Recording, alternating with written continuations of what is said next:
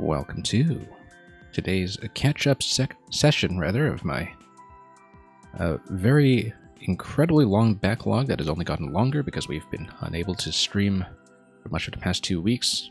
It was kind of an unexpected series of cancellations, but we should have more or less recovered from that now, and we're going to get right back into it with a couple of levels we've been meaning to catch up on for quite some time that I've been bumping back stream after stream.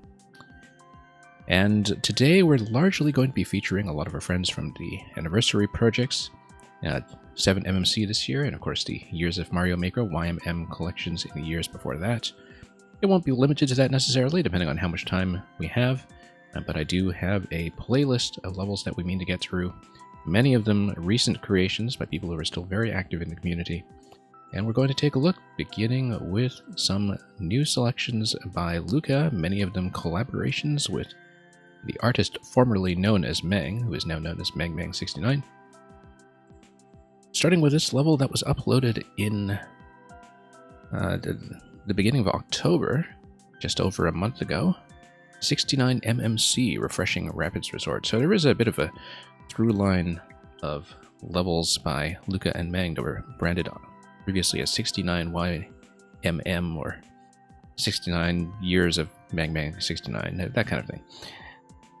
Some of them did involve the number 69 in conjunction with various clear conditions or other tasks like that, but we'll see if that has any role to play here in Refreshing Rapids Resort. You really do have to admire those very peppy dancing thwomps in clown cars if you look at the track illustration very carefully in the thumbnail image. But anyway, Fresh Waters, Rapid Speeds, another collab with Mang.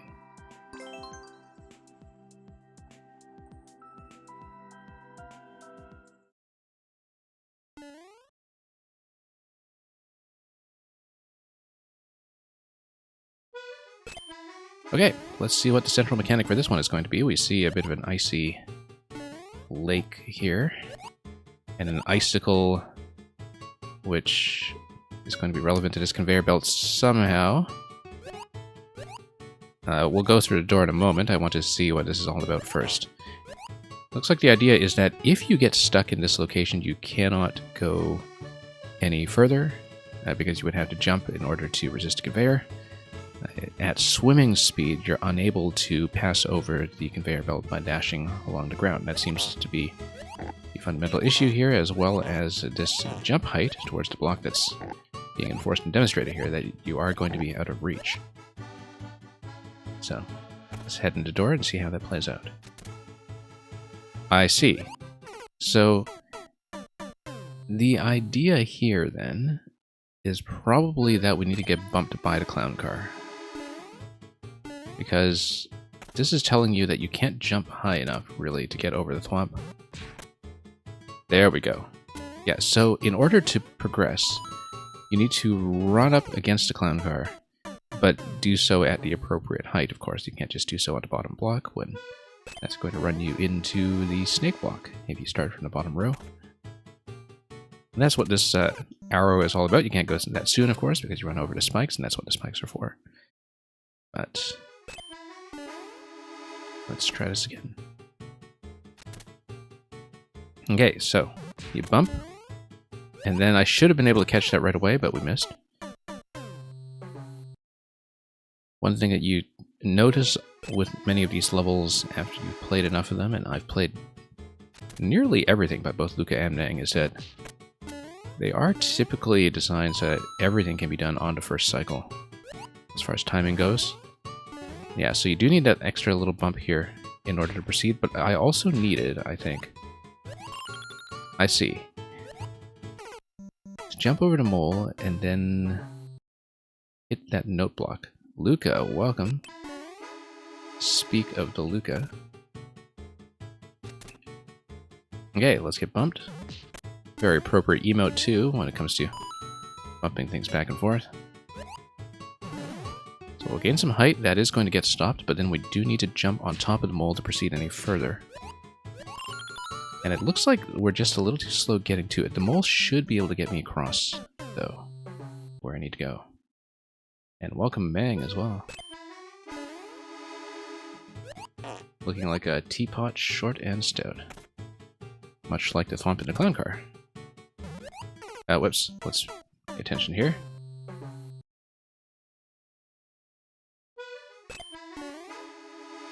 I like how this opening section demonstrates this concept, by the way. That's actually fairly elegant. It's giving me enough information to play with to specify what the rules of the game are going to be. I think I actually, yeah, should not be bumping the clown car there because I have sufficient height to just allow the clown car forward. What we should be doing here is progressing quickly enough so we can get to the mole as soon as possible, but then even after we get rid of the blasters using the note block, I need the clown car to be alive at that moment, so we actually need to get on the snake block as fast as possible to allow the clown car to proceed. And then I can get bumped here. Whoops. And the little momentum correction there was clearly a mistake, so we shouldn't be doing that. Alright, let's do this.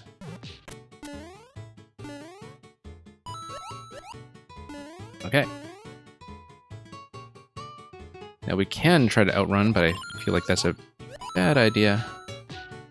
There we go. And then we want that to outpace.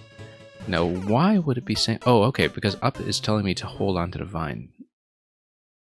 So if I'm pressing up at that point, when I get bumped by the clown car, I should be able to cling onto the vine just fine without touching the spike. And clinging onto the vine should take priority there. I believe that's how it's going to work. So, no need to wait over here. Not sure I need to wait over here as well. Yeah, I do.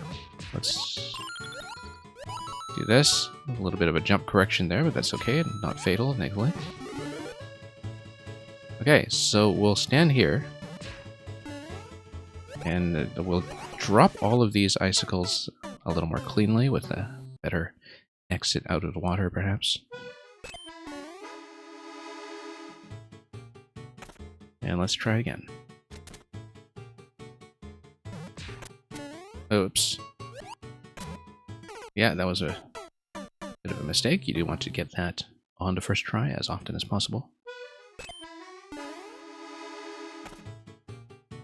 Well, the placement of the Thwomp in the clown car at the very beginning in the first room in the top right corner.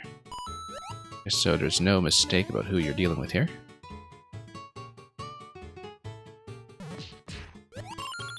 Whoop. I keep messing up the momentum correction when jumping out of the water. It's something we'll have to get used to. I'm never on exactly the column I think I'll be on. Okay, let's try this again. I shouldn't be pulling back at all, actually. That gives me plenty of distance to just fall in the mole. If I just approach it directly, which we should be doing. Let's try this again.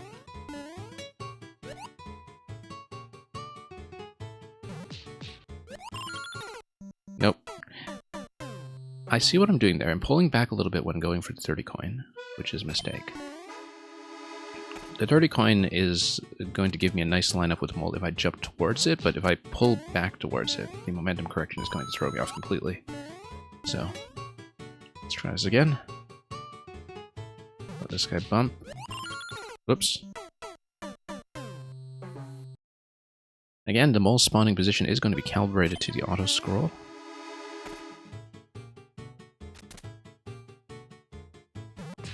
And the Thwomp, so far as I remain ahead of it, is going to moving at a constant speed towards me, so it should also be in a position that's pretty consistent.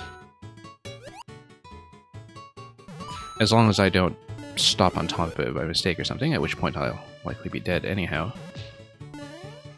Okay, let's do this correctly for a change. We know from experience that we... Oh yeah, no, we should be able to hit that block. I was thinking, I can't reach that block, right? Because this is what it teaches me. No, that's not true. As you can see from the height here, the block that is directly to the right of the center square, that's too high for me to hit, one tile below that, I can hit just fine. So we should have been doing that, and the spring would have projected some item forward. Bitcoin was just teach players that jumping out kills the momentum. Yes, that's an extremely important thing to get used to as a habit. There. Especially because it's my habit to make so many corrections mid-jump. Whoops. Oh, just a little too late there. That was survivable. Notice that I will have to duck under the piranhas on the other side after I land with as much forward momentum as I can get from the thwomp. Okay. Let's do this and proceed.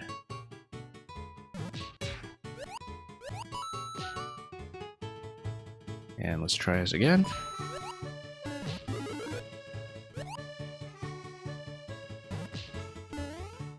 And here we go. We'll try to hit this accurately this time. And then, yeah, I want to get on the other side safely, wait for the thwomp to come over, and then the thwomp bumps me while I'm in a ducking position. And that should get me across the piranhas just fine. So, let's totally mess this up. And try again.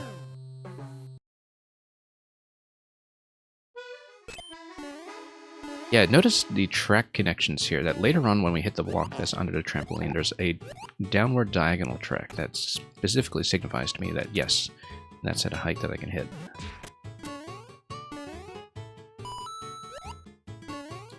Very visually consistent, actually. All of these blue and green squares that are giving me some visual signals for how high I'm going. Oops, that's a problem. Okay, there we go. And then, here's a little trick pipe here. And here's a spin jump.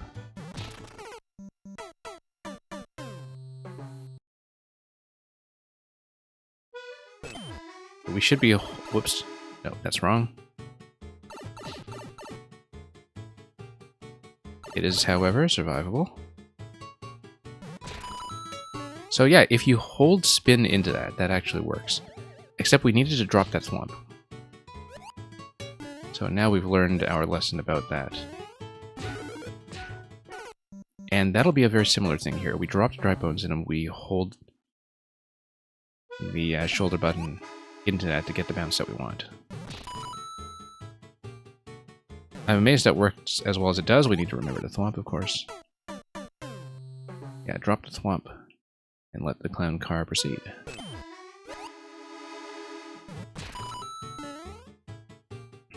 Okay, there we go.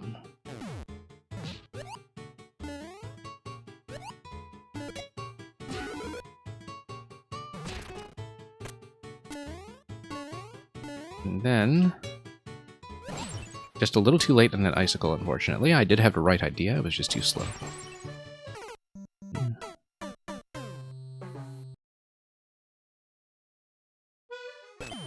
Yeah, I did understand it. We were just a little late in getting there.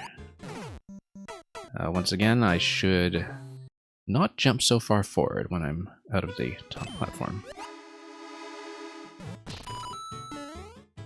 Hang left like that, that's perfect.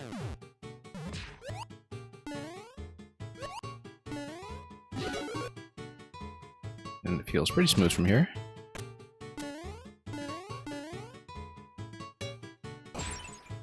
Okay. Yeah. It's telling you to hang left there, not only because you're bumping into the thwomp, but because you actually need to slow your momentum coming out of that bump in order to get through the icicles that you initially drop. Whoops. It is pretty readable, I just hesitated a bit when it came to slowing momentum and kind of mistimed how I was going to go through the icicle there. Whoops.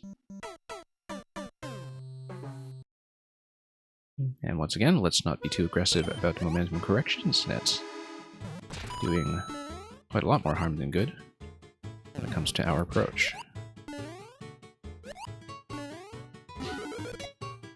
Alright, let's do this.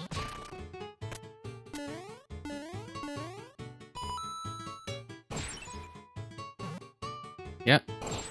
Hold left all the way actually is going to give you what you need here. Now, yeah, so the reason that you need to bump into that first is to drop the icicle under the pokey. And then that clears enough of a path that you can do the dry bones bump, as in previous segment. Otherwise, the dry bones bump sends you directly into the pokey. And that would be a very prickly end for poor Mario.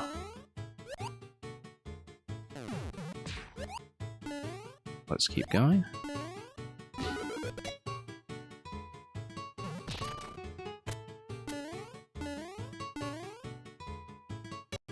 Yeah, once you sort of understand the constituent parts of how this level is put together, it looks pretty elegantly.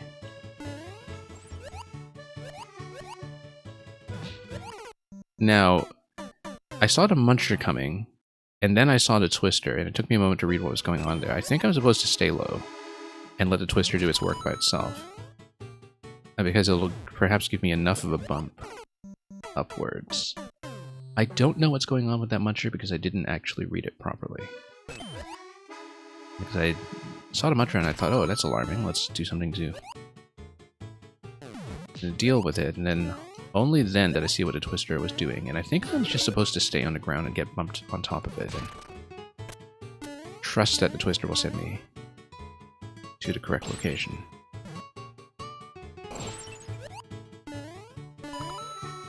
Anyway, there we go. That pokey timing works very well. Very nicely done. I'm supposed to hit that switch, aren't I? Oh, I see. That's interesting.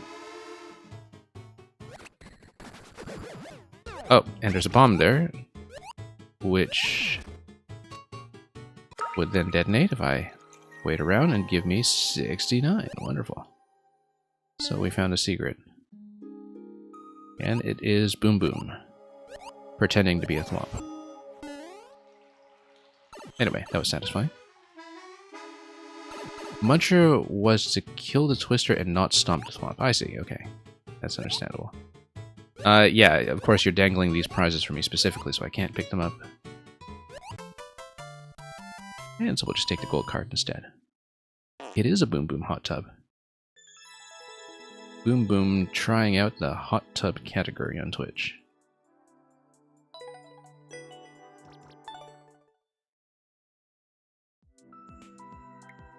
So in case it isn't clear, my plan is to do all three of these today, and probably the new Mang clear pipe level in some order. Those blocks are actually hittable. Well, not for me, they aren't. So unfortunately, we won't know what lies in store. Probably a frog suit that takes you to the hard mode. Hatch the Yoshi egg before it becomes delicious breakfast. Now my understanding is that these were puzzle mechanics that were unused mechanics from the development of Ligma Magma, which I've been talking about recently because I've been saying on a number of occasions that it's the one and only level I've seen that made me appreciate the way that Maker 2 handles enemies dying in lava as opposed to Maker 1. But we'll see what kind of concepts you have in what is apparently a short and sweet puzzle-solving setting. Hash the Yoshi egg before it becomes delicious breakfast. I guess we will. And I see Mice ran fast on this one with that sub 20-second world record. Reached the goal while riding Yoshi. Okay. So, it's nice to be able to jump again. Heading towards the claw would drop the one-up mushroom, but then give me access to the claw, except... Hang on.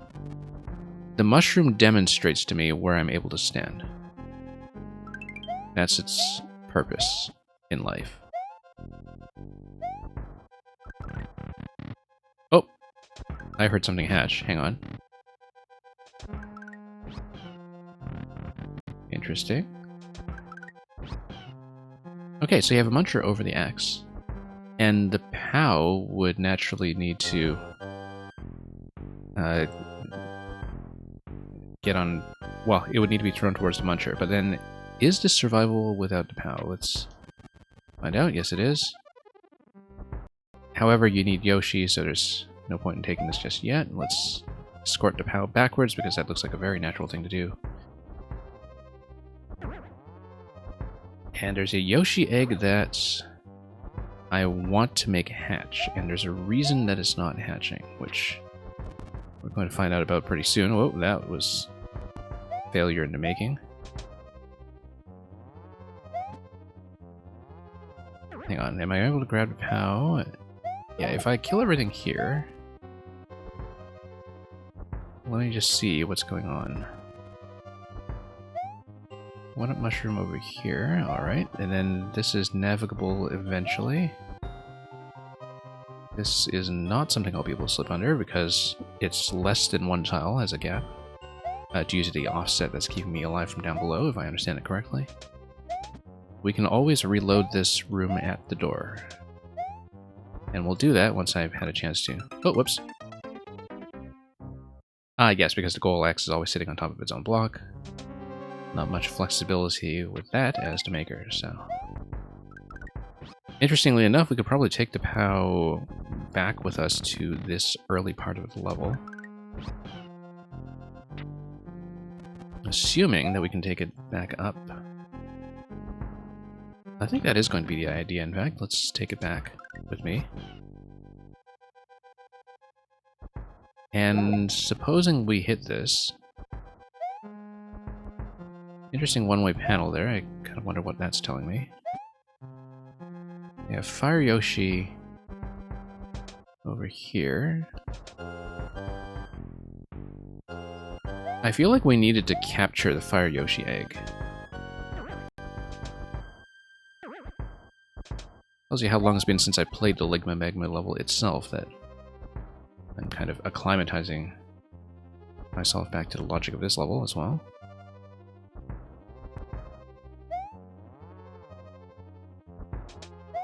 Because if we had some kind of on-off switch activation, this would disable the muncher completely and allow me to come through here with the POW block. Now, interestingly enough,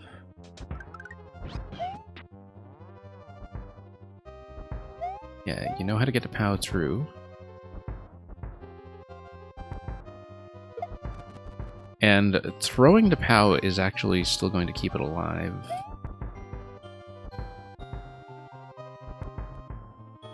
I'm thinking about how that works, because...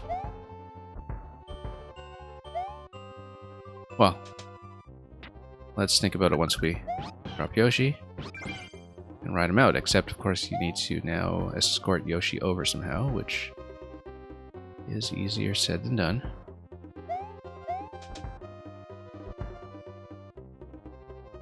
I think we need to push Yoshi over, probably. A couple ways we can do that, perhaps. Let's just push him. Interestingly enough, the POW collision is as though the POW is being stacked on top of Yoshi.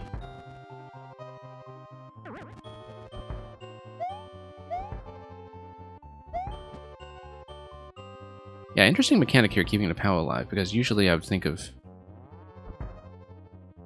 sideways trampolines being able to do that for me, but not much else. And Tactics 47, welcome back. Good to see you as well. Yeah, was able to stream and also play a little bit of Over the Board Scrabble this week for the first time in several weeks, I think. But it is good to be back. Now, let's see here. We know how to get the egg down. We know that tossing the POW directly... Well, let's see. Yeah, it's just going to collide with Yoshi this way, which is interesting. Not at all what I would expect. Alright, let's go back for a moment. And try to reload this room. I'm trying to see what the Muncher here is sitting on top of. Yeah, it's spawning at that first location, sinking part way. I am trying to reconstruct the logic of the original level in my head as well. But yeah, we know that the power throw through the bumper is safe, which is extremely important information.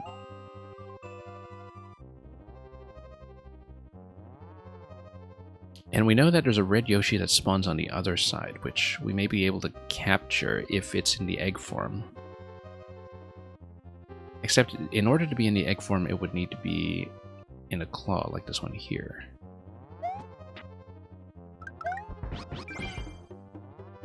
We know that Yoshi here can capture the POW. Also that dropping the mushroom does what? Notice how it just stays in place because... yeah, possibly the mushroom is actually something that I can use. Also, the other thing is that what if we place the POW on top here, like this? Doesn't quite get me where I need to go, unfortunately.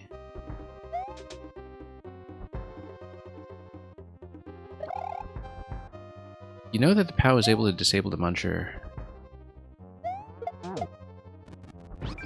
And why would you want to do that? Because...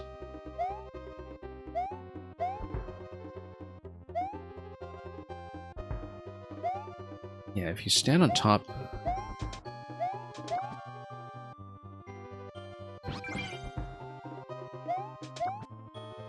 well, we need to think about this.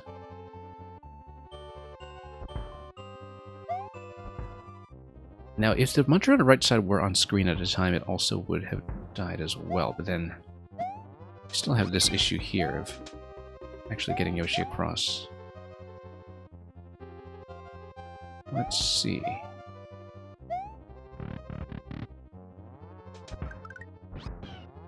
Yeah, we know how to take the POW through here.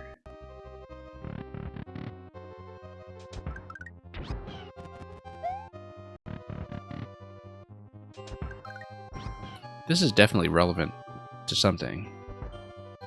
We just don't know what at the moment. This one we panel over here. I mean, this Yoshi just straight up spawns. There's not much we can do with that. I think the idea here is that we need to take Green Yoshi back here somehow and jump out of him and swap over to Red Yoshi. And that will be the eventual interaction that we have.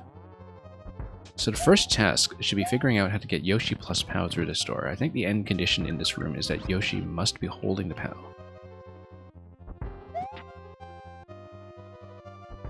I also wonder... oh, no, up throws do that. That's not how we want to do it.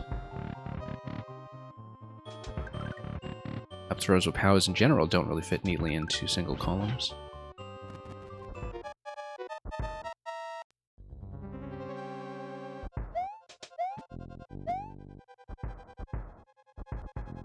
So we know the POW throw is going to survive that just fine, but...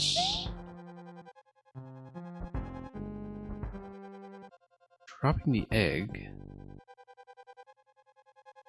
yeah, you can make it a hatch.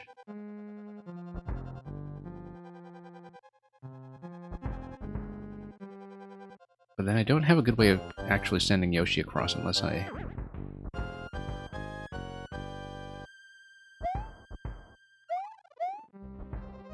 let's think about this. I feel like this is definitely going to be part of the process somehow, but that we're perhaps missing a step.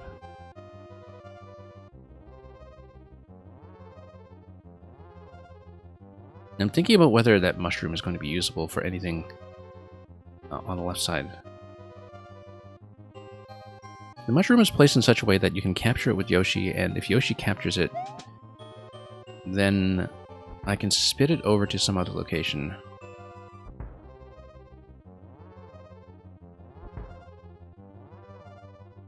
But then why would I want to do that? Let's figure it out.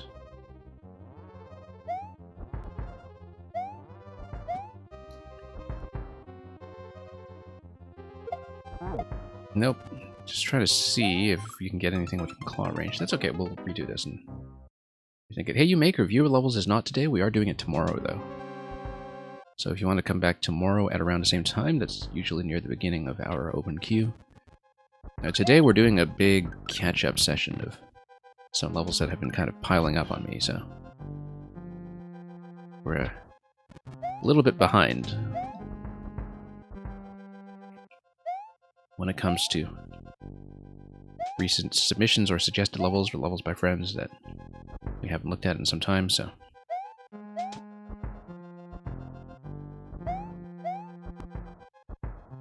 Now what happens if we just drop the egg? If we just drop the egg...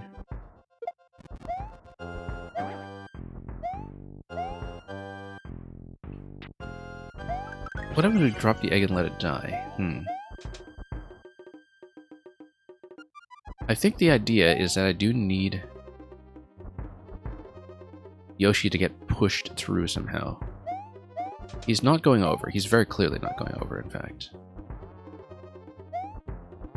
And I would have needed a second Yoshi in the first place in order to capture the egg with a tongue, for instance, which is a distinct possibility. I need to think about what this muncher is all about. Because you can get rid of it with the POW, but then why would you?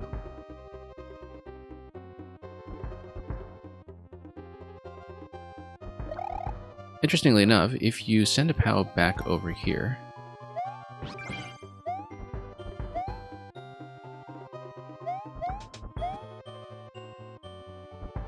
I almost think I should be replaying that original level. So here's what we're going to do. We destroyed both of the munchers, and so I'm going to send the mushroom over. No, that's not what I wanted to do. I wanted to spit it out to the right. So that was wrong. And I think I wanted to demonstrate. Was this little pit here? I think everything to the right is probably death. Yeah. I was pretty certain.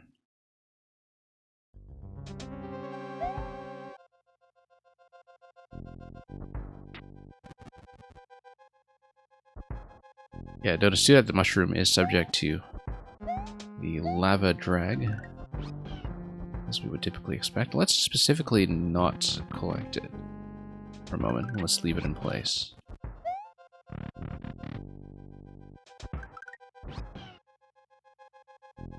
Because here's what we're going to do. Oh, whoops, that's not what we're going to do.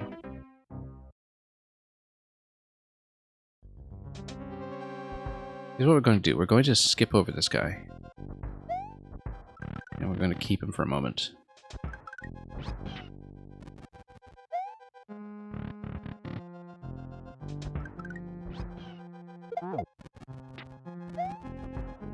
We're going to let the mushroom get trapped on the right side. And then it's going to keep going. And is it going to activate something in particular? No, it's not. It's just going to move around this area here. Now, why would that be interesting? Doesn't seem particularly interesting. Let's see.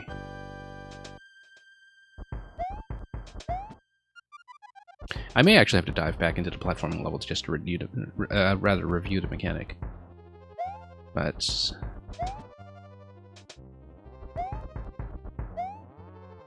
we'll have to rethink this slightly.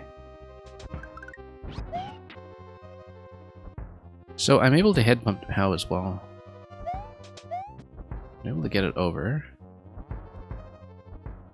I'm able to save the Yoshi egg, but at what cost?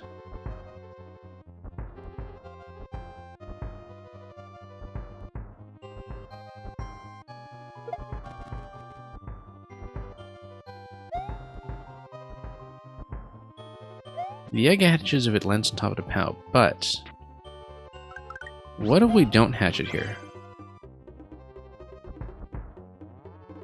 Then the egg makes contact and I believe it does die. But... yeah, you definitely need Yoshi to move this mushroom out in the first place, so... it's unlikely to be anything.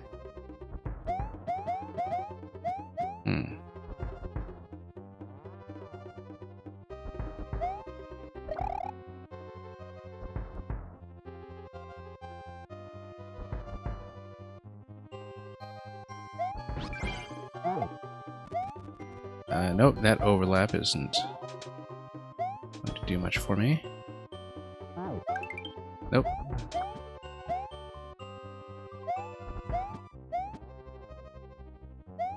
Missing something obvious. So we know we can get through this guy with the POW. But then I'm kind of jammed after that.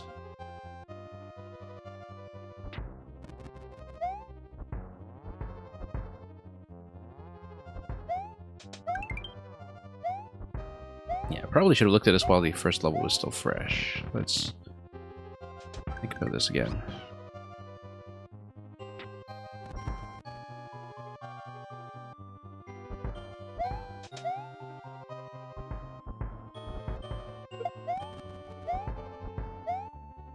So yeah, that lands safely.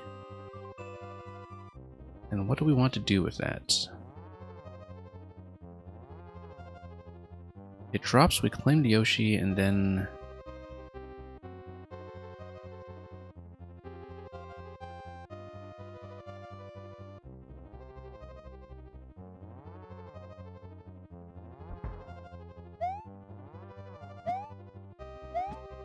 let's see.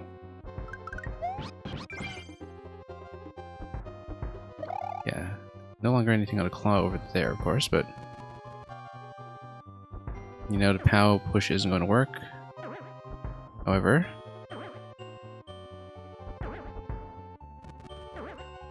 interestingly enough, you can...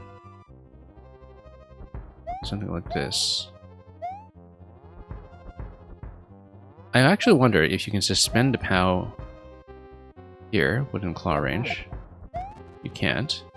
But perhaps if you spit with Yoshi, which you can only do after the POW has been activated the first time, so that probably won't work either. Yeah, because the initial position of objects in the claw is valid in that it doesn't have this overlap with the block. Probably because the initial object placements are, I think, one block below, and then that's within claw range. So what happens if I do something like a soft drop of the POW and try to use it as a platform, perhaps?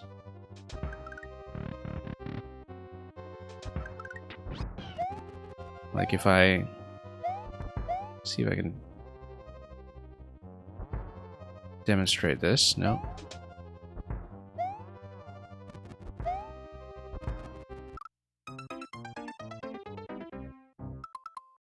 Hang on. We're going to look at the other level for just a moment, because I'm sure it will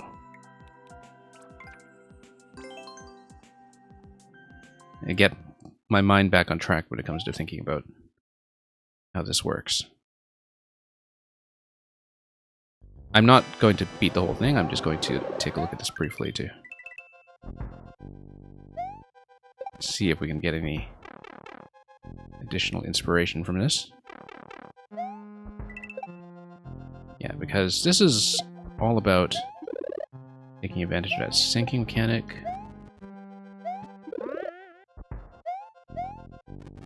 And then, yeah, that sinks, and then you needed a shell over here to bounce yourself across. And everything here is kind of consistently telling you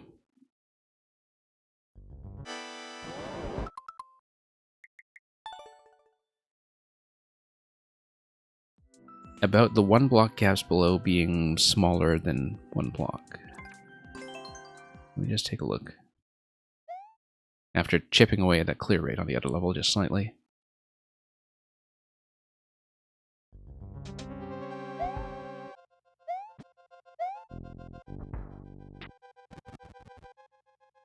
Anyway, we'll leave that in place, not that it's useful for anything other than illustrating where the ground is safe.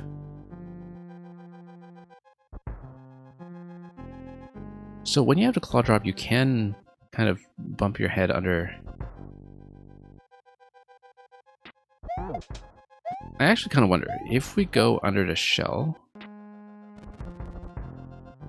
that just straight up dies because it makes contact. We know how to obtain Yoshi, we know how to obtain a mushroom. Mushroom doesn't seem to do anything useful for me whatsoever. There's nothing really complex in this puzzle. Yeah. I'm thinking that it has something to do with that mechanic of being right up against a wall when you activate an object, which was what we were doing with the shell throws in the original platforming level.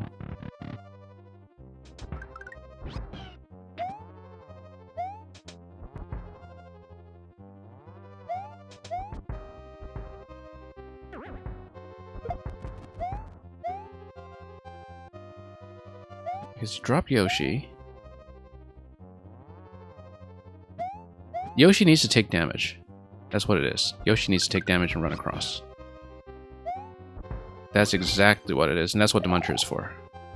You take damage on the left side. And you block this off.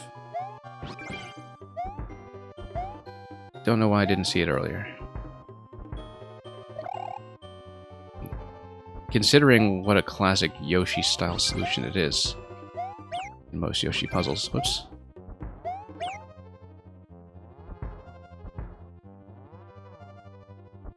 We'll let him run. And then we'll claim him again on the other side, but then I would need to have him jump on top of the POW afterwards, I think, to get him across. Yeah, I really do need to get back into the habit of thinking about the simple things first. You can tell I haven't been playing puzzles in such a long time.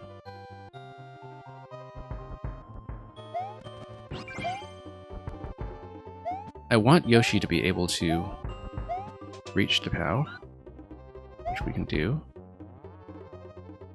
rather than go straight for the Muncher,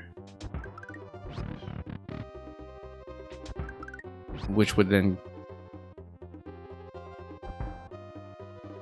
Would it get me access to the gate? I don't know. Because I feel like I would just fall into the pit and die first, wouldn't I? Let's do this side first. Oh, except I needed the Muncher for damage. Yeah, so let's redo this. Hang on. You need to get Yoshi in a running state first and then fire the POW. That's how to do it.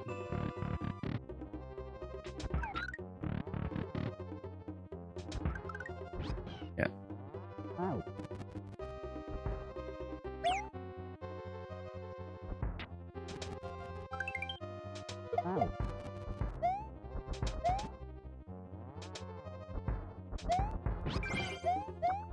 Okay, here we are.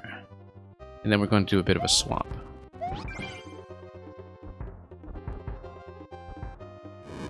Once we open this up. And notice how Yoshi can actually run across. I feel like this was maybe a mistake, given that I wanted Yoshi on the other side, but are we able to push either of them through? No, we're not. That's okay, because I just need this guy to drop some fire. And then we'll have some damage available on that side. Oh, once I drop some additional fire. Whoops.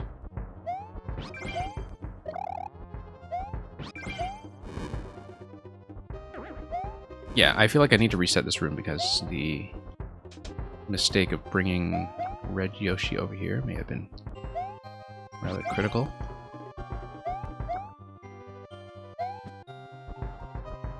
Let's scout ahead though. Looks like the idea here is to get red Yoshi in a position that would allow you to fire across, and that would require me to get something else.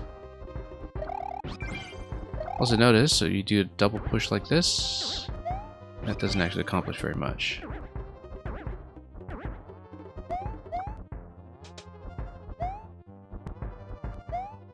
Alright, let's redo this then.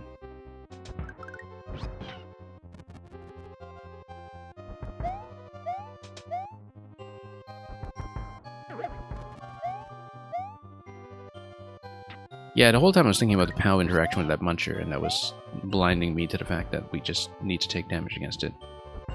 And that is all there is to do.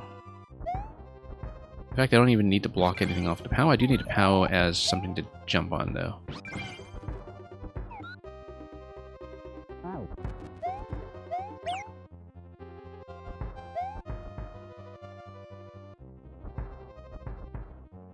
And sure, we can do this.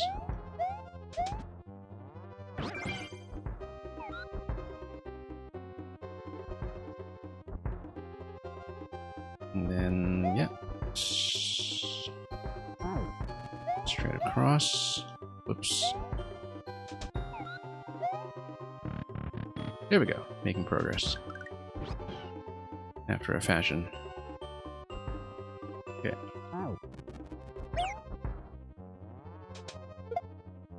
Whoops.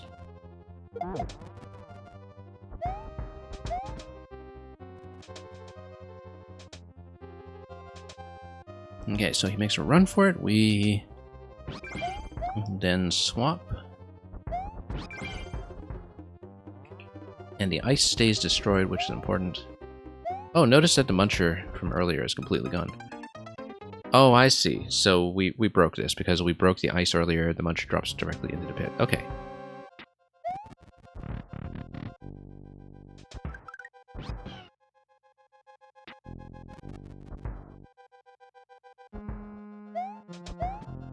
That's what happens.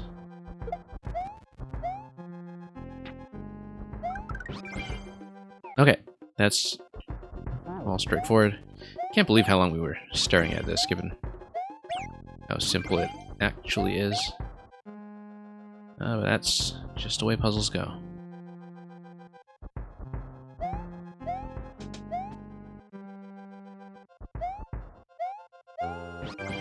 Okay, we'll drop this.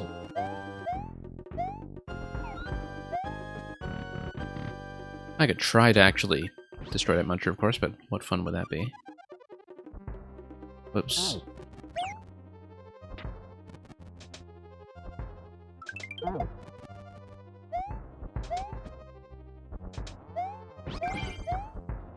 Okay, now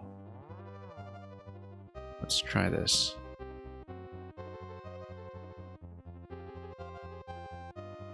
Yeah, I did need Yoshi there in order to get further here, so having Yoshi in a damaged state, not likely to happen. It's not here. But, okay, let's not do that yet. Let's... Except I might need to. No, I don't. And Yoshi can just stand here. Imagine that. We do need to ride a Yoshi in order to get out, though.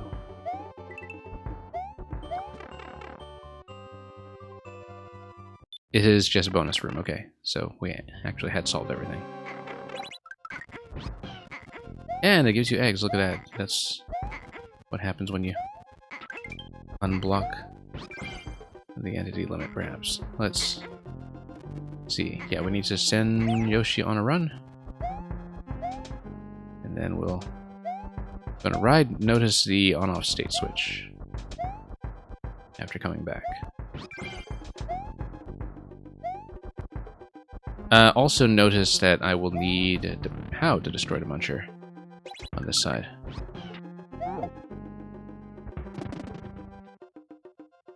Yep, same old cannon offset as before. Okay, actually fairly simple. I just needed to remember how Yoshi works, which... Considering how many Yoshi puzzles I've done in the past where I kind of reach for damaging Yoshi as one of the first solutions in a toolkit, this was not the best showing for me, but thank you for the GGs regardless, and for the level. Okay, we're going to take a look at Stack-O Lantern. Mang and Luca, who are both here in the chat, have been collaborating on a new Super World. And the teaser was released right in time for Halloween. Stack-o-lantern, a Halloween special, and a teaser for the super collaborative world, which I understand will be posted on Luca's profile. But you can correct me if that's not the case. Let's take a look. Cool comments there too. Yeah, we'll go back over all of these levels to look at comments in case there's artwork. Thank you for reminding me. Yeah, so we don't want to unstack everything. At least I don't think we do. We needed the Spiny. We needed to knock the Spiny over using those blocks so we could use it to hit the shell. Yeah, that's obvious to me now. It probably should have been obvious to me earlier. Yeah, kick it. Quite a nice use of that mechanic. We don't want it to lower too far. The Goomba is going to unstack that way. Whoops. Yeah, let's not take too many shortcuts here.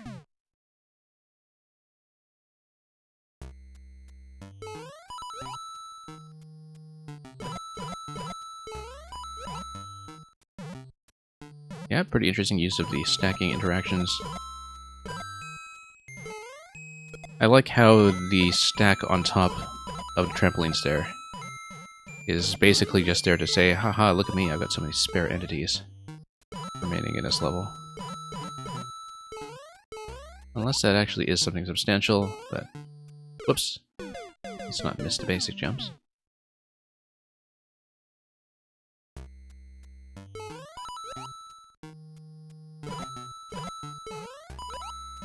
And here we are.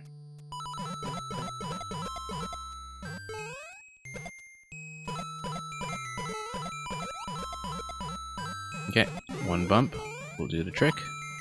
It's a very satisfying interaction there. Guess as soon as you see the regular Goomba, you know something like that's coming.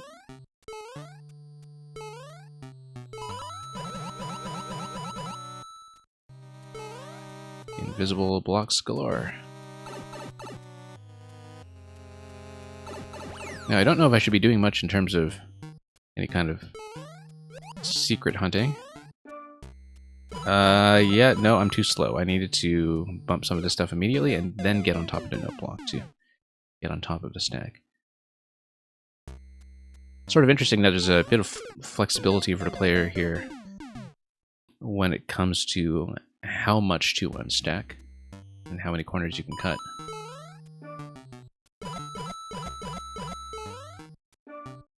The coins do give you a pretty decent indication of that, though, in terms of what the recommended height ought to be.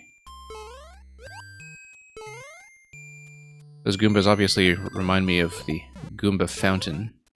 That's not the way to do it. Kick the right shell and then the left shell. Obviously. Let's turn on to Puzzle Brain here. Jess Bunzo, welcome. Hope you've been doing well.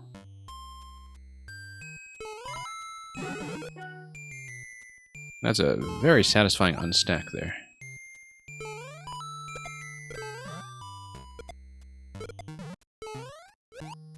And yeah, look at that, because of the way the shell comes down, it hits two at a time. I feel like this was supposed to hit that block, and we didn't quite manage to do it. We have to rethink that. Or, oh no, I was just totally misreading that, I think.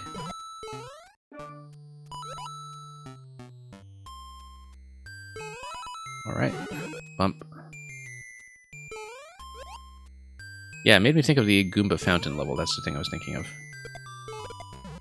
On one of the Mang profiles, I think it was in Mang 69 a little while back. Ah, yes. No, you bump it like that. You have to bump it an additional time. I was maybe taking too much of a risk there. Chess Bunzo, you had a successful Scrabble tournament recently. Did you go to the big one in Lake George? Because I was hoping to make it. Couldn't quite get my own schedule sorted out for it, though, but it seemed like that had some excellent turnout. But yeah, as I was just saying a little earlier in the stream, I actually played Over the Board this week for the first time in quite a few weeks.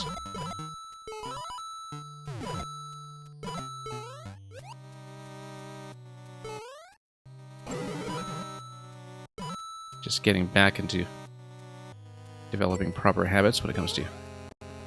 Oh, I see. This question block is just to encourage you to get down here before the big unstacking. Yeah, getting into decent habits again when it comes to time management and other such skills. And of course it's Boom Boom. I kind of want to defeat him the whole way just to see... I mean, it's not like he's going to drop a key for me or anything, but well... Do this as a matter of principle. And go over the flag also as a matter of principle. Just to see if we can poke around for anything here. Nope, seems not. There we go. Ah, you went to one in Vegas the same weekend, yeah.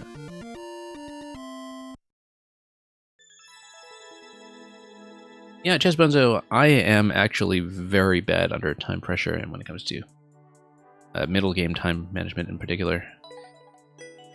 But I've developed a good tracking system for myself that works quite well. I feel like my tracking accuracy has actually gone up quite a bit, even after a bit of a break, because I've kind of got a note-taking scheme worked out. Anyway, thank you to GG's, and again for the level. Mang, since you're here, we are going to look at the clear pipe level. Just give me one moment to load it up and find it. Oh, yes, no, before we do that, let's look at some comment art. Let's not do that yet. Let's look at some comment art. Cool level. Look at these pumpkins.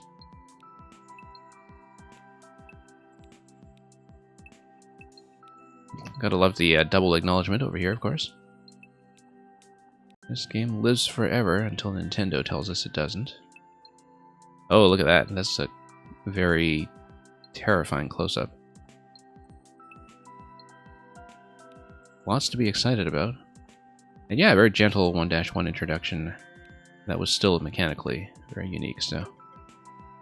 Extremely promising for what's to come. Of course, it has tons of sideways trampolines and little bounce mechanics here and there that kind of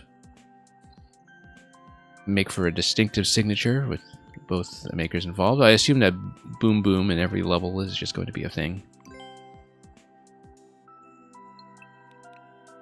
With the red Yoshi, yeah, that's how we do it. Boom Boom will be in every level, of course. How do folks collab from different countries? I am very confused. And that's why TPC here is very sad. Samuel praying to the 50 coin. I don't recall getting a 50 coin, so Samuel saw something I didn't. Anyway, let's find the other level. I'm hoping to run a reasonably lengthy stream today. So once we're past this set, we'll be looking at some other makers that will be pretty familiar to us, I'm sure. Anyway, pick a clear pipe. Clear your way through Little Mangy's devious pick-a-pipe course. And naturally, as usual, Mang and Luca have all the records on each other's levels. That's what playtesting is for, as well as just being very skilled at this game when it comes to momentum mechanics.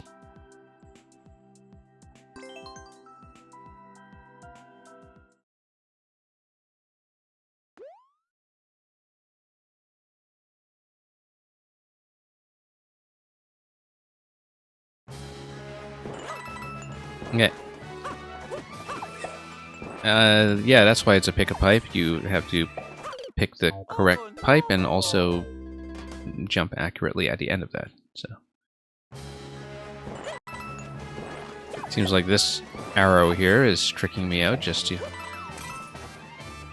give me a sense of what this level is about. Oh, I see. Oh, I see. Okay. Yeah. Just need to read everything quickly. That's the idea behind it. Just need to get ahead of the auto-scroll. And parse each of these little solutions in a very finite span of time. And yeah, if you notice a difference in coloration between the icicles, you can see what's going on there. Wall jump over here. Yeah, that's correct. 10 coin. Oh. Unfortunately, yes, we actually do want to drop that icicle and proceed forward. I think that's the idea.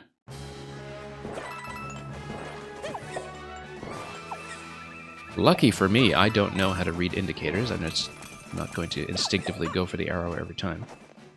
This is kind of like sight reading music. It is. Has some very strong similarities. Yeah, the 10 coin giving you a little something to do. As there is a moment there for the auto-scroll to catch up.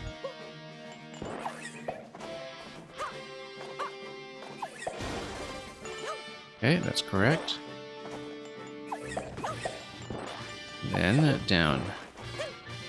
Now, let's get into this middle position here so we can take a look at this and grab the POW. Whoop. Here we go. It's actually fairly gentle when it comes to timing. Look at all these pipe bottoms here. Bottoms up on all of them. I mean, it's got to be this pipe. Because this is just a sound effect. I was just curious what sound effect it would be, because visually you can see what's going on. And yeah, Luca, we will definitely be doing the Super World. Absolutely, no question about that. We needed to get on top of that snowball. Or just do this, which almost worked, using the screen scroll to constrain my position, and almost make a save out of that. But not quite. Yeah, no. We don't want to do it that way.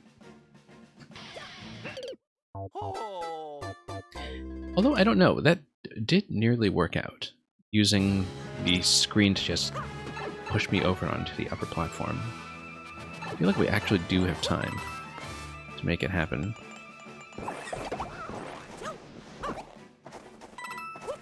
But let's not take risks like that. Let's... No, that's correct. That's correct. I just hesitated and went back for some reason, but that's actually where we want to go.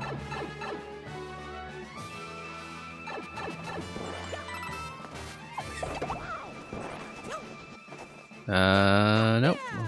I guess we'll have to do it again this way. And it works, so not gonna complain. Off switch down there. No pipe collisions because it is a game that does not work the way that an actual 3D world works. No, it's actually the top. If you look at the coloration, it's the top icicle that's supposed to draw. If you're thinking of bringing the levels on for playtesting, you're absolutely welcome to do so. I mean, otherwise we'll just break something and you'll have to re-upload the whole set, right? I mean, I know that usually when you send levels here, they're in a pretty polished state, so it's probably not too much of a worry, but if there are any concepts in particular that you feel like you would want to see some playtesting for, I'd be quite pleased to take a look at them in advance. We'd still be doing the full Super World at the end, I think. This is not the correct icicle, it's the middle one. Spot the difference. It's like playing spot the difference levels under a time constraint that is imposed by auto-scroll, which is not what you typically see. Anyway, I'm going to do the speed method over here.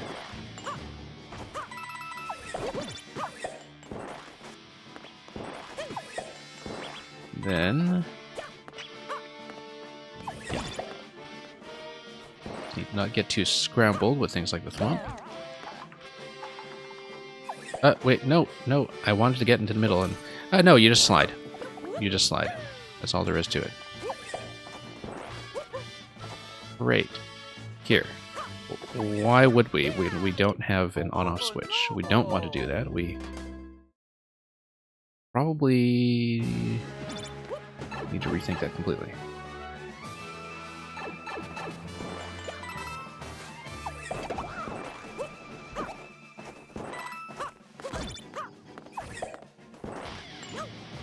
And there we go.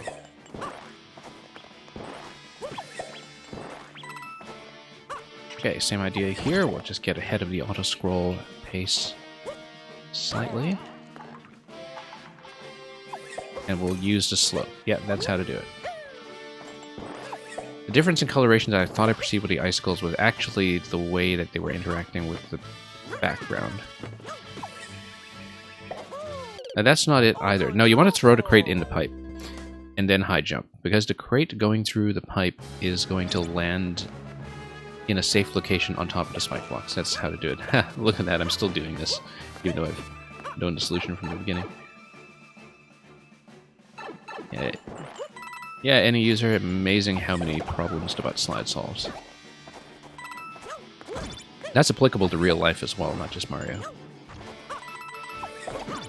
So always tell yourself that. Amazing how many problems the butt slide solves.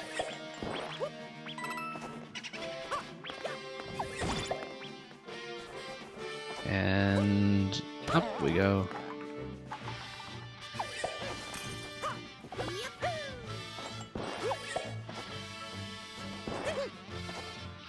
Okay, so let's do this. Yeah, that's correct. And then stomp. No, we don't want to just hold down. I was still holding down from the ground pound, and I was... I mean, I wasn't holding it continuously, otherwise I would have gone down the first pipe, but... And that was a bit quick on a trigger there, without actually having read that obstacle properly to see which pipe I was going for.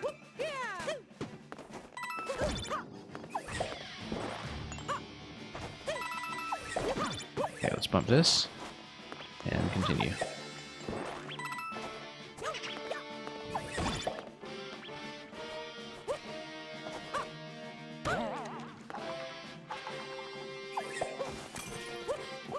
And up we go.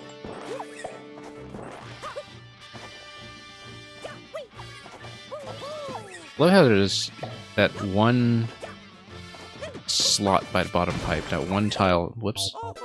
A little early again on a tap. It kind of teases the possibility of just dropping the crate there instead. Oops. Okay, that's not going to go. This attempt is going to be a disaster. And we'll have to correct that accordingly.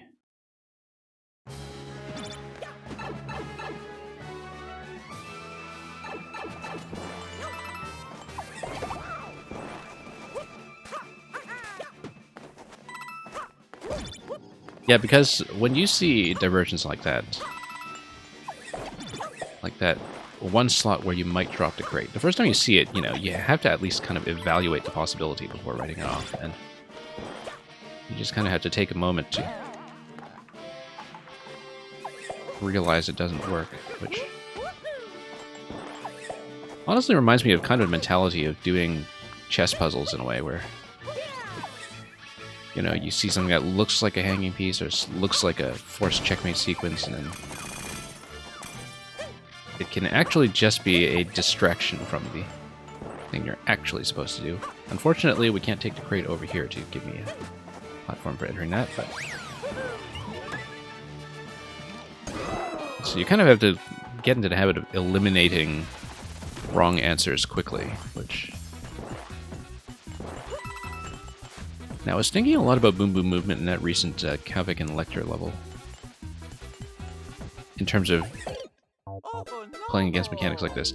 Yeah, now because of the way that the pipe collisions work, you actually need to get well out of the way of where Boom Boom is. Chess Bunzo, thanks for speaking your language. Yeah, but it's really the closest analogy I can think of when it comes to the mentality of what I'm going for.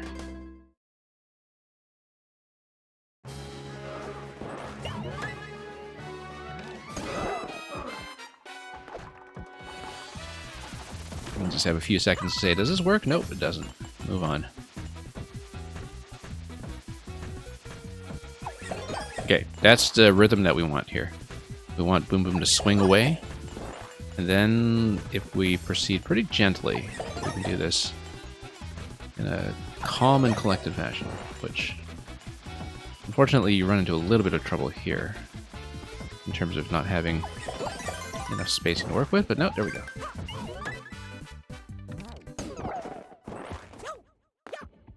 Naturally, we're going to check this.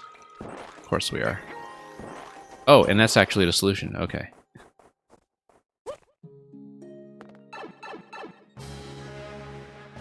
It's the first thing I thought of checking.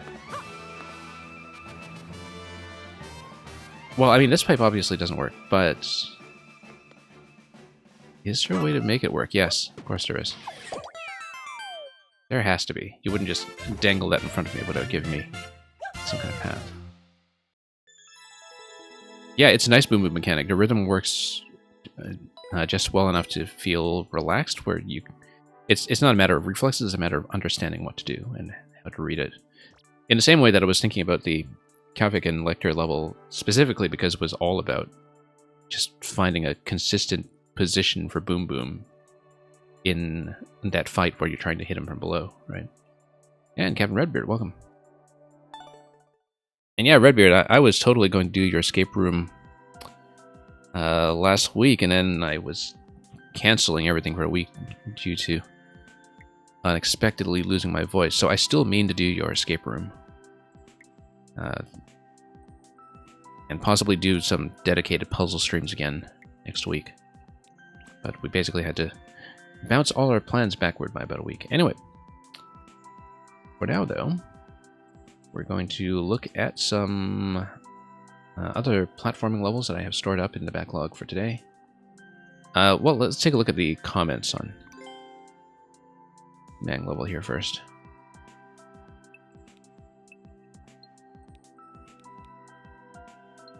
Samuel, never thought you'd be liking a Pick-a-Path level so much. Oh, yes. Speaking of Samuel, we actually have something by Samuel I want to show off. I don't think he's here today, but you can always look up the VOD afterwards.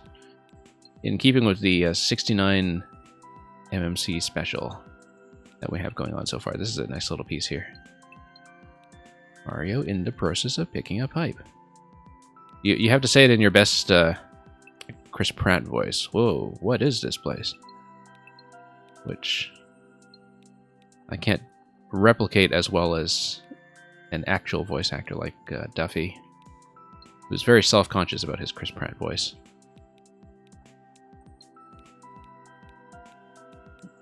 Anyway, let's say you almost fell for the ending troll. Was there an ending troll? Or was the ending troll just the seemingly unavailable top of the flagpole? I don't know. Oh, no, this is the bit where you go up the top and over the ceiling. Which occurred to me extremely naturally, because I always poke around for that kind of stuff just to see how the makers handle it. Okay, speaking of Samuel, I've got something to dig up. Just give me one moment.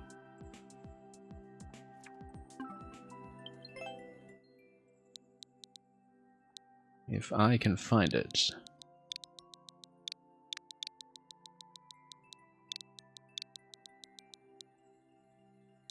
Maybe Mario went to the Mushroom Kingdom in the new film from Illumination because of a pick-a-pipe. Oh, almost certainly. I absolutely expect that to be the case.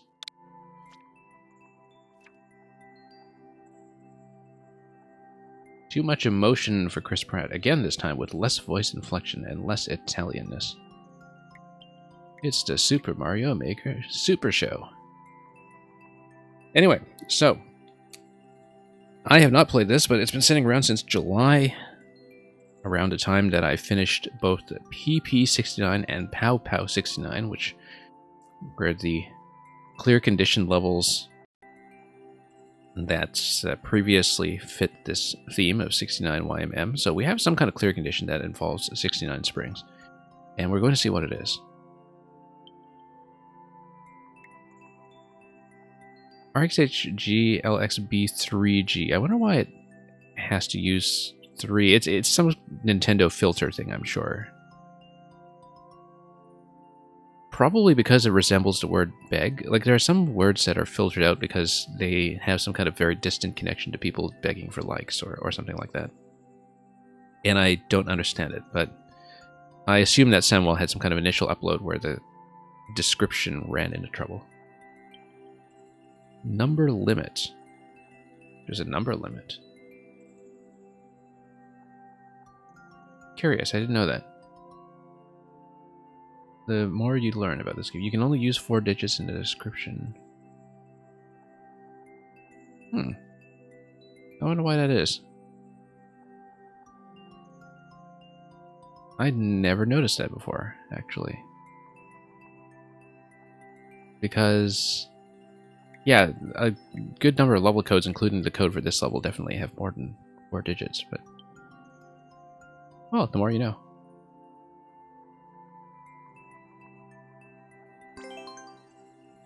Any user says Mario definitely needs to do a pick a door and fall into a pit of spikes on the other side. You know, I feel like that was maybe part of an initial storyboard. And then Miyamoto came in and said, we're not having this in my Mario film, and delayed the entire production by several months. 69 coins. We need to bump and bump. I'm reading this too slowly. Let's redo this. It took me a moment to realize what the clear condition is here. Oh, also, this must be a practice pipe for the second section. That's also something that has been a feature of this series of levels. And this pipe takes you to the end, so you can see what the ending is going to look like. After you grab all 69 coins, I guess something will pop you through this pipe, and then... well, you'll need to fall down on top for some reason. That would obviously be one of the coins as part of the condition. It is going to be all 69 coins. 2 of them will be pink. So yeah, this is just a practice pipe. We'll look at this, but we'll obviously learn the first half of the level first. Interesting. Oh, okay. And this is just an obstacle that you dodge. You do need to drop the bomb so you have something to land on down below. I just read that a little too slowly. It'll be a while before we get back there, though, because we're going to learn the first part of the level first, if we can.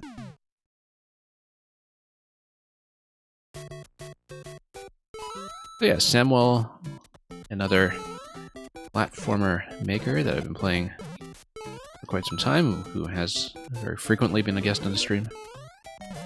I missed the question block completely. That's supposed to spawn something. That will get... it's probably supposed to bump that vertical spring towards the right side. And yeah, Samuel also had a contribution to the recent 7YMM. So you're supposed to grab the coins, land on that in midair, and then continue. So I knew that was probably coming, but we didn't have the timing worked out yet. There we go.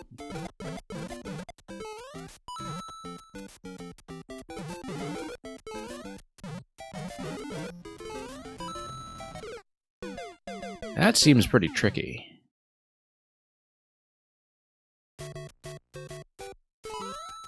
We'll need to work out that landing a little bit better.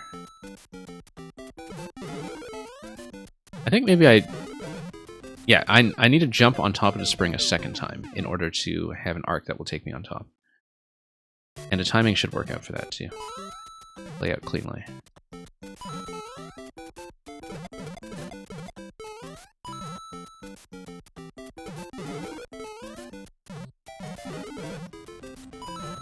There we go. Yeah. Whoops. Why was I trying to bump my way through the activated block there? Anyway, no, it's one of those things where you understand what the maker is going for, and then the actual execution comes out really cleanly once you see it. it's very much an understanding what to do kind of obstacle. Because a full jump fits in perfectly. Quite a lot cleaner than you would expect, in fact. Okay, a little bit too far to the left in that first short bounce there. It is going to be short bounce and then high bounce. We were a little bit off-center.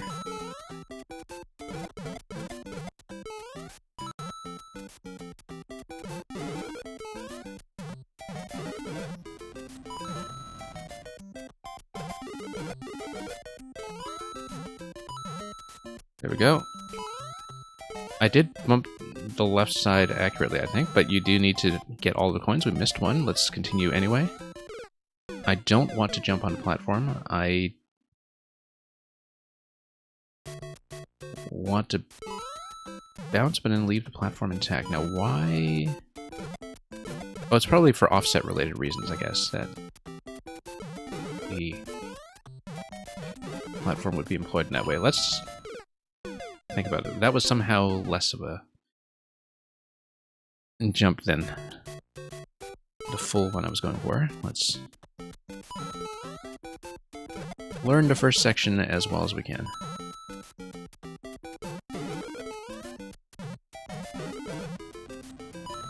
And note what I was saying earlier about this just being an obstacle that is a knowledge check. Apparently, since I made that claim, that has ceased to be the case. Oops.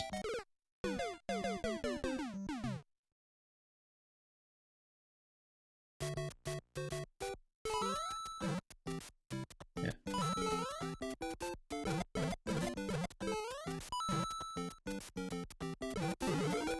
Okay. There we go. That's clear.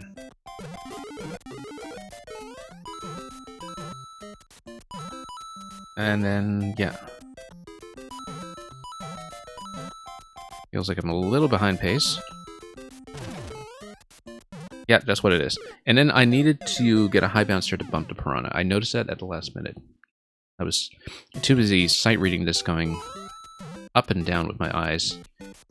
Looking at the ceiling, looking at what was below.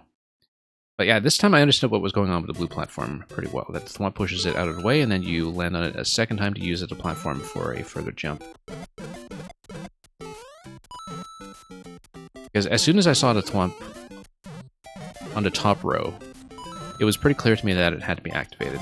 What I didn't see until too late was what was going on with the Piranha Plant as well. Yeah, so this is supposed to send you directly over for a nice clean bounce. We're a little behind pace on the auto-scroll once again, but... and that's a miss. If it were not a miss, I would have something to stand on over here. We'll work it out. Nope, hang on.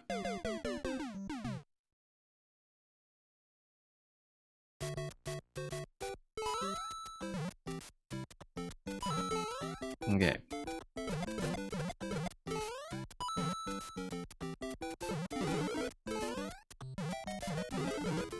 Nope, that's a miss. You are supposed to land directly back.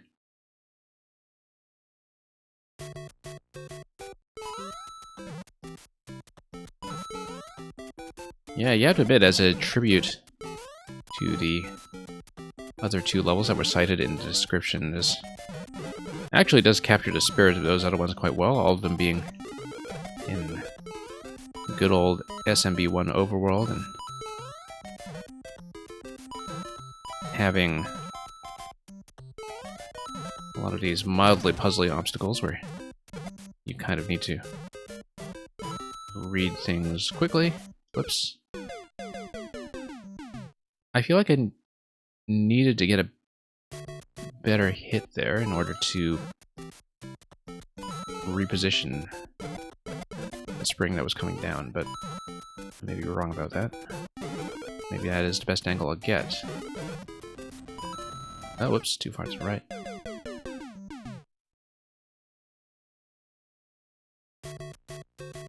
Yeah, pretty clean experience for me so far, though. New Gukaza, welcome. Hope the ballooning has been treating you well lately.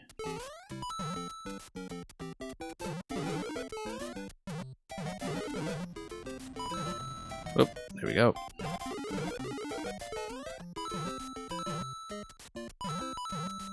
There we go, that's how it's supposed to look. Oh, too many bounces. But at least we're not totally behind pace this time. There we go, yeah, that's how that's supposed to look. Gets you much further. Oh, we missed a one on the left. We're supposed to go on both sides.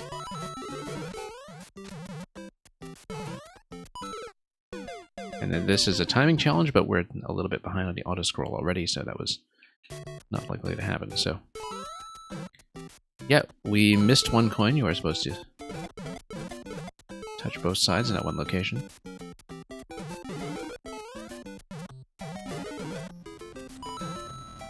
And down we go.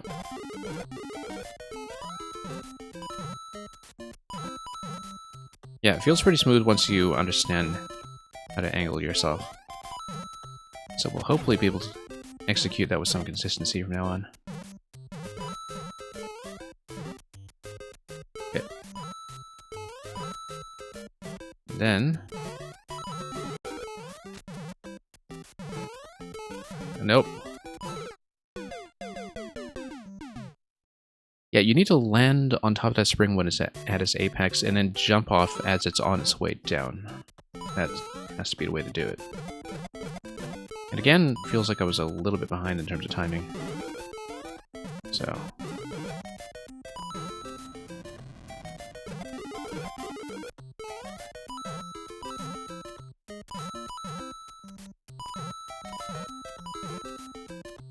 yeah, very worthy addition to the 69 YMM series so far, this one.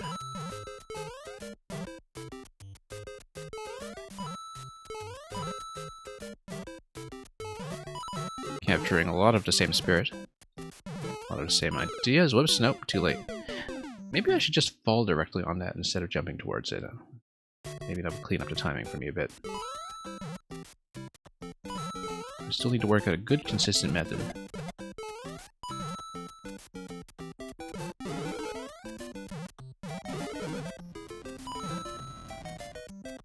I wonder what the letter A there is about. I'm using B for jumps, so don't ask me. Whoops. Yeah, we're too far behind this time on the auto-scroll and missed that regardless. You don't want to fall too far behind because then the left and right segment where you move towards the trampolines on either side up top becomes a bit of a problem when you're playing against a scroll position. There we go.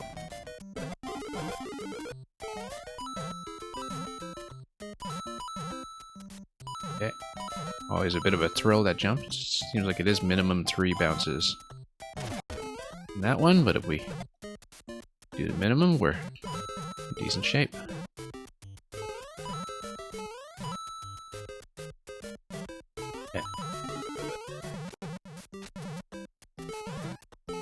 Nope, too early. That's okay, let's keep going. Here's a document-style offset. That's interesting. I feel like I'm supposed to move the blaster somehow, but we'll think about that. Auto-scroll waits for no man, exactly.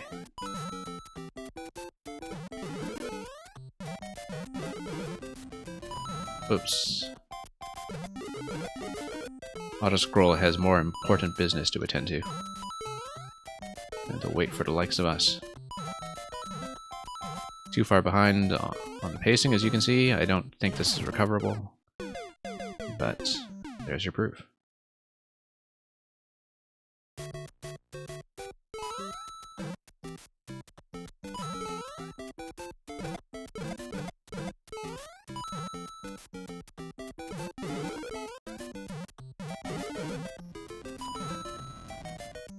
Okay, here we are. Whoa, nope, totally missed that time. Oh, you can do it in 2. It is possible. You just need to slide forward a little bit as you land. So, whoops, nope, that's a bad idea. But it was salvageable. Almost. Auto scroll caught up to me.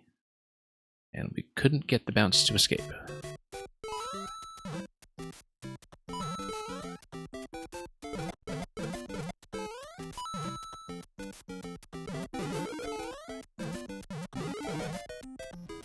Nope. That was not quite right. I think I actually moved towards the block a little bit too early.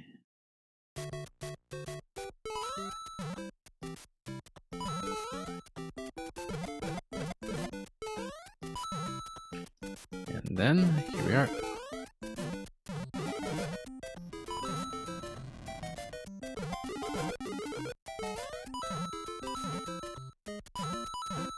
Yeah, nice and clean that time. I should expect it's rebounced in that location. It's luckily relaxed enough in terms of tuning that 3 bounces will do. A little bit behind here. Nope. Off center.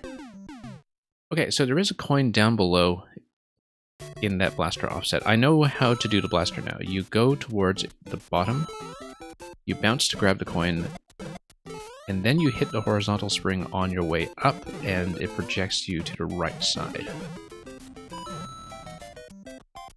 So when we get there, we'll hopefully be able to demonstrate that.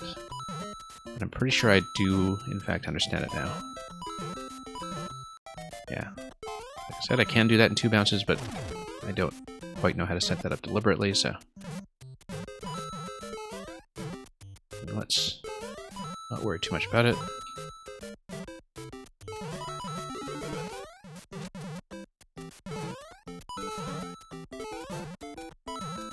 There we go. That's not what I expected. And if I had predicted that accurately, we would have been able to do it. Notice that there are some invisible blocks floating around on the track with the wings. We will need to hit those in order to fulfill the condition. So far, I got 23 coins in that position. I don't think I've missed one yet, so... should be on par.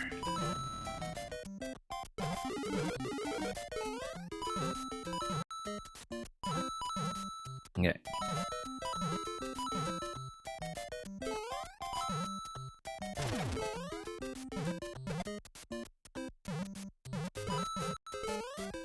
Missing that every time, but that's okay. We have just enough of a bounce off that spring to make all of this just fine.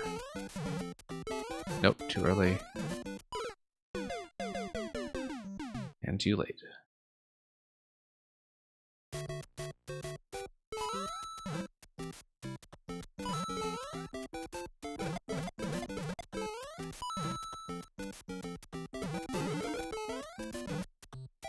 That's just a total miss. Let's just throw this one out.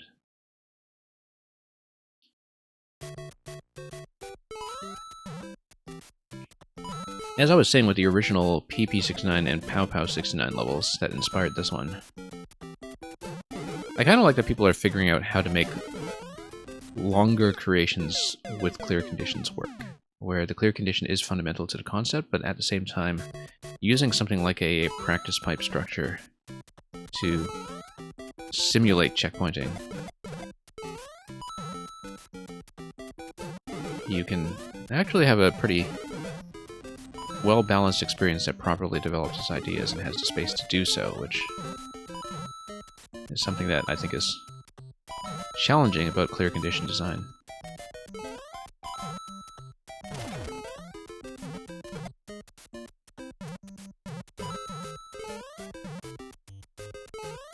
I think lengthier clear condition levels that work well are still kind of a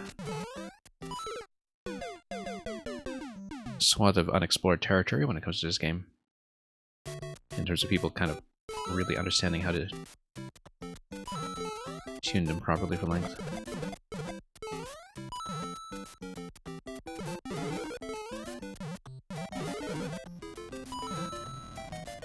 There are a number of things like this in Mario Maker where I think still a lot of room for exploration. Definitely still a very healthy game. it comes to ideas coming into the meta.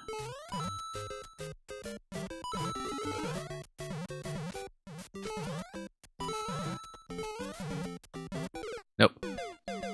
Didn't time that jump height properly. I should drop as soon as I can.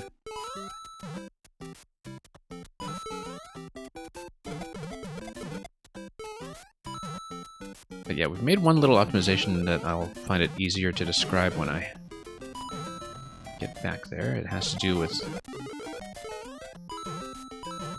those two springs that are by that invisible block box. It's coming up in just a bit if we can make it there. Whoops.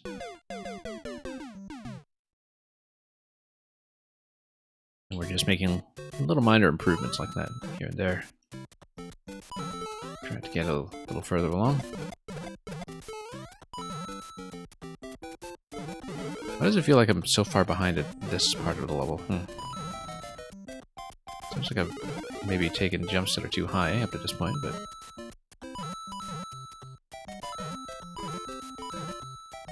Alright, there we go. Nope, we shouldn't have done that, but that's okay, this is survivable and we know it. Yeah, so this block here, previously we were falling down towards the spring and taking a little extra time to do so. No need to do it. That's a miss, rhythmically speaking. Sometimes rose-colored glasses make you feel like Maker 1 was more consistent. I mean, there are a lot of things with Maker 1 that feel extremely fresh now in retrospect. I don't know what aspect of consistency you mean, necessarily. But I did go back to a pretty big chunk of Maker 1 earlier in the year. We were streaming mostly Maker 1, in fact, back in January and February of this year. And I'm hoping to go back for more sometime while I still have my Wii U kicking around. And yeah, there are a lot of things that people just kind of took for granted back then. Where now you look back at them and, you know, almost every level sometimes you can spot things that are no longer possible in Maker 2.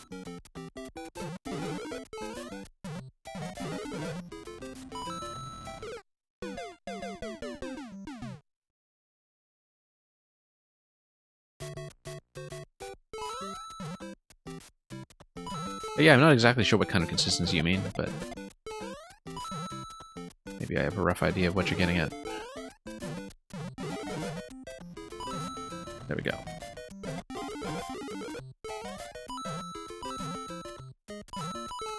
Oh, total miss. It's okay, we're not too far behind, I hope. We'll find an opportunity to catch up here. Nope, at this point we're dead.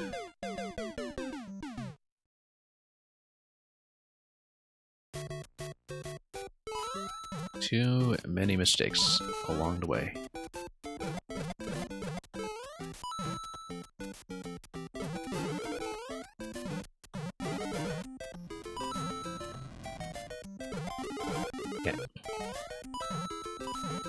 Yeah, this positioning is weird, but you just go left, right, and then you do fall in the correct location. Looks and feels very weird, but once you have a hang of it, it's not too bad. Whoops, missing that jump is not going to do me any favors.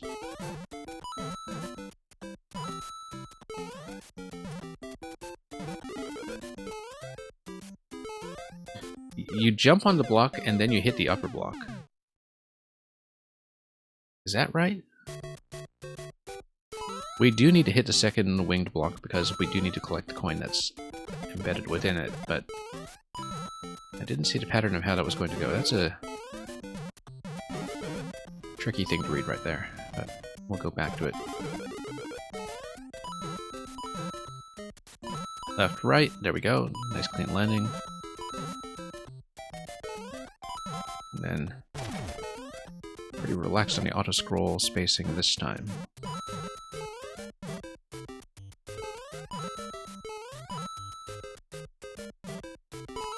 Oh, nope. That was not great.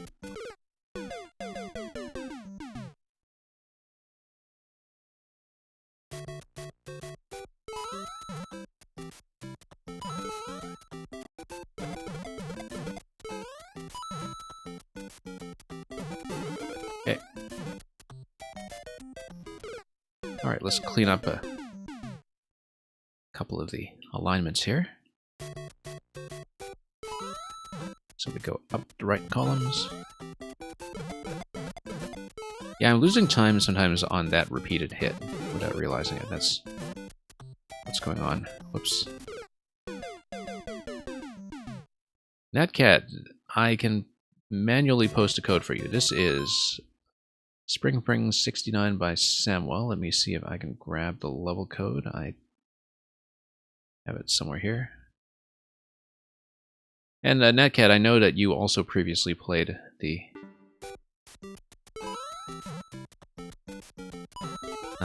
other 69 YMM levels that inspired this one. So you'll definitely recognize its style. Whoops. Oh, I've been failing at that jump all of a sudden. That's going to require some cleanup. Mang, I believe the command you're looking for is Cat Gang.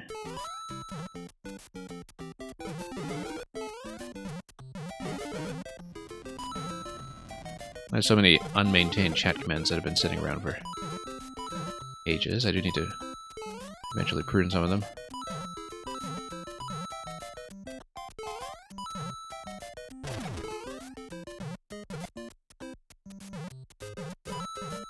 There we go, finally got a good bounce.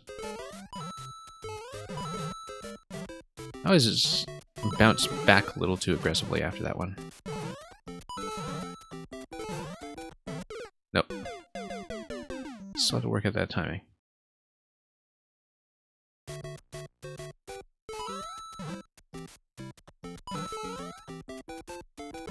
Instead, I'll go and turn to Bowser's Fury in here, where everybody puts on their cat suits.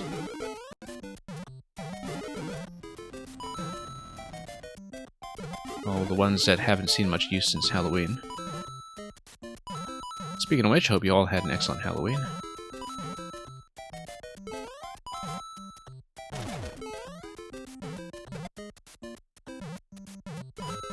Oops.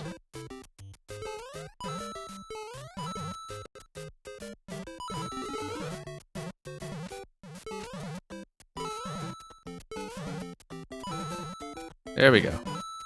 Not the best timing, but we'll take it. Whoops. Didn't manage to get high bounce, though. I was tempted to use the trampoline on the left instead of just doing a straight jump down to the falling trampoline, but I suspect that might not be right.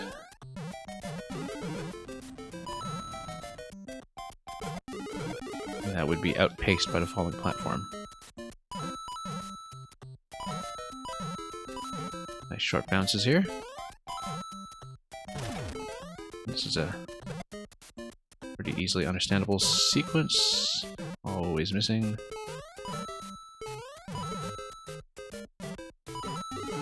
Yeah, I really do need to control that deflection from the right side platform. Whoops.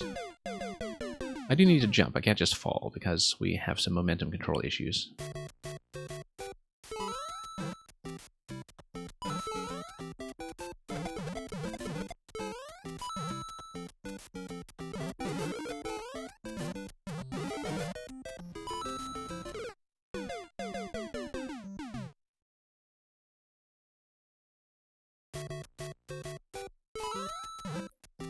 I feel like the viability of trick-or-treating as a practice depends very heavily on where you live. I guess in terms of both the demographics and street density and all these other considerations.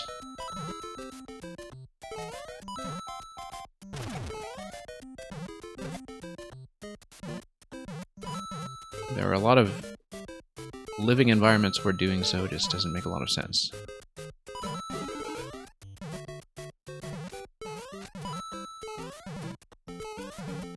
Okay, there we go. That's a great timing. Oh, nope, missed it. Document, welcome.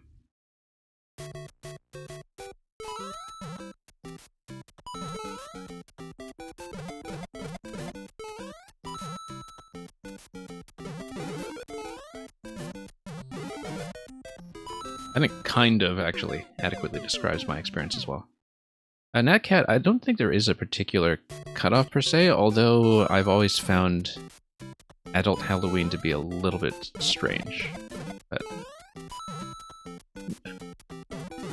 not being judgmental or anything, it's just that, you know, I'm a world apart from people who are actively in things like cosplay communities and such, which actually do involve quite a lot of craftsmanship that, you know, they're their own community that's often one series of communities rather that's often putting together, you know,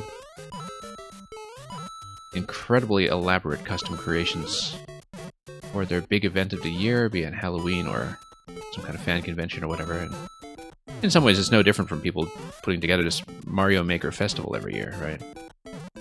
That did not work out at all. This block over there, I just missed everything. I feel like that is in fact time sensitive in a way that I was not planning on, because previously I just hit those flying blocks automatically without really having to work for it.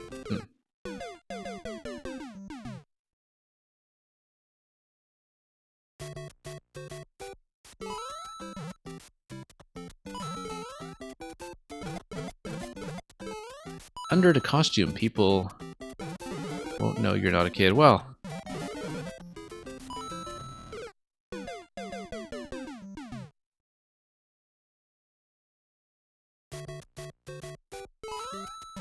I don't know. I think you can usually tell.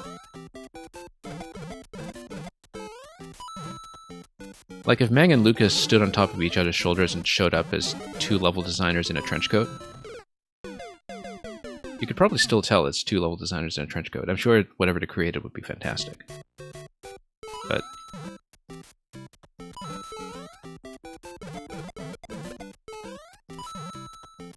it's Halloween and we'll just humor your participation.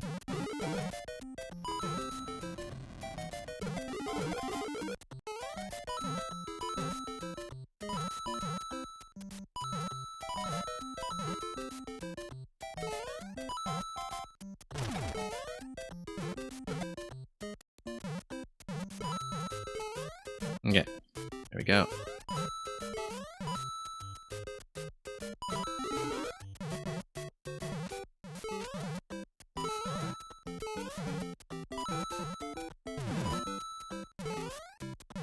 Okay, we got this.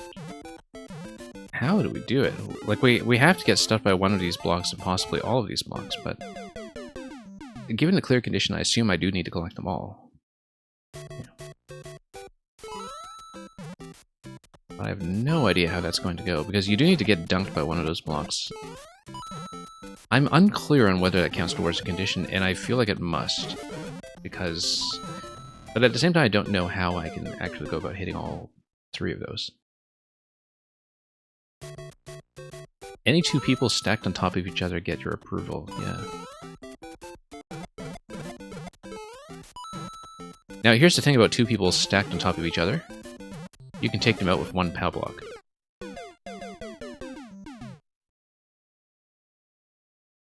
You would probably get in trouble, but the theory is that it only takes one.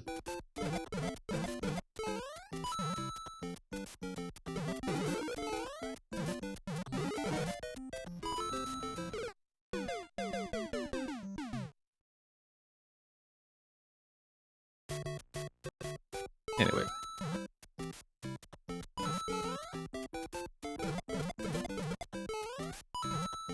I should actually catch up on some of the chat about Halloween candy in just a moment, but let's clean up these bounces.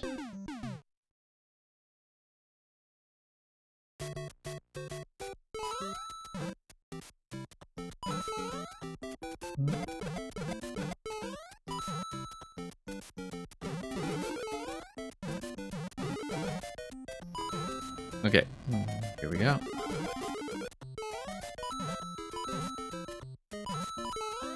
Whoops. Missing too many coins here. We might as well read the chat while we die. Always have to make sure that Mang or Luca is touching the ground, whoever it is on the bottom of the stack. Yes, exactly.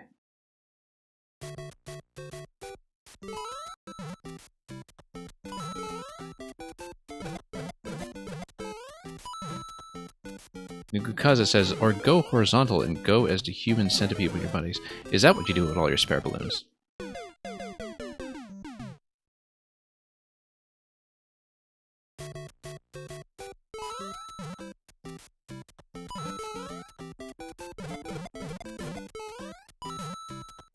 Now let's do this.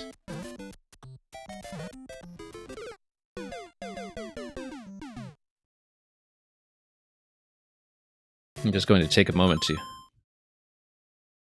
see if I missed anything particularly critical about trick-or-treating, while I also process my failures on certain obstacles in this level. Any user is saying it would be an appropriate Mario Maker themed costume being stacked. I think in general, just a Mario Maker themed costume contest would be kind of interesting.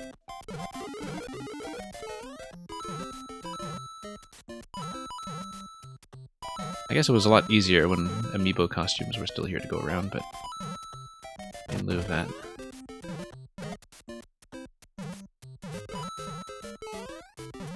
Whoops.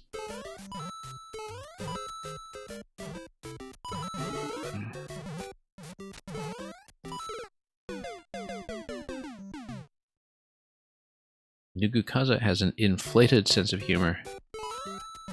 Very much so.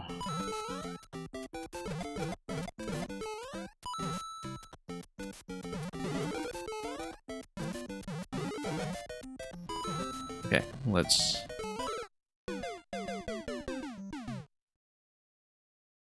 not miss every question block.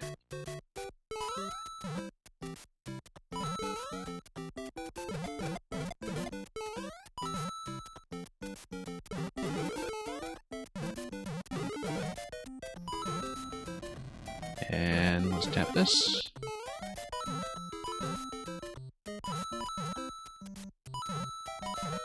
Yeah, if your directional control is good enough on that drop, it tends to sort itself out.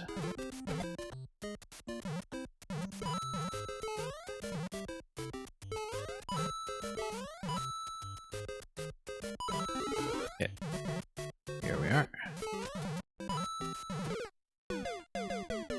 I like the tracks in that particular obstacle. They're kind of suspending that saw blade like it's a deadly trampoline. Just keeping everything in suspension.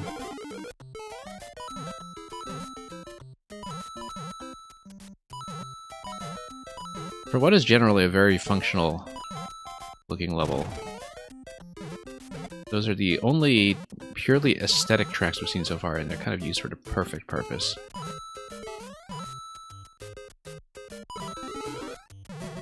Like these tracks right here.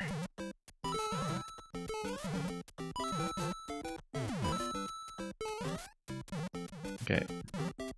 There's no way I can hit that first block. I feel like you're definitely going to hit the third one and only the third one, and perhaps assume that the other two will not count towards the clear condition. Because the coin clear condition for collect all, that wouldn't be affected by the additional flying blocks, would it?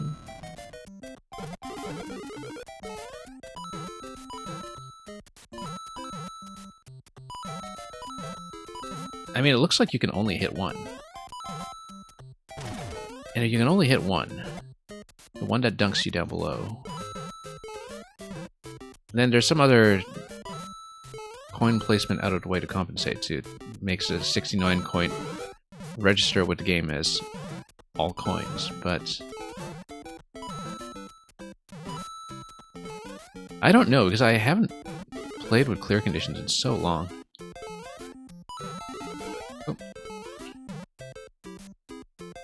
In the maker mode, I mean, I haven't played with clear conditions in the longest time. Look at that, I thought it was completely off screen, but I actually could have had the bounce successfully there. Whoops.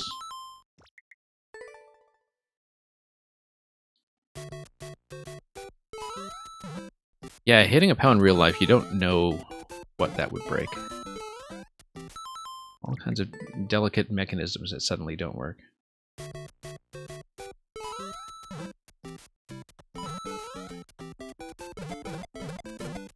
You have to be very mindful of the color, too, in case it's a 3D world POW. That sets off an entire chain of interactions.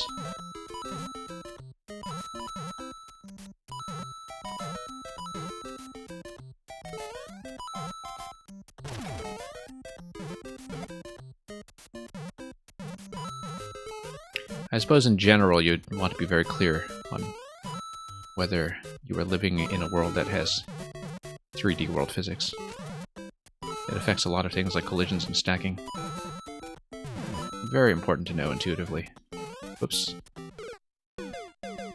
Yeah, came to a bit of a dead stop there when I needed a run and jump. That was the issue, just losing momentum because I went up against a blaster as it was falling.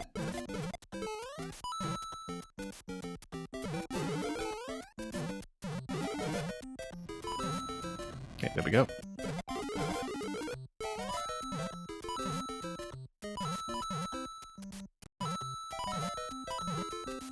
And let's continue.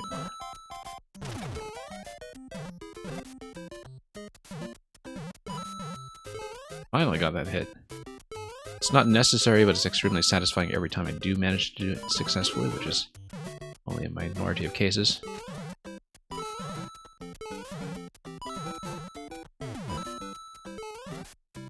There we go.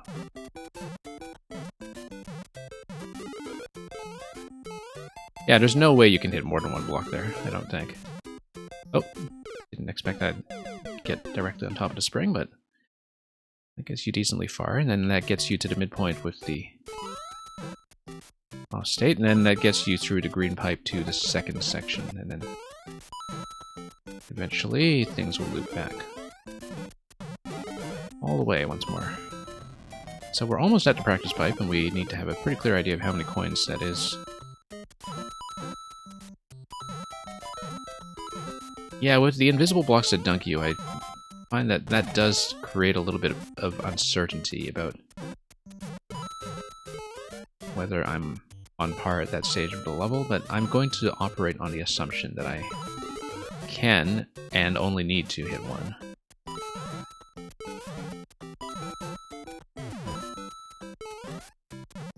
Right here. No way I can hit more than one, I don't think. Nope. Momentum adjustment there was not quite good.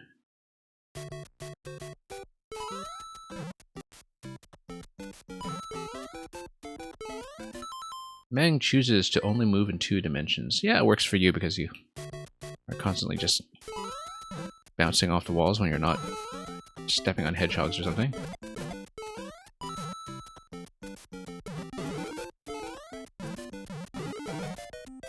That's enough of a range of movement for anybody.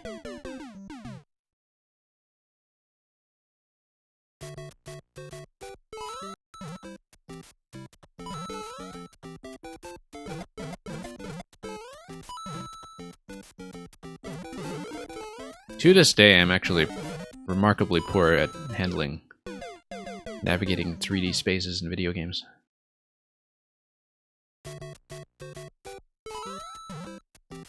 Something about side-scrollers just feels a lot more intuitive to me. So, maybe it is because it just maps to real life, who knows.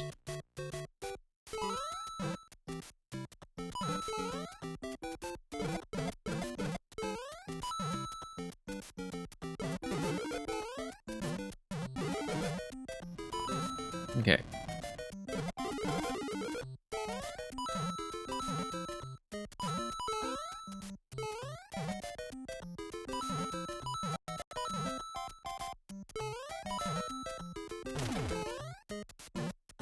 Now let's get that. And we didn't get the bounce, so hence to that. A little too far behind pace. I'm gonna cut a few corners here and there. Do things a little faster just to get ahead of the camera. Oops, oh, that was completely off center.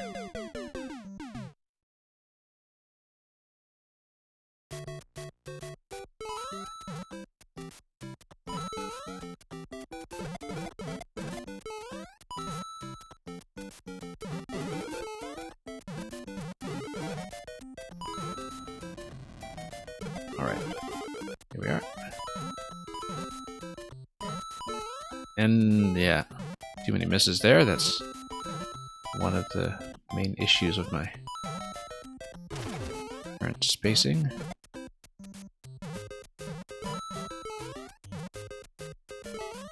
That's okay, we'll try to get back on track.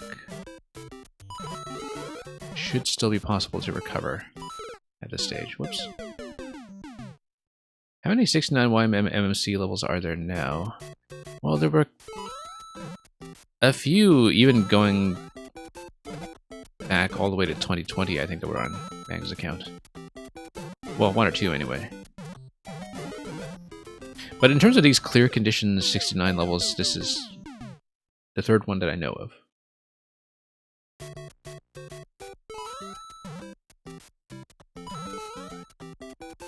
Yeah, actually, I think Luca, who would know about a lot more about this than I do, is correct. There are, at any given time, exactly 69 of these levels, and in order for one of them to be added to the collection, an existing one has to be somehow bumped off.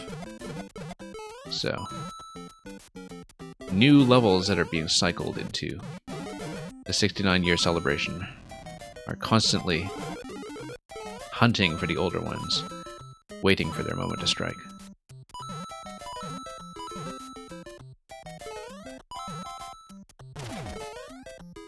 Unless Nintendo strikes first, which is just as likely.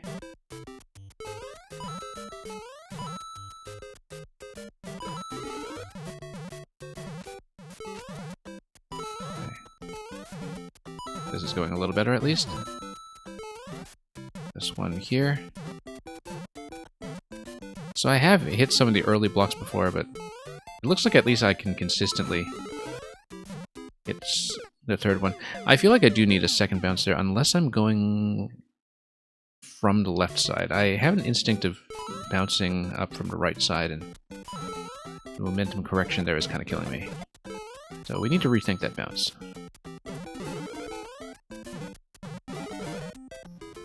Because possibly I can go left or right on it. If I don't, I would need one additional initial short bounce to reposition myself. So we're just facing in the correct direction.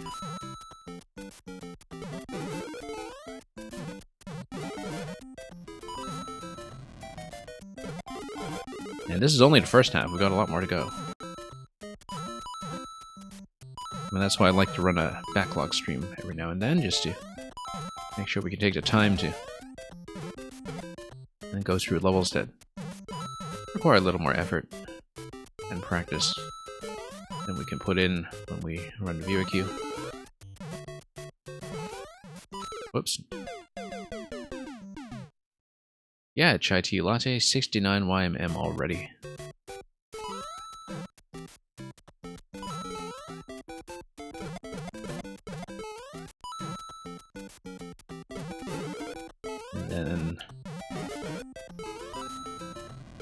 What did that make year one? That would make it...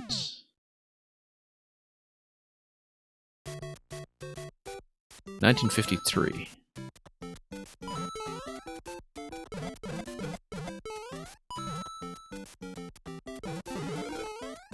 What came out in 1953? Let me See, I should know this. I watched enough films from that era.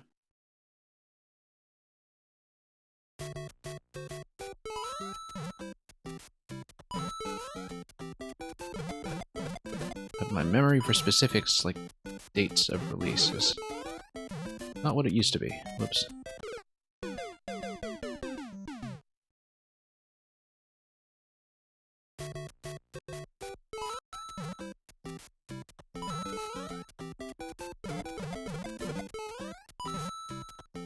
Or it's 2084 already. Yeah, that's also possible. Celebrating the centenary of this Orwellian nightmare.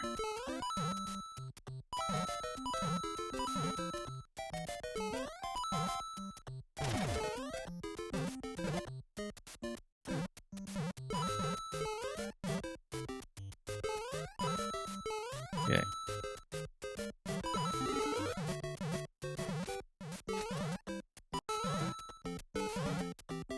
It actually makes me feel a little bit sad that I wouldn't necessarily expect to live to see the actual 69th year of Mario Maker.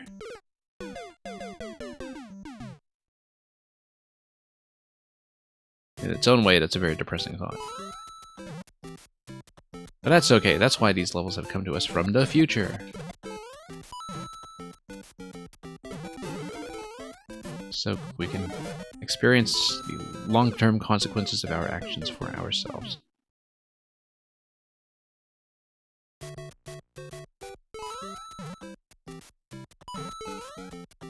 Mario Maker came out in 1953. It was an analog board game back in the day.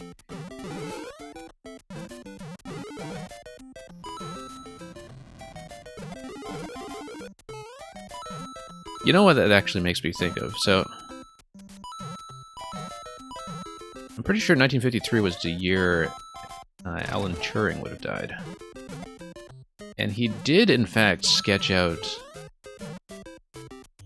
with pen and paper, a very early concept for computer chess.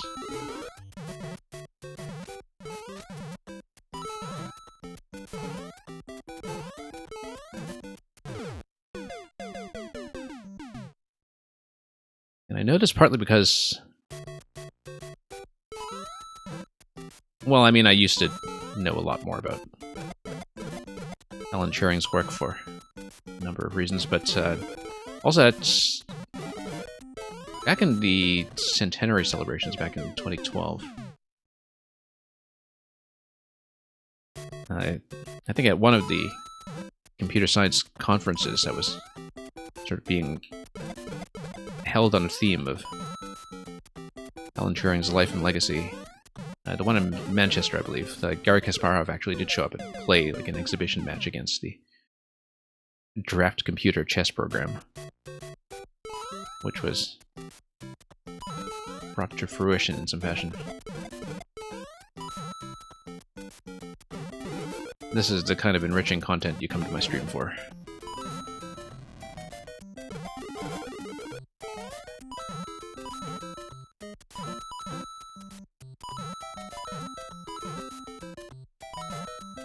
And okay, here we go.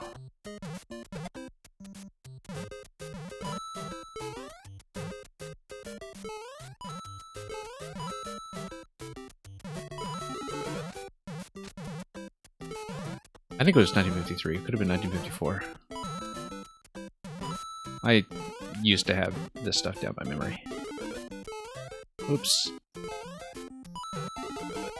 Yeah, we're supposed to go left to right here. This is going to work. Okay, we'll do it. So, we have 24 out of 69 at this stage before we go to the midpoint. I hope that's the count we're supposed to be sitting on. There is, of course, the one pink coin up top. So we'll start with the practice pipe from now on. Yeah, so that is timing dependent, that thing there. That looks like it's going to be risky. Even further back, the game consists of jumping into actual blocks and saber-tooth Goombas. Yeah, back in prehistory. When early men was first developing the tools for level design.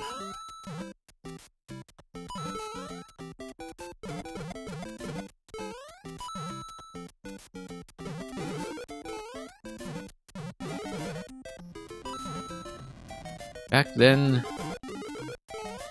they soft-locked themselves a lot, which is why so many species from that era have now long been extinct. Oh, I said I was going to take a practice pipe, wasn't I? Okay, that's fine. We'll do one more practice run with this path, and then we'll start taking a pipe. Over to the midpoint. Whoops. Never mind. Let's just start with the midpoint. So yeah. If I needed to hit all 3 of the winged blocks in the first segment, then I'm supposed to be on 26. But at the moment, let's assume I'm supposed to be on 24. We need to figure out the entry timing for this. It does need to be something deliberate, otherwise you just keep on bouncing back and forth on that thing.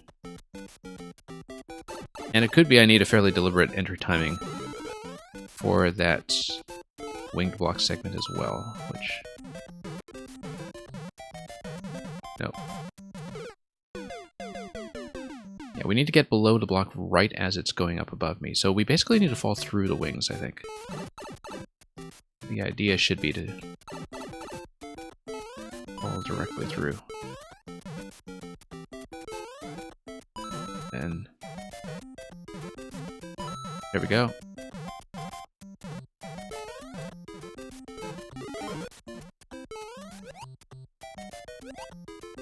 Nope.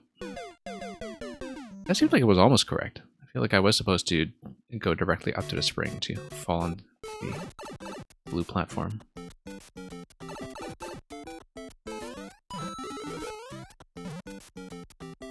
You thought men stomped out all the saber-toothed Goombas. Nope.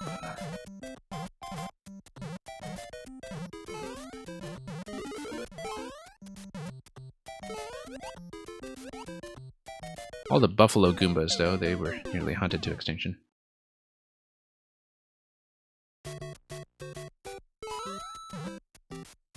Koopas have been around long before we were, and will be a long after we are gone. They'll be around, rather. Okay.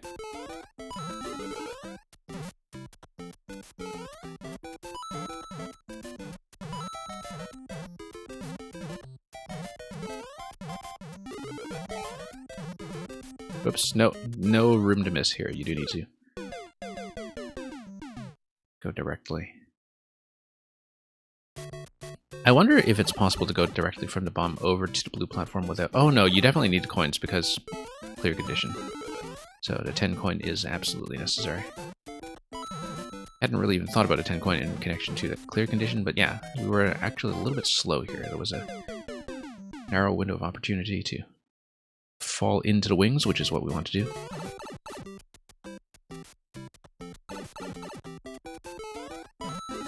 Okay.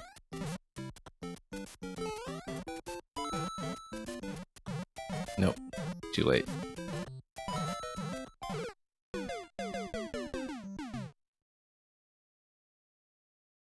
We might have some flexibility to catch up there if we missed the first cycle, but we'll have to figure out just how much leeway I have. There we go.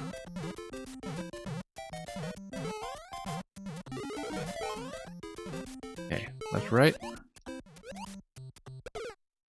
No, we get on the platform and then jump left, maybe. Instead of going directly up. Because the bomb isn't giving me enough height to get up to those springs, and...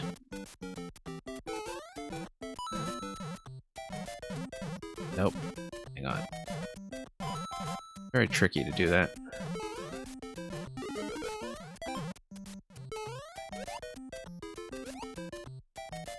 Left, and then bounce back, and then bounce forward. I think that's going to be correct if we have an appropriate timing. Also, assuming that we needed 24 rather than... I'm still not convinced that we need 24 rather than 26 coming out of the first room, but we'll work out the addition later. In fact, I kind of want to try the first segment again, just to see if we can work out what to do with those invisible blocks in that sequence, now that we know that there is a way to time this, perhaps. In some ways, I feel like going directly into those donut blocks from the bottom makes more sense, because that's why they're stacked on top of a donut. And then we don't need to worry about the time delay of doubling back, but I'm very uncertain about this. No, there's no way I can reach it now. And even if I did reach the bottom, I would miss the 10 coin because it's placed high enough.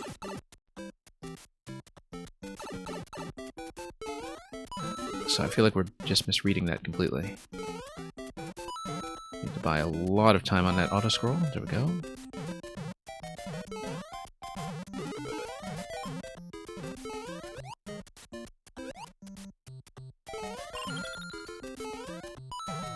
Yeah.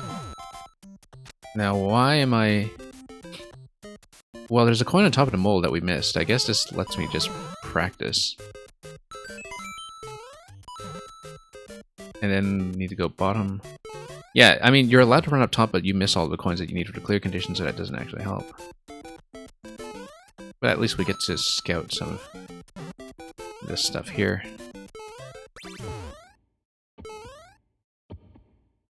Oh, yikes. Okay.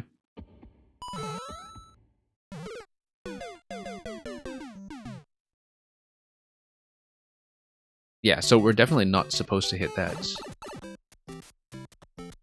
because of the spike.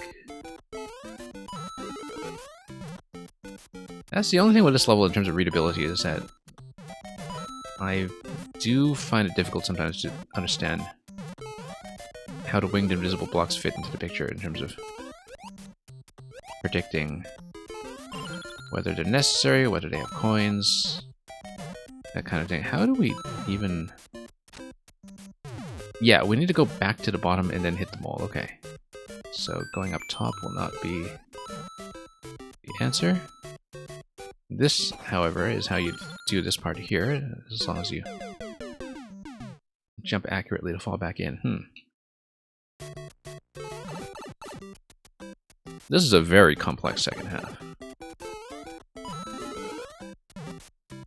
I'm glad we do have a chance to practice some of this in advance.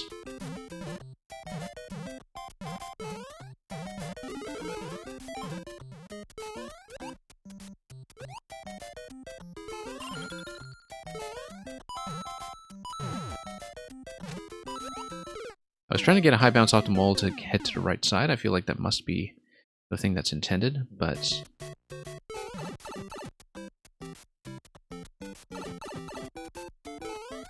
it's always possible that we have to take it back to the left and go up through the ceiling. Oh, I don't know.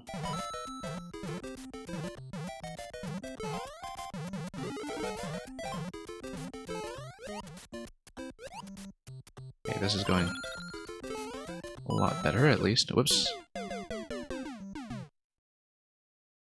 Yeah, because the swamp drops the mole, but I don't think I can really continue past that. But then maybe if the mole is directly below the coin, that's already too late. And I just need a mole to be positioned a little further to the right when I get past it.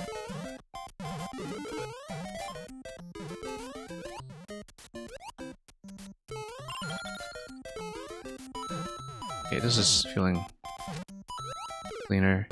Yeah, no, you definitely have to go right. There's no real leeway for momentum correction going back left. The auto-scroll catches up to you far too soon.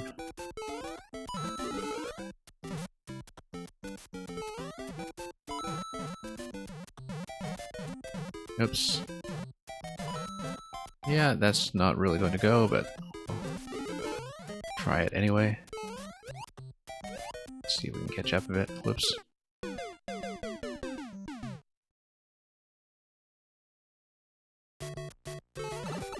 Yeah, getting all the way to that winged block,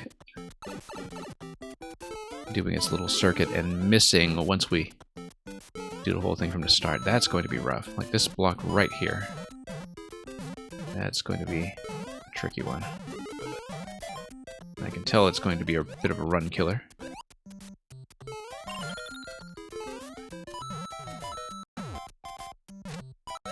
There we go. That's how it's supposed to feel. Okay. This is correct.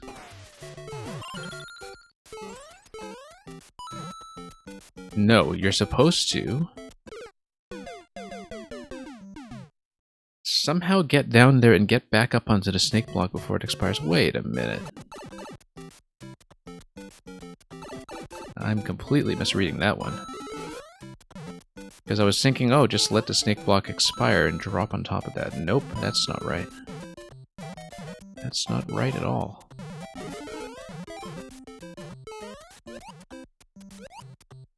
Working out a lot of this other stuff, though. Always a bit of a thrill to go off-screen there on the Falling Platform. MGM1, welcome. I'm doing alright. First stream back in nearly 2 weeks, unexpectedly, because I kind of had a bad cold last week and lost my voice, and so we canceled streams for a week and a half. But we are back in action here. Slowly remembering how to play this game. Not always successfully, but you know, learning process. Okay, we're missing a couple coins here, but we're doing this for practice because I need to see what's going on in this segment.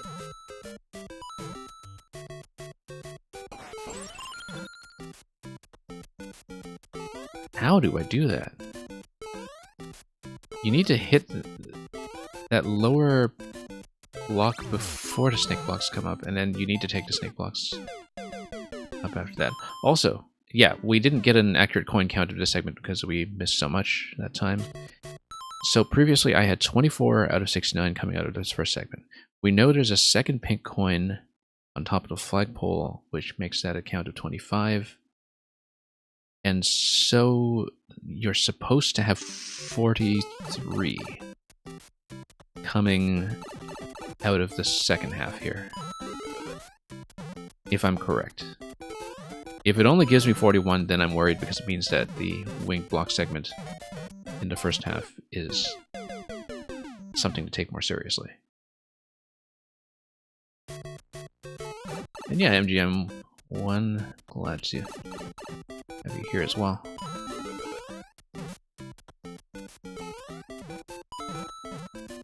We're catching up on a lot of levels that have been sitting around in my backlog for some time by various makers who are regulars here.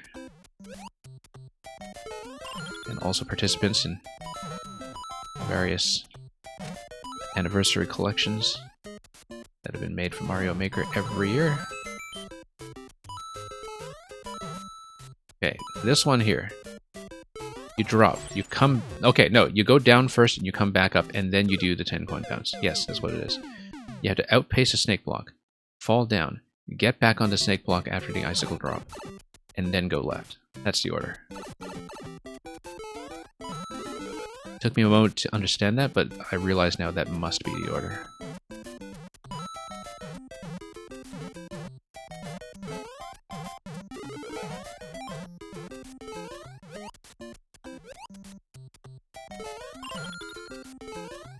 Actually pretty satisfying to figure that out, if it does work the way I expect.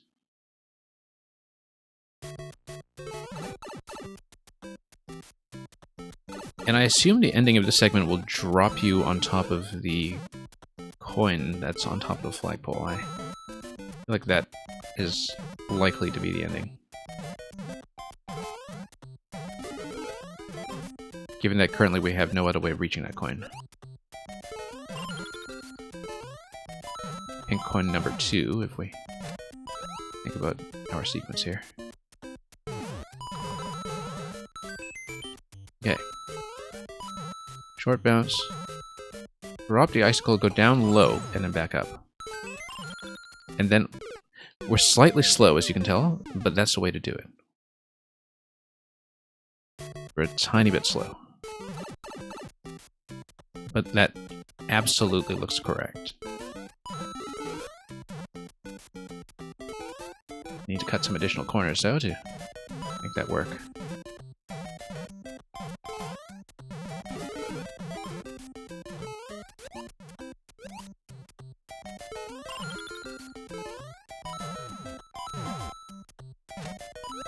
Okay. Bounce timing is everything. At least in that location. Yeah, fall immediately. And over. 40 out of 69. That worries me a lot. That is actually... Oh no, we got 3 coins here.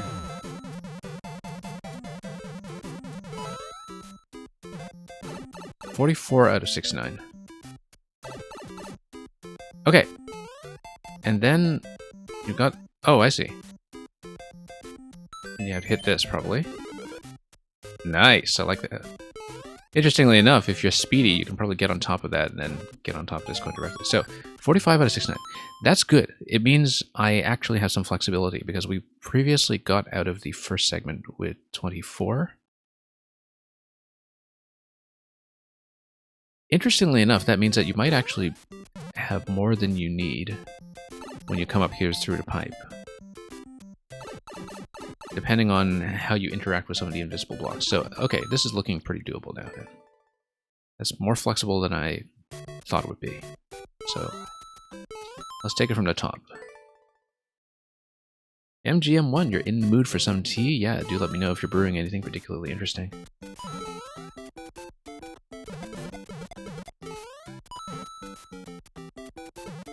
We recently had some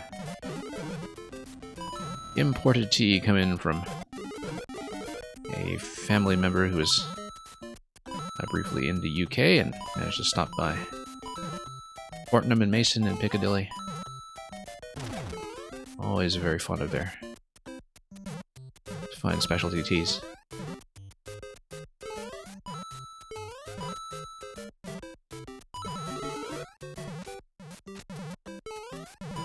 Okay.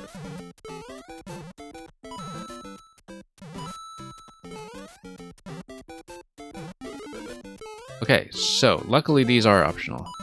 And that gave you a mushroom anyway. That wasn't even a coin that came out of that block, which is an important distinction, because it means that this level actually gives you... No, that's not right. 24 and 45. Okay, no, that's exactly 69, so we're fine. We're fine. I miscounted, and I apparently don't know how to add. But no, we have accounted for all coins, and the winged block segment is not a concern. Why did I take a practice pipe? We want to do it from the top. You got some stash tea, yeah. I've got a pretty huge tea collection over here, where I live, but I haven't taken as much time to brew some really good loose leaf lately compared to what we used to do.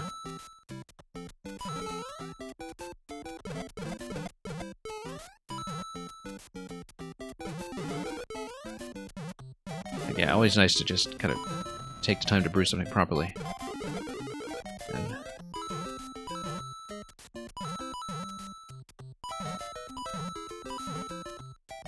okay, here we go.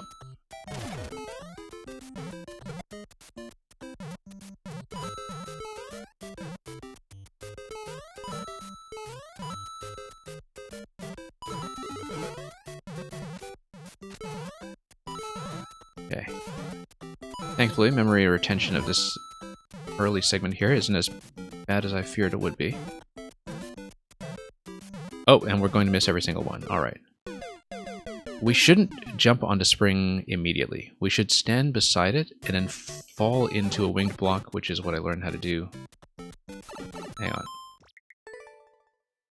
When I was practicing the second half of the level. So.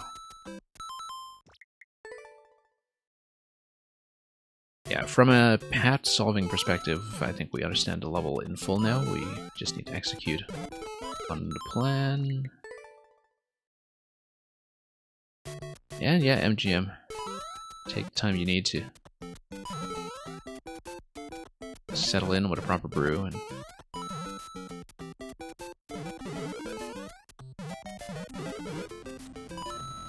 take the time to enjoy your viewing experience properly.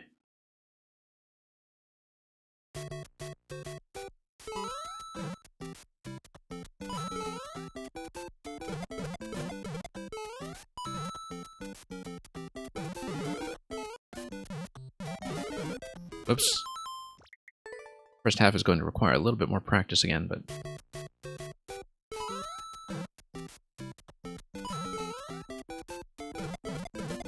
yeah, at least we have confirmed now that I don't need to worry about wing blocks when it comes to the coin count. That's extremely vital information.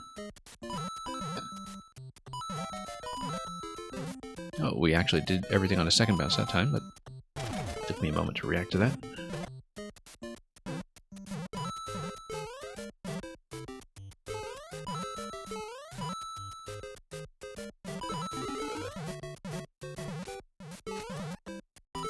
Okay. Very satisfying to time that bounce accurately. There we go, fall in. That's how to do it. Okay, we're a little bit late here. We do need to bounce directly. 24 out of 69 is correct, though. So yeah, the extra adjustment bounce there did kill me. We'll go back, and we'll get things sorted. Whoops.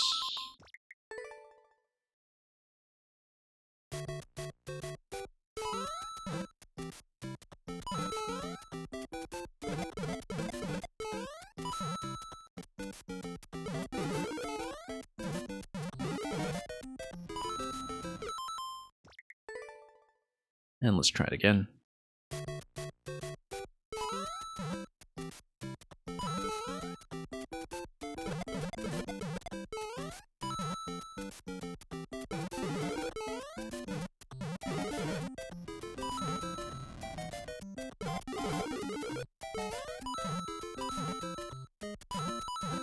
That left, right, going down always worries me a little bit, but steadily recovering the way I did this earlier. Let's not get deflected too hard here. And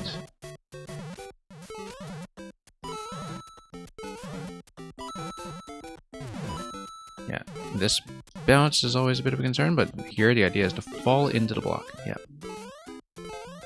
And whoa.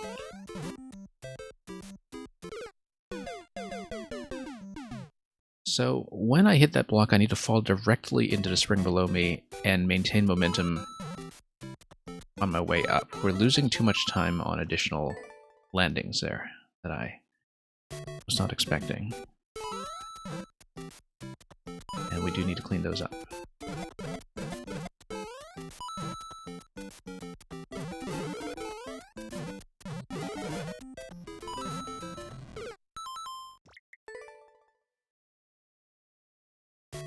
That's okay, we're getting there. We have learned the whole thing, we just need to stitch it together. Not make too many mistakes along the way.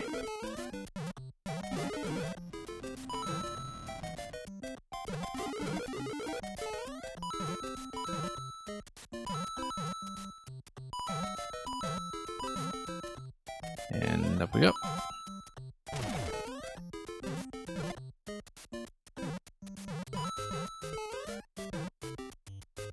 Oh, and we forgot that one there. That was not a good idea. It's going to throw off a bunch of timings later on, but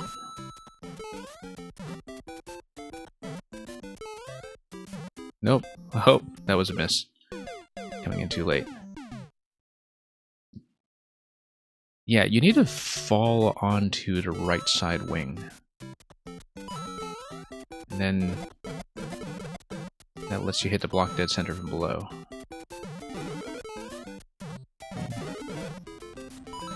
The theory behind it is easily understandable enough.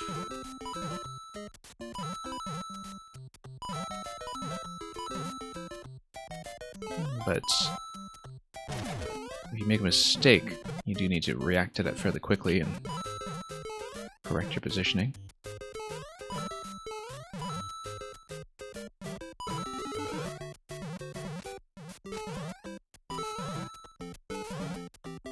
Okay, that felt pretty comfortable. Fall in, there we go. One-up mushroom trapped in the wall, look at that. And once again, we do need to get that bounce to head up immediately. That was worth it for trapping the one-up mushroom in the wall. That was probably something that had happened previously as well, but I didn't really pay attention.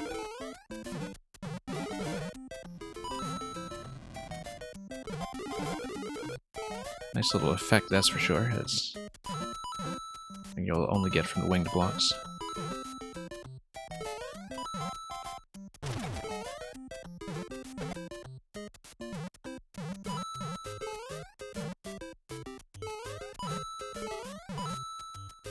Okay, let's try it.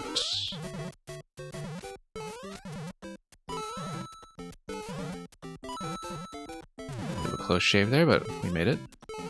Nope, missed.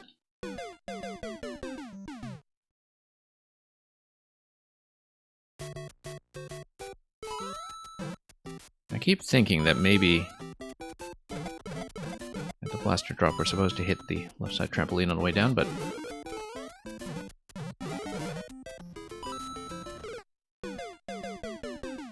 it had been working for me in its current form so far, so perhaps we shouldn't mess with the established pattern.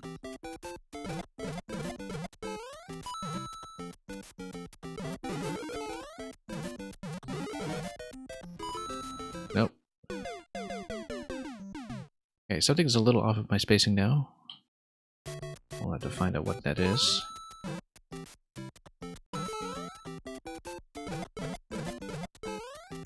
And proceed. There we go. Very satisfying when you do manage to land it accurately.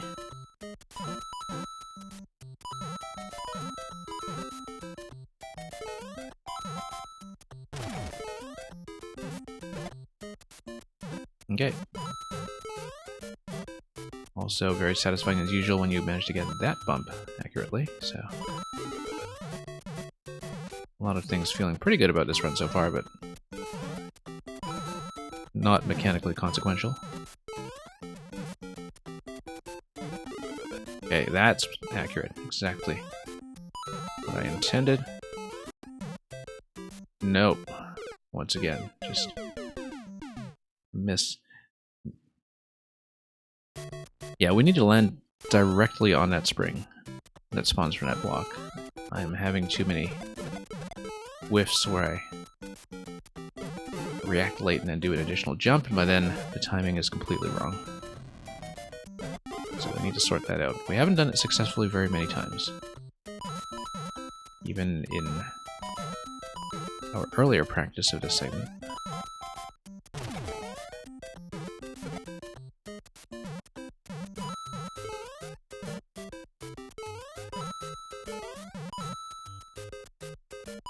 Okay.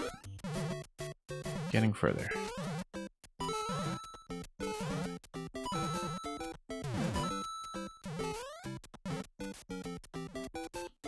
All in? Nope. Missed. Okay, third block is still recoverable, thankfully. 24 out of 69, great. Second half, let's go.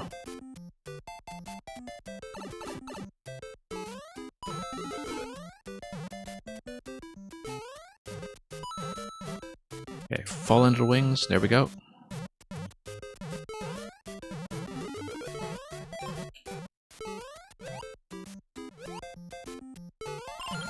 And then, at this point we know what to do, we just need to land the bounces accurately.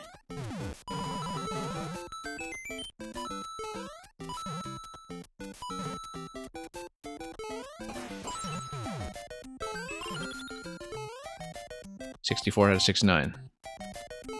That's one coin here, 3 more here. And then there's the one on top of the flag, so let's not choke here. There we go. That should do it. And we'll wait for the block to come down so we can spawn everything. Absolutely beautiful. That's just a lot of blocks that are stacked together on the same track drop, of course. That's how that effect is created. It's actually 8 blocks in one. There's 69 out of 69. One shot the second half once we nailed the first half, which is very satisfying. I feel like the 151 record probably does involve jumping on top of the block as it's falling to save time there at the end, but lots of optimizations to do, of course. And thank you for all the GGs. No comments on this, and only 9 clears after all this time. It actually felt harder than this clear rate. Document, thank you so much for the resub. I was actually just about to say, Document, since you're here, we're going to pull up Faster Cloud Blaster. So just give me one moment to dig it up. You're pretty sure it was re-upped. Okay. That makes sense. I didn't know that, so...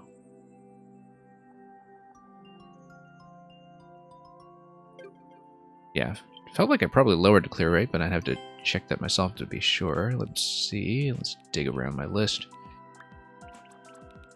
This is a fairly recent upload, and I should be able to find it. Okay.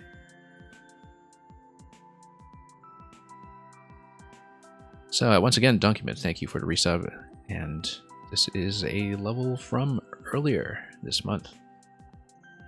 Faster Cloud Blaster. Master the blasters faster or meet disaster. This is actually very reminiscent of a famous poem by Elizabeth Bishop entitled One Art, which begins, the art of losing isn't hard to master. And she also rhymes it with disaster, which is why it came to mind. But anyway, look it up. One Art by Elizabeth Bishop, which probably had no influence whatsoever on the placement of the bullet blasters in this level, but that's okay. We can always make those connections after the fact.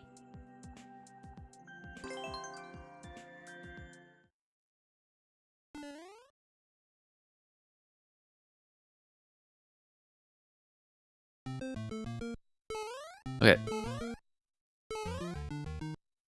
This allows you to scout and see what's going on. So what is going on?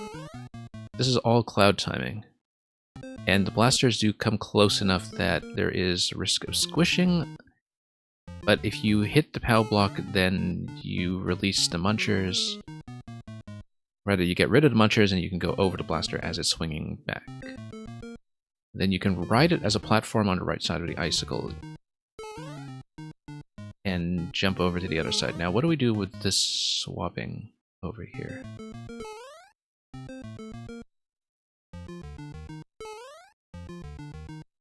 Yeah, Document, it would be very...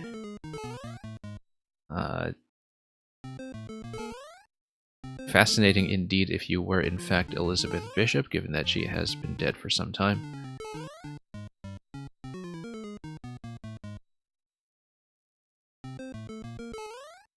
Definitely one of the more notable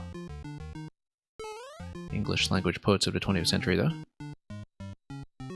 Okay, you jump on top of that blaster and you get on top of the small one again, jump on top of the big one, hit, and hit. Yeah, so you kind of need to swap back and forth to keep a safe position. I see how that's going to work.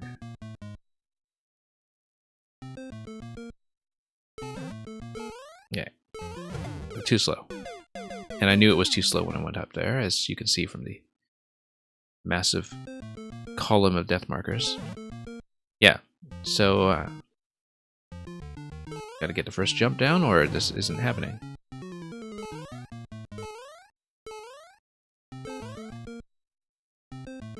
You've got to start small. Switch. You can do it in one cycle, but it's a bit risky to do so. I think it is absolutely doable in one cycle. Whoops. You'll notice that everything here is scroll stopped to one screen vertically, because that's what allows the clouds to have a predictable position.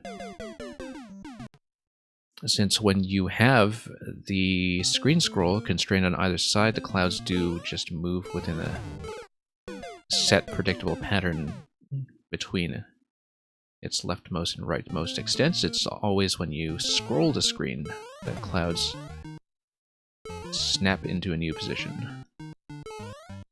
And so the logic is something that's predictable once you get used to it. Aegis Cook is going quite well.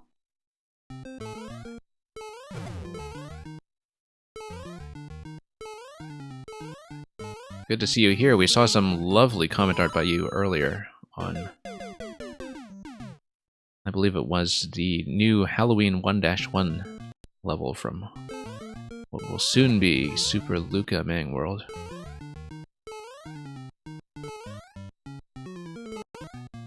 So yeah, definitely took notice of your comment art in that one.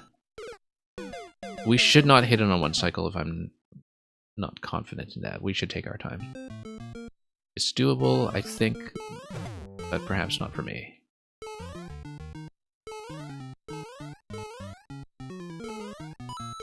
And let's watch our spacing too.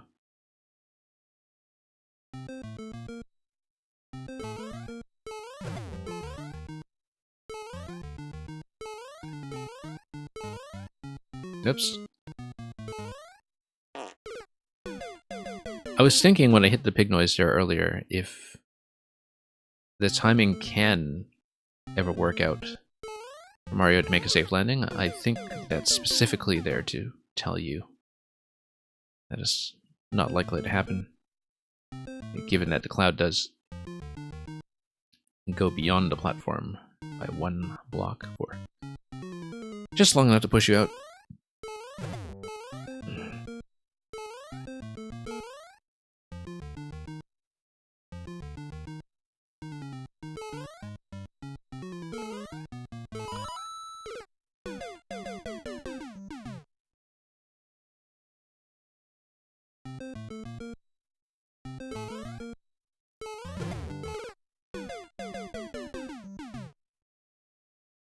And yeah, Aegis Cook, as I was telling Luca earlier, I mean,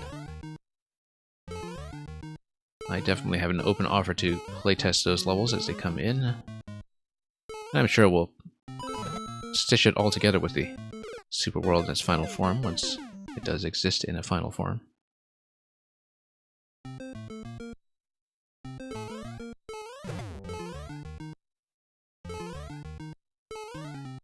Okay, here we go. Yeah, no, I'm not going to hit it from the bottom position. I should just take my time and swap back and forth between tall and short until we manage to get out of here safely.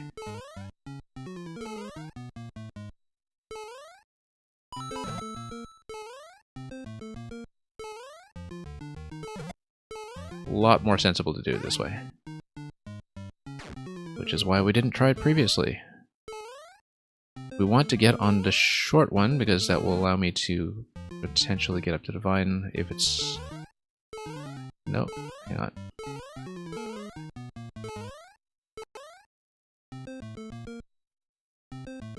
Actually no, Divine is a scouting vine, that's what it is. So we can see what the pattern is going to be. Definitely appreciate that. The heights should be fairly obvious from the coin pattern, of course. Tall Blaster is going to force you over to the right side, and then we need to deal with the Muncher after that. And there's going to be some kind of state switch happening.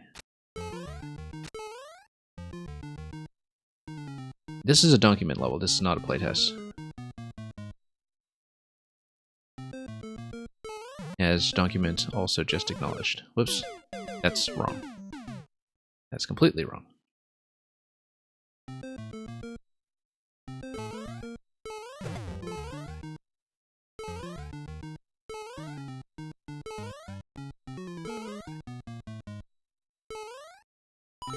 But yeah, we did a full catch-up earlier of all the levels I had recently missed from Luca's profile. Some of them being collaborations with Mang. And we just did a 69 level by Samuel, which was heavily inspired by previous levels by Luca and Mang.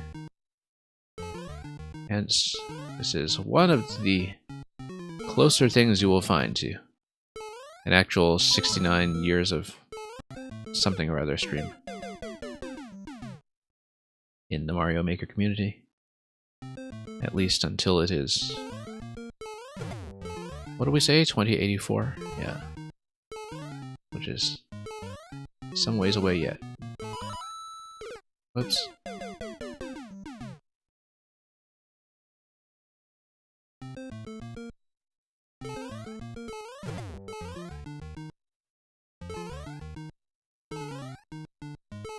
And here we go.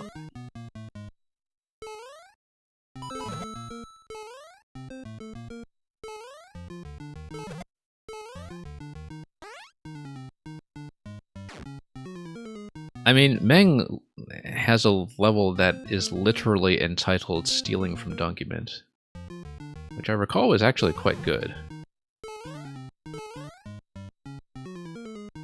I'm trying to remember what that was, because it is, of course, not a title that necessarily denotes its concept, but whoops, that was just a fall. There's a particular point in that pattern I'm looking for, which we have to scout a little more carefully. That's not the only time you stole from Donkey Mint. No, but it's the time that it was acknowledged in the title.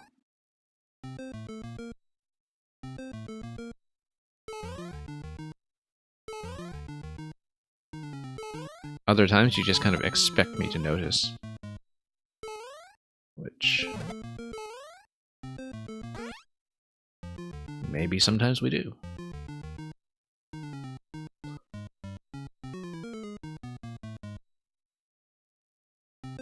Okay, so you can't just ride this short one over. You need to take advantage of this opening when it's swinging left. Nope. Hang on. We need to not slip off the top first of all, because... yeah, that's the way to do it. That's how to do it. So let's use Scout to switch. Yeah, this is just a matter of jumping over and just treating the blaster above you as a ceiling at any given time. That's the way to think about it.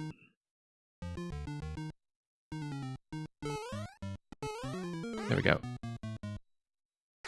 Checkpoint and auto scroll, which is going to be a lot of clouds. It uses the note block sideways spring mechanism and put it in low grab so it was more fun. Yeah. Oops.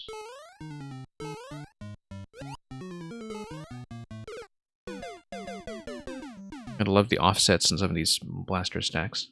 I think I was just saying in Samuel level just now when we encountered the blaster drop that it was a... I think I explicitly called it a Donkey Mint style blaster.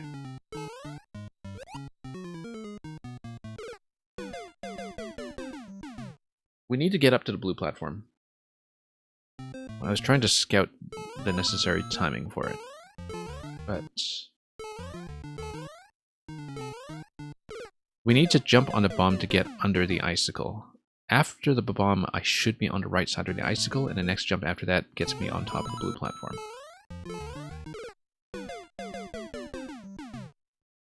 You saw a lot of people struggle with the end of Room 2 and I cruised right through. Yeah, so... it was just a matter of visualizing what was going on conceptually. Where once I realized that I needed to treat the upper blaster in whatever row I was at as a ceiling, then I felt like I was in the right mindset to deal with it. I mean, I might also have been a bit lucky, but whoops. Okay, pretty clear how to proceed here now. I just need to not miss. If you're giving me scouting vines, I assume that stopping to analyze is probably a good idea, so...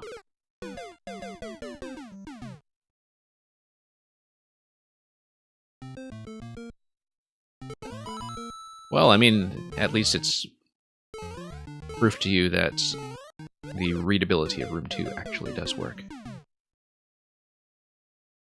Because I certainly understand the feeling of seeing people over a large sample size just repeatedly misread something and you're kind of wondering, huh. Wonder if this could have been any more obvious.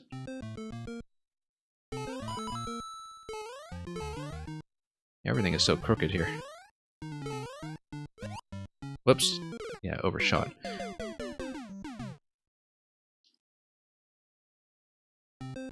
Maybe overcorrecting for that icicle, given that I felt like I was a little behind pace at that point.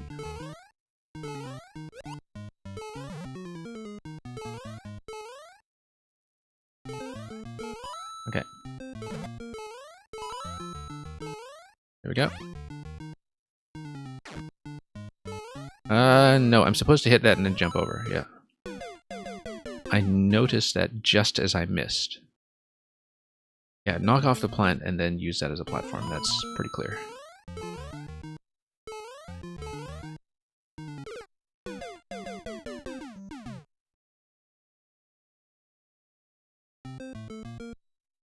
So putting stuff halfway in clouds like this just breaks them.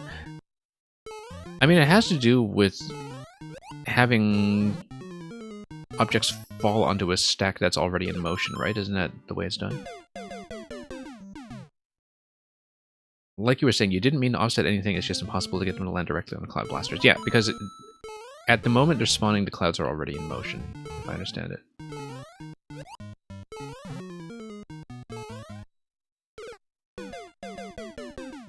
And it's the auto-scroll here that's getting the clouds to behave this way, right? That they're kind of snapping into a screen position that is overshooting.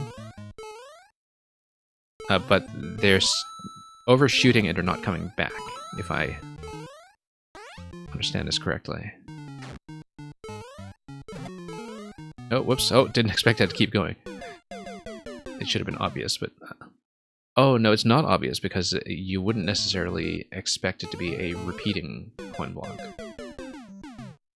Or just a regular brick, for that matter, if you're Small Mario.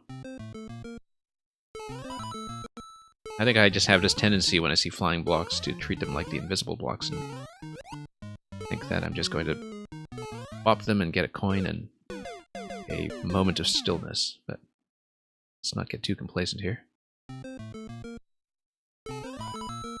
I guess, Cook, you're working on something similar at the moment. Yeah, because everybody steals from Document. That's what we've established just a few minutes ago. Let's read the explanation. When you set things on things that are in clouds, instead of cycling back and forth based on the current camera position, they center in on whatever the camera position is when that item rests on top of it. But here, because it's auto-scroll, that point that it cycles to is already off-screen on the left. Yeah, I understand it. Yes, yeah, that's why. So they overshoot, they don't snap back. I'm trying to visualize it in my head, but I do understand the description. Interesting that that's what happens with this multiple stack.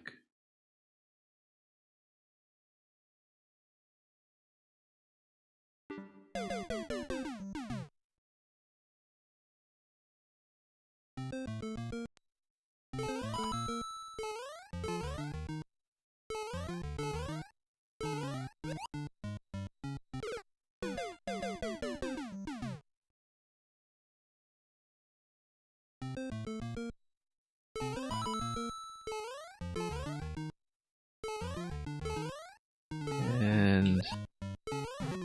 okay, down we go.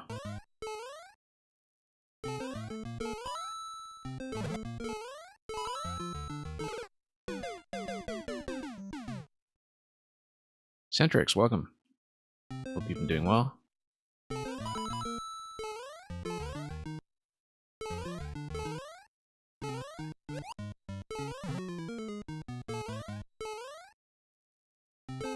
As for this conjecture that Luca and Mang are actually the same person,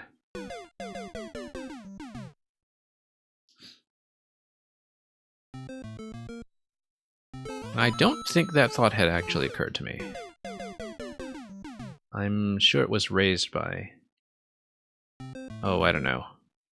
Probably Lupin Snoop or somebody who is somebody to talk, given that he's got the opposite thing going on with a shared profile. Or a conjoined name, I suppose, kind of like the equivalent of a hyphenated name, except without the hyphens, and on Twitch.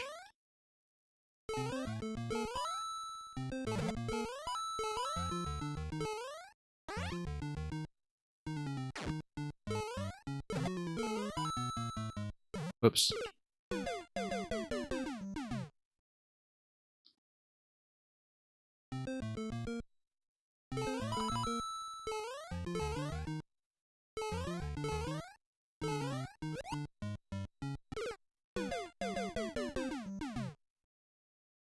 And even if that were the going theory, I think Lupin Snoop in particular should know better, given that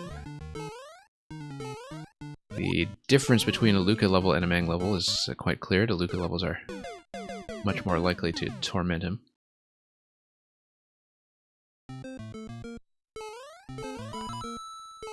Anyway, this is getting very inside baseball at this point when it comes to Mario Maker lore.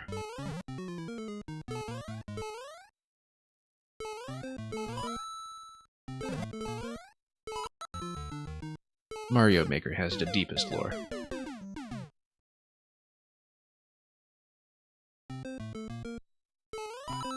Yeah. It was maybe deeper when there were amiibo costumes, but you get the idea. Alright, let's clean up these jumps. Instead of just admiring the mechanic, even though the mechanic is pretty fancy.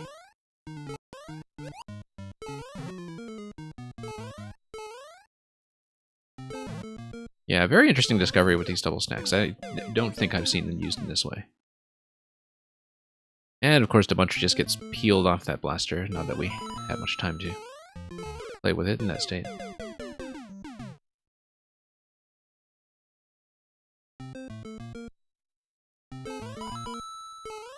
I feel like there's interesting potential here when it comes to using this mechanic, but manipulating it by having the player do unstacking maneuvers.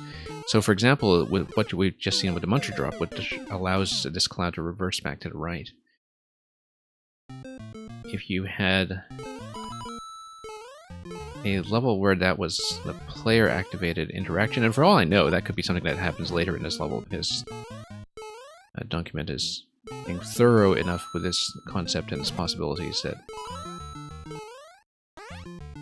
I would expect as much. Whoops. We should stop hitting that from that direction. That's not clever. Whoops. But hey, we managed to compensate for everything at the end. And here's a checkpoint. And yeah, we should probably jump towards the blaster to use it as a wall to brace myself.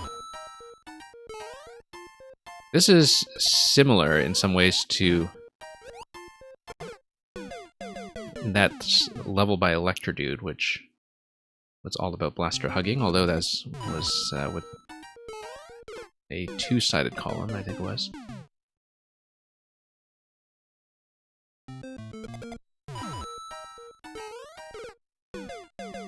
The arrow does point left, so maybe we should be facing left instead of just depending on getting pushed here. Yeah, and actually, we do want forward momentum, because if we scroll the camera, and we are scrolling the camera manually here, as we would have to, going from right to left, then we make the Cloud Blaster faster, which is the point of this level, the faster Cloud Blaster. Yes. Document, I'm so glad I said that right before you clarified that for me, because this way I can feel reasonably clever. Oops. Yeah, I quite like how the Koopa Shell demonstrates the concept, even though I did just die to it. And that you are required to accelerate in order to make this sequence here. I guess the down arrows are warning you about a ceiling being low.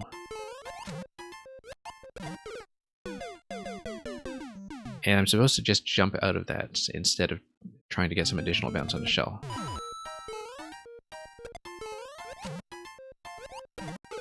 Nope, hang on. Maybe just a higher bounce on the second bounce.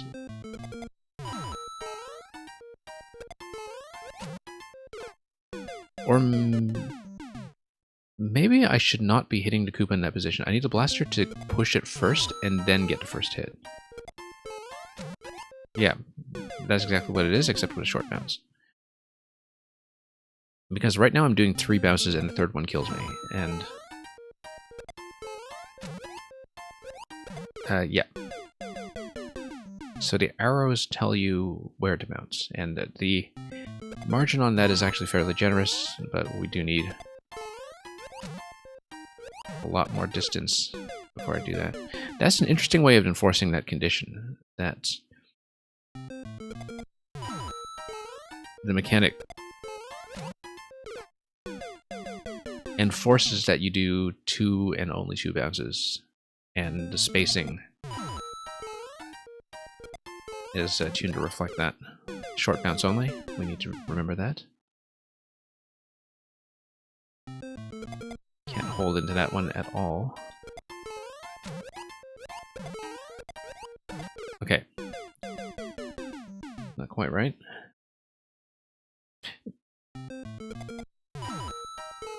But yeah, we get a valid landing on the shell as the third bounce at the third set of arrows. That seems to be the implication here.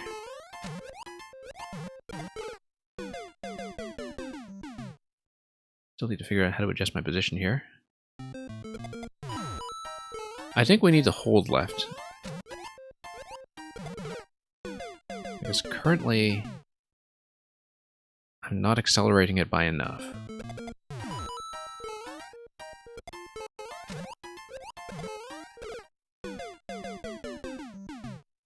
If you kick it a third time, you have some time to jump out of it.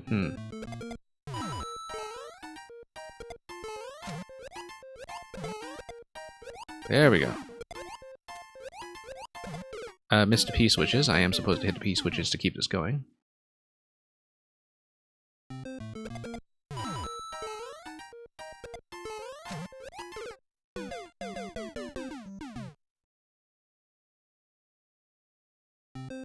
Yeah, we'll see what you mean. I think I actually did that kick just now when I successfully made it through, but I need to look at that again and see if that was the case. Oops.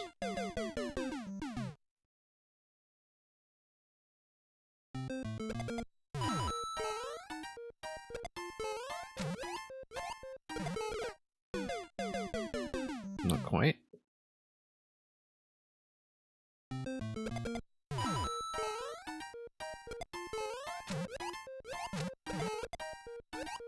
Yep. That didn't seem right. But then that's because I slowed down a little bit too much in that segment.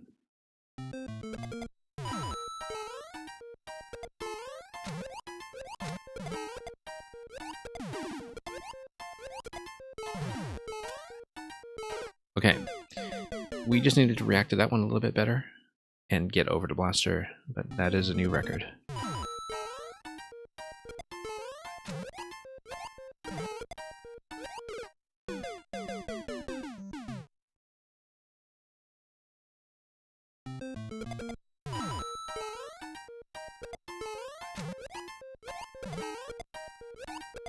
Yeah, I don't know how I was missing that earlier. That you could get the kick on a shell, because I was landing on top of the shell and probably just dwelling on it for too long. Anyway, I'm very satisfied that I managed to hit that hammer accurately from below. Bit of a lucky shot, but Saves me some trouble. That's feeling a lot cleaner now. No, we do need a bit of a medium bounce there. On at least one of the shells. Can't just do double short bounce.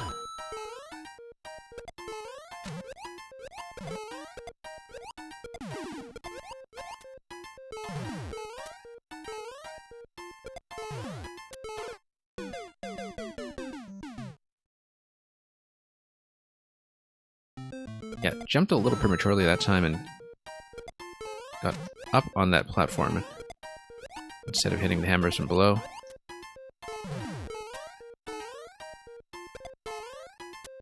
In general, pretty reactable though. Yeah, so it looks like I need to be caught by the claw. And I'm jumping a little bit too late for that at the moment. If I understand this correctly. But we're getting a better sense of the pattern in the early segment, at least.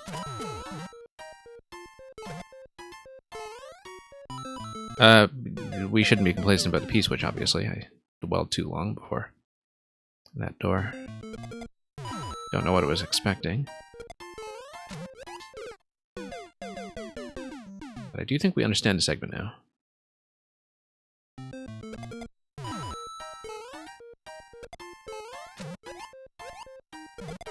Nope.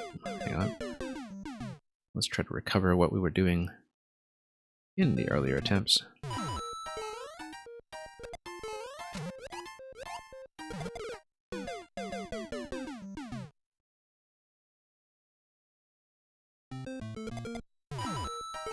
We did have it sorted out, I just need to remember, short bounce.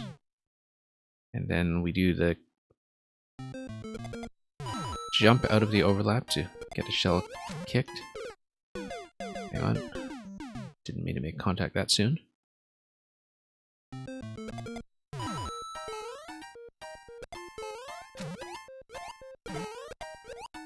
Nope. Missed a high bounce. Everything else was fine though. This part was really fun to build, but because not only does it move fast, the blaster forces everything to line up perfectly underneath you. Or over you in the case of that hammer hit. Now, the shell... Oh, I guess it was the blaster pushing the piranha plant under me, and the shell didn't actually make contact because it wasn't being kicked. It was just a dead shell.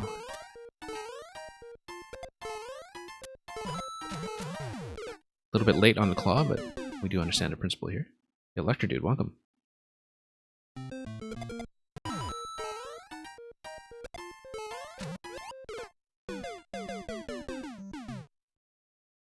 Yeah, that Electro Dude, hope you've been doing well. We've had a pretty productive session over here.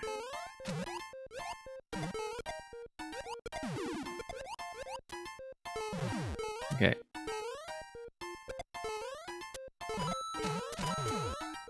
Up we go, and then through.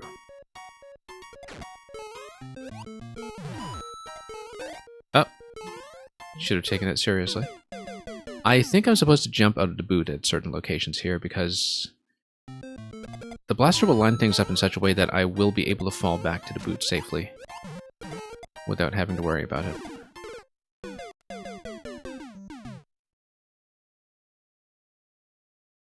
In fact, I think that is pretty clearly what is going on. Oh, a little bit of slowdown here as the shell makes contact. But plenty of time for me to get to the P-switch.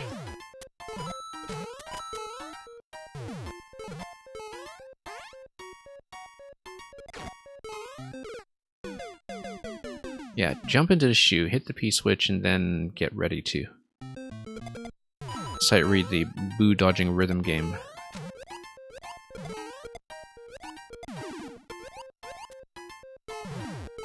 It does kind of resemble a rhythm game, doesn't it? All about reacting quickly to the cues.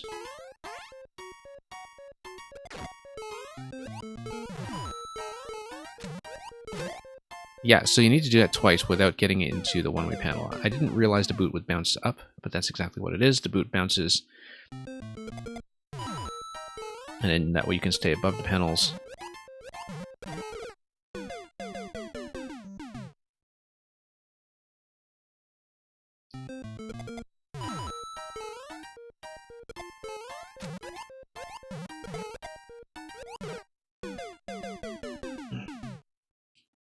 So document, does this only work right to left?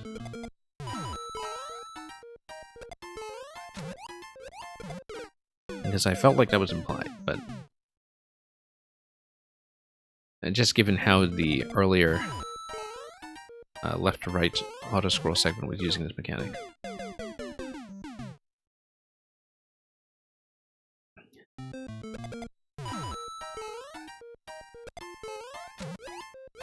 Yeah, because I'm thinking about the spawning rule where if you're going left to right on the camera, you're going to have objects on a stack being placed to the left of the cloud when they fall into the stack, right? You're going right to left on the camera. And then... let me think about that.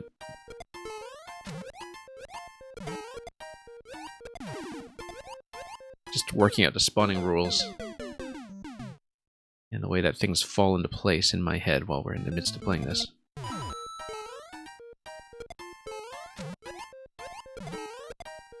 Yeah, 2 short bounces there to start will do just fine.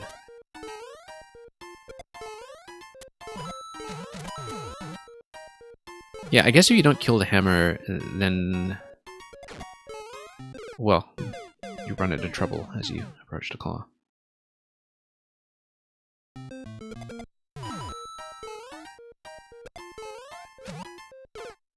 Electro Dude, from now on you can choose Splatfest teams. You mean any differently from how it worked before, as in you don't just commit to one for the event, or what's going on? I haven't been keeping up with patch notes.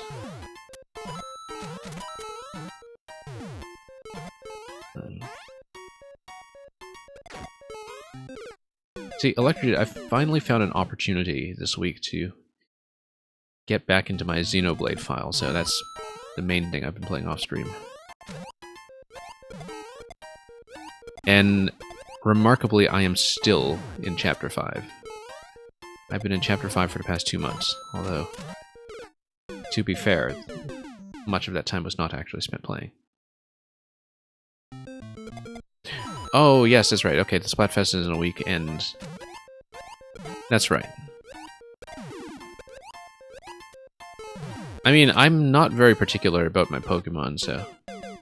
I'll just be looking at what people are selecting, and...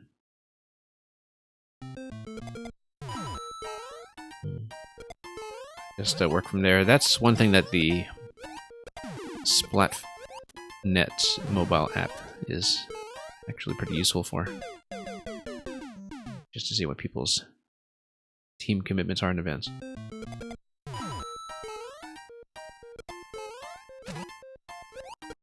Yeah, last time it seemed like everybody I knew was choosing gear, and so that made things easy. I mean, I was objectively going to choose gear anyway, for thematic reasons, but everything just worked out. Okay. I think I still have this residual sense of momentum from the previous room, which is why I'm completely undershooting the boot every time. That my sense of speed from this room is making me expect that I'll just careen into the boot when I get pushed by the blaster, or when I'm actually backing off a little too much.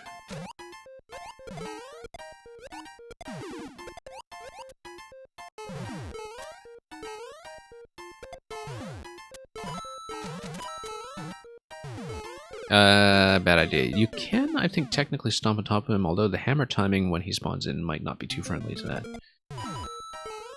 We're going to continue bopping him from below, because that seems like it's clearly the design intent and probably the safest thing to do. Yeah, given when the hammers come out, I feel like going top is not going to happen. We hadn't really even considered that previously, but it's good to take a look and work that out properly.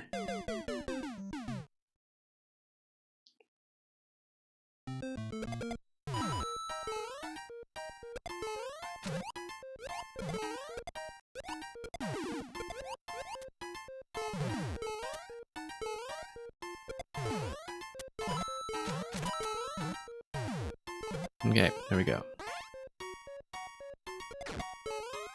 Nope, same thing. Just need a bigger jump. The thing is, it's okay to overshoot because the boot will be pushed along with me. So there's no point in undershooting that jump.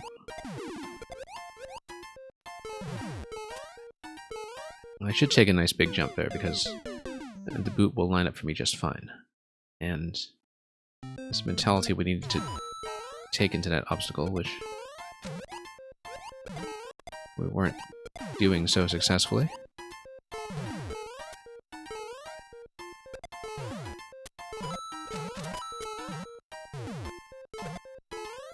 Okay, nice big jump.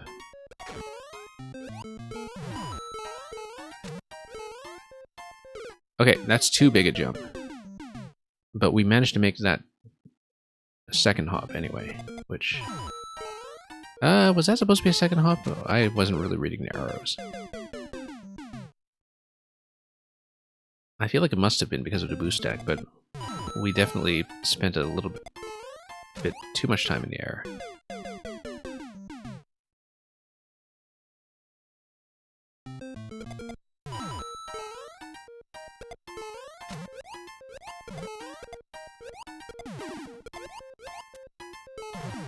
Okay. There we go.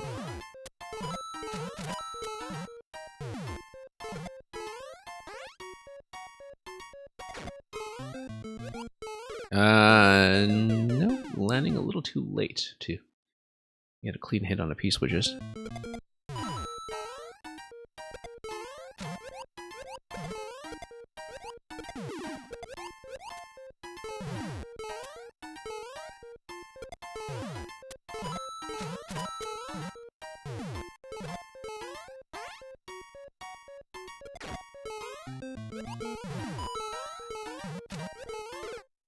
Yeah, I was going for a short bounce off the boot on the second time because we had overshot last time, but I clearly overcorrected. But yeah, it is going to be coming out of the boot in midair once it bounces. That's the whole point of that whole one-way panel setup and a second boot column.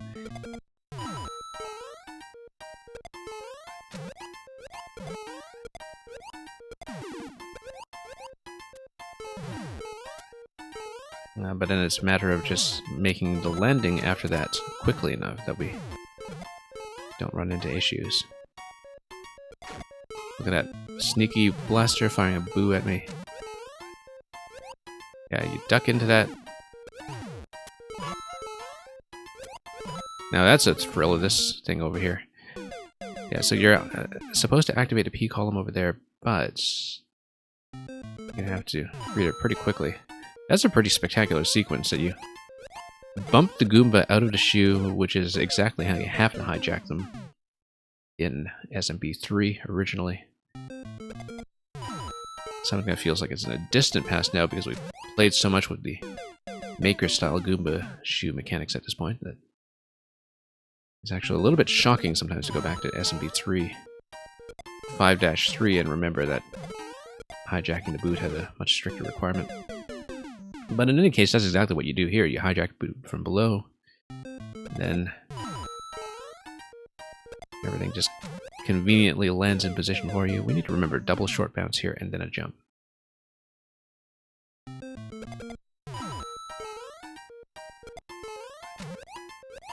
Yeah, double short bounce, jump.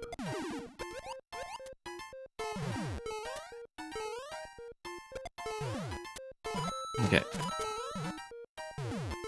Once you do that, this segment is pretty straightforward.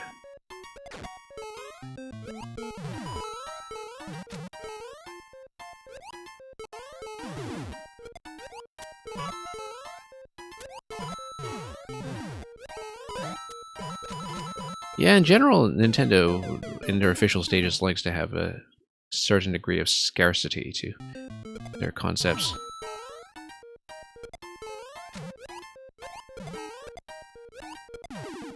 You can see that even with a lot of things in, well, both Super Mario World and all the way up to NSMBU, they do that as well.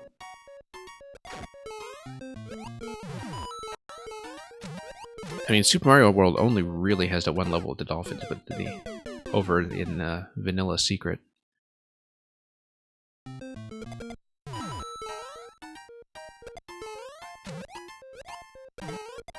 But the dolphins are just instantly unforgettable, and then by the time you get to the NSMB series, and particularly on Wii U, they really do commit to this idea of wanting to have one very distinct stage mechanic per stage, right? And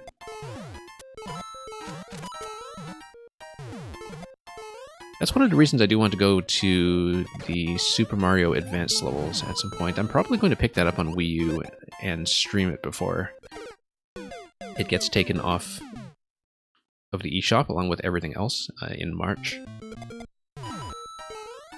Because I understand that the e-reader levels in Super Mario Advance 4 give Kuribo's Shoe significantly more play. And with the original SMB3 mechanics as well. So.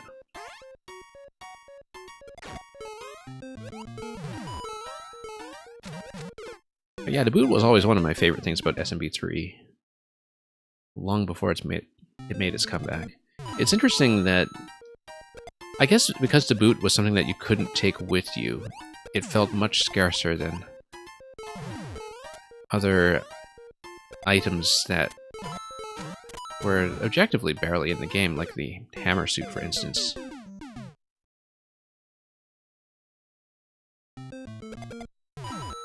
But for a number of reasons. First of all, that you couldn't take it between stages, and secondly, that you wouldn't be able to get it in your item inventory or out of the treasure chests. The shoe definitely felt even more stage-specific than some of the items that only appear once or twice in the game, you know. Things that are directly promised to you in a game manual, like the Tanuki statue.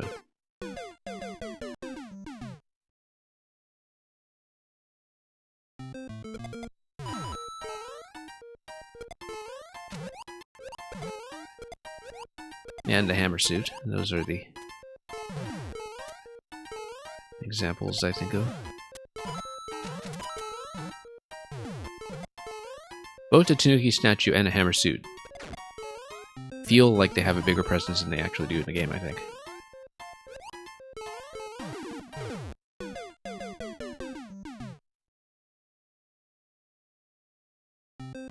Whereas the shoe was always a one-off.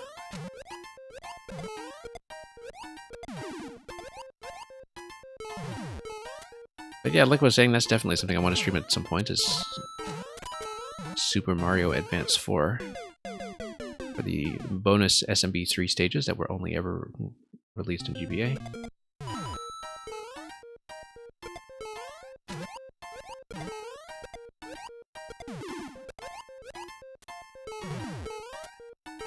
And yeah, Document, it would be interesting to come at those levels from a post-Mario Maker perspective, yes. I think both Kavik and Theorymon have independently told me that they're very interesting to think about as kind of prototypical of some of the things Nintendo would later try to do with Mario Maker, particularly Mario Maker 1.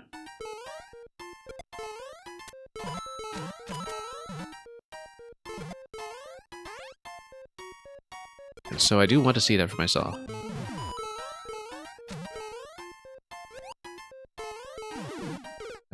Yeah, the boot definitely does get crushed, but we're going too high on that jump. We need to fall immediately down to the Goomba. You'd think we would have learned that by now, but you know, not always picking things up on the first go.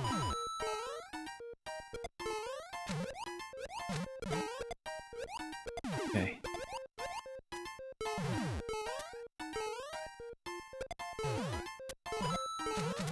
This segment is feeling more and more consistent. It's just a matter of understanding which bounces are supposed to be tall.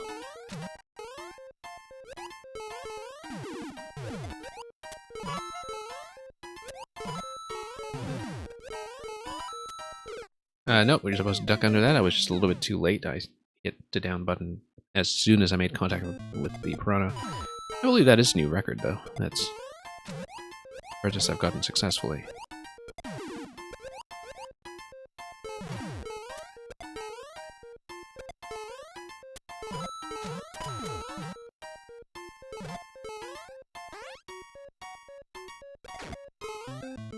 But yeah, back when the GBA was active, I never owned Super Mario Advance 4, but I definitely heard about the e-reader levels when they were being released, and one of the first things I remember hearing about them was that they made the first comeback of Haribo's Shoe since his initial appearance in 5-3.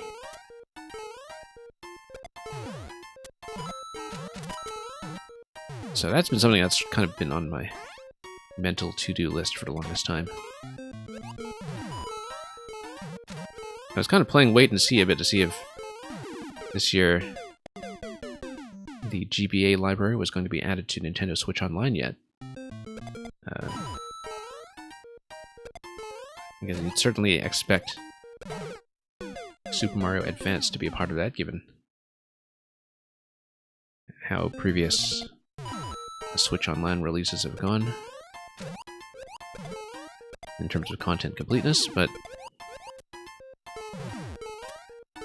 no, at this point I'm pretty sure I'll just pick it up on Wii U and make sure I own it locally. And that'll be something I can stream when we manage to make time for it.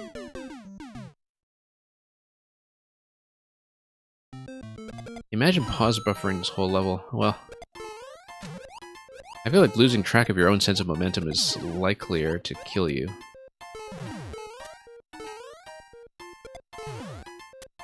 It actually helps to get into the flow.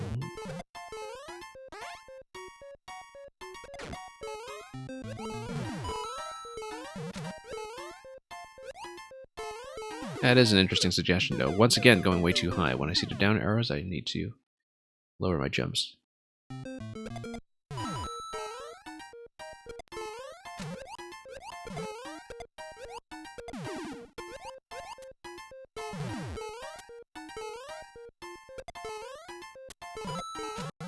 Okay. This is going smoothly, though.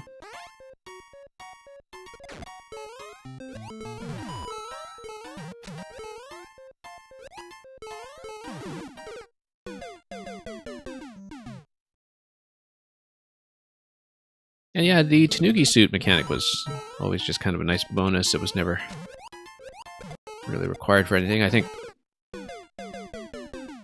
if the Tanuki suit had been introduced in a game like NSMBU, for instance, which had its own dedicated challenges, and also its own series of advanced stages once the Luigi stages were patched in, or introduced as DLC, rather, I feel like that would be a very different circumstance. I mean, if you think about it, Nintendo's levels officially have always kind of under-tested the player when it comes to the advanced possibilities of their power-ups. That's particularly the case with any of the flight power-ups, where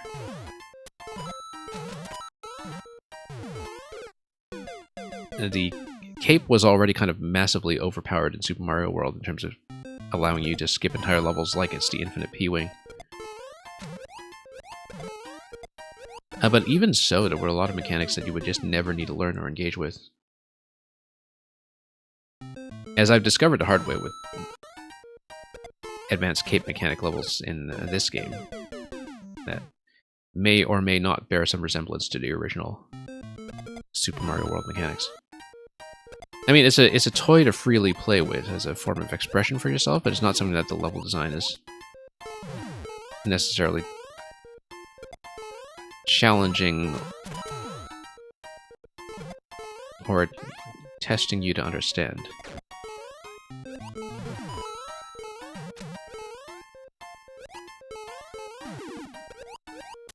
I feel like we've seen more of that kind of design with time.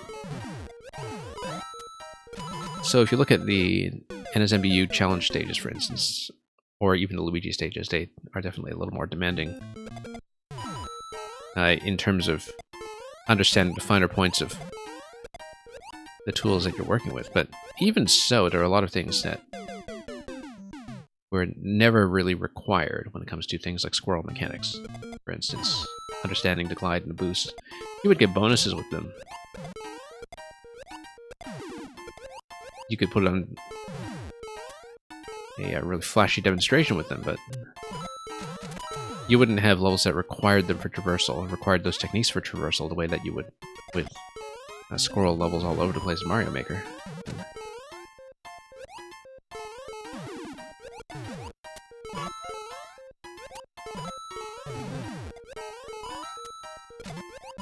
Nope. The boot springs up towards you, and you do need to jump out in midair once again. I didn't realize that until I was already too far down, but now the spacing is actually quite clear to me.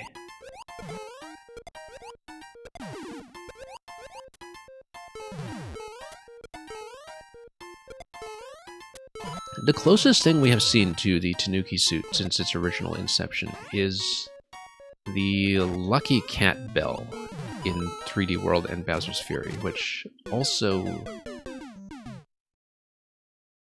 is under-tested in the same way, in terms of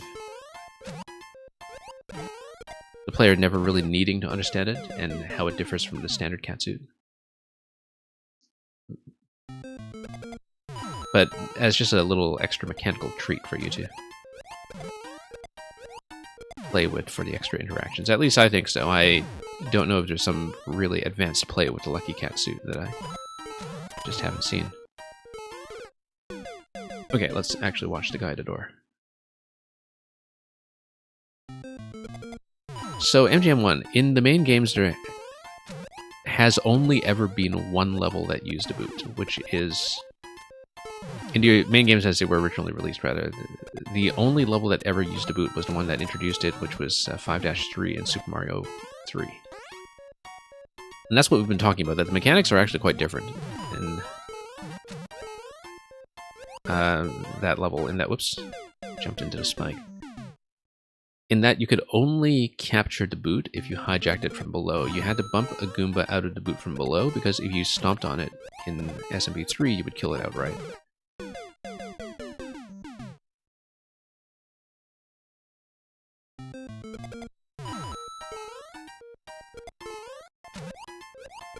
And yeah, Aegis Cook, to the extent that there were official levels made with a shoe, some of them eventually made it to the e-reader levels in GBA that we were talking about, which I hope to stream at some point, but other than that, no, it hasn't come back in any game other than the 2 Mario Maker games, which is where the boots have seen their most extensive use.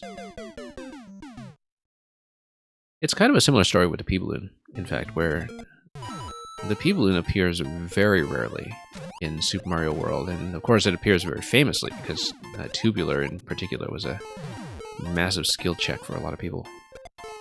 Even though Tubular is actually really short when you go back to it now, you realize that you're actually literally passing 3 Charge and Chuck related obstacles, and then you're at the end. It's just that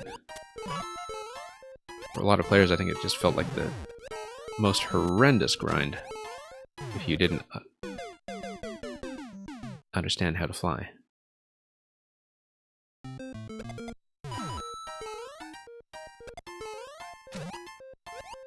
But then, of course, the P-Balloon mechanics are substantially modified in Mario Maker. Much as how the boot mechanics have been substantially expanded as well, with the addition of the stiletto, with the addition of the big boot, and some of the stomping and block-breaking properties. I mean, it's basically a brand new item that's based on the SMB3 item, more than anything. And so Mario Maker's actually seen a lot of the best elaborations of items that were extremely significant one-offs that never got much use beyond that.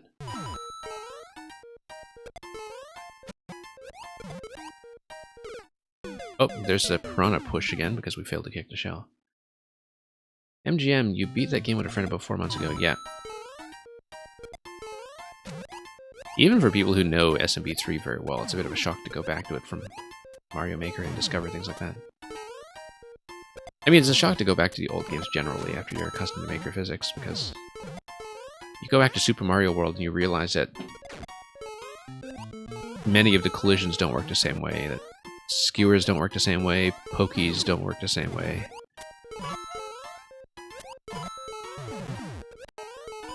Because after a little while, when you play enough Mario Maker, you just kind of take its internal rules for granted, right?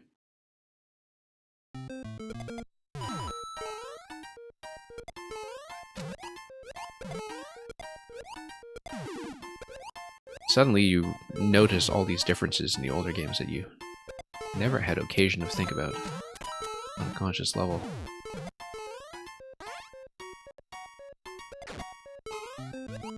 Yeah, I guess I'll have to look at that afterwards.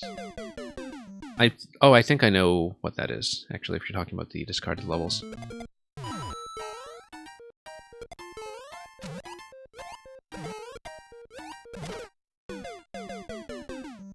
You know who really knows that stuff inside and out is Therymon, actually. So I think he made a course early on in Mario Maker 2 that was actually adapted from one of the SMB3 unfinished levels, except there was a bit of backstory to it where, you know, it's the theme of the level was the console glitching out as you attempt to play the lost SMB3 levels. And so there's this kind of, you know, deliberate garbage segment to it with the glitch effect everywhere, and it actually works surprisingly well. He's very self-deprecating about that level if you ask him about it, but it's actually very good. From what I remember, this was very early in Mario Maker 2. Okay. Getting there.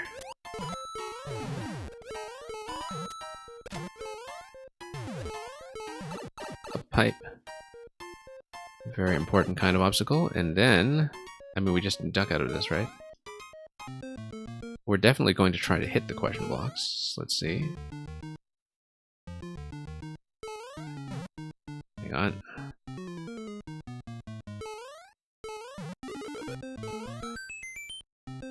Okay, that's one down.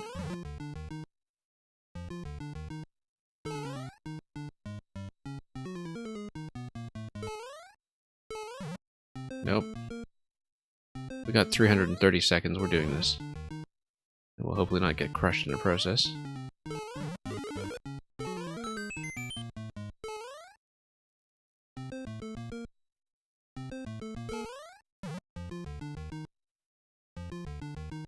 And then... yeah, it definitely goes far enough to give me an attempt at a flag. Okay, there we go. Nowhere near the top, but we'll take it.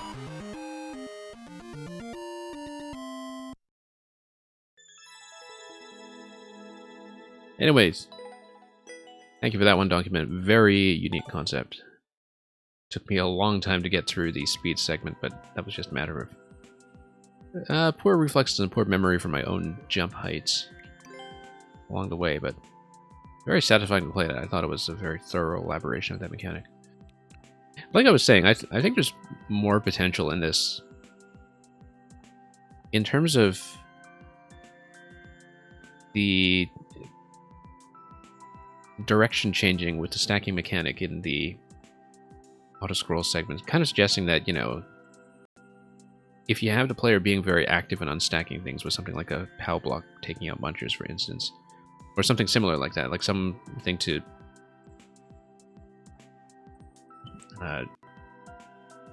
break the cloud movement.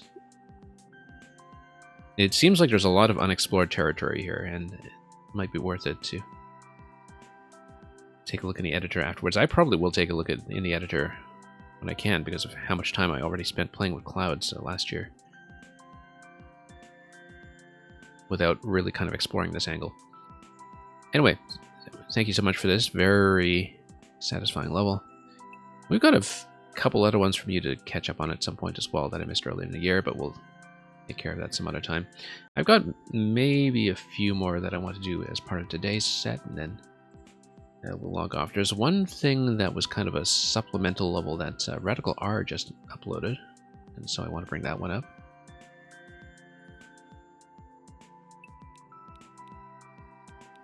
See if I can find it somewhere in the pile.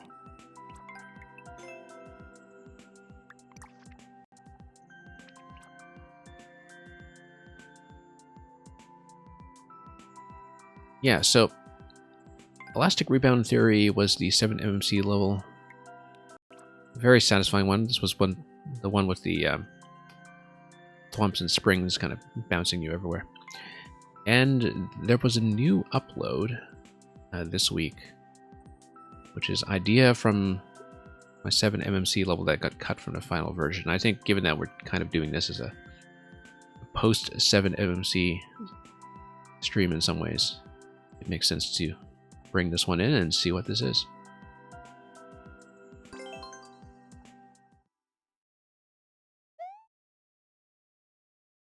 And we won't be staying on too long after this. I have a couple of prospectively easier ones to look at. And we'll just kind of have a relaxing end of the stream after having done some more challenging content earlier today.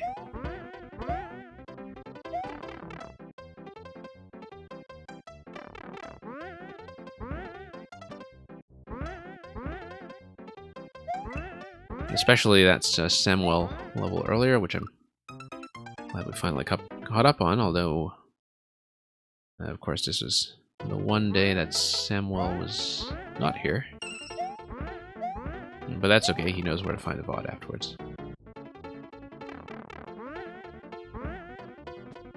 But yeah, pretty satisfying to get through some of these longer ones and do so in a patient environment. So yeah, these blasters are going to bounce back and forth, and then we just need to make sure we get into a safe zone for them. This seems to be the entire concept, just to get into positions where we won't be crushed. And yeah, the mechanic here is just using the slope conveyor plus spring, as you can see. Pretty transparent demonstration of that mechanic right from the start. I like how the track drop here kind of gets that initial movement going on this one as well. Just to get the pattern to line up properly. And yeah, this is a lot of boing.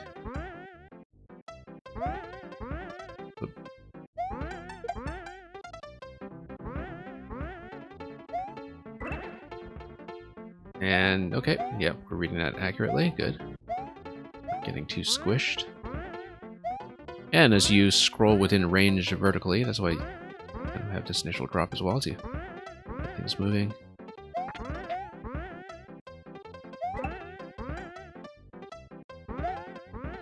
And then that's going to be a spin. Yeah, pretty clear.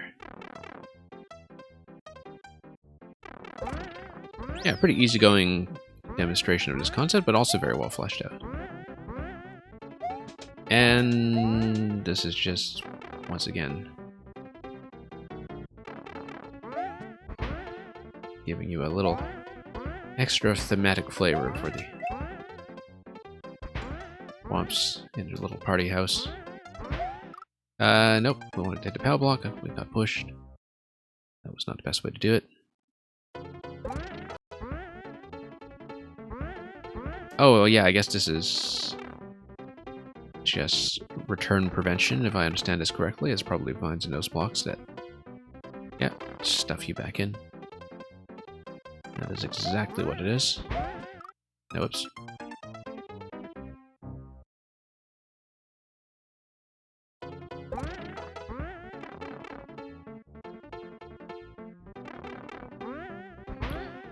Yeah, you need the initial spring drop to get the thwomp moving in the first place, so you can begin the deflection pattern. That's how the setup proceeds.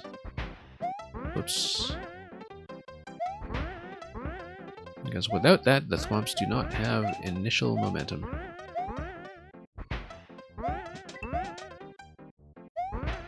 Okay. That was lucky more than anything. But we'll take it.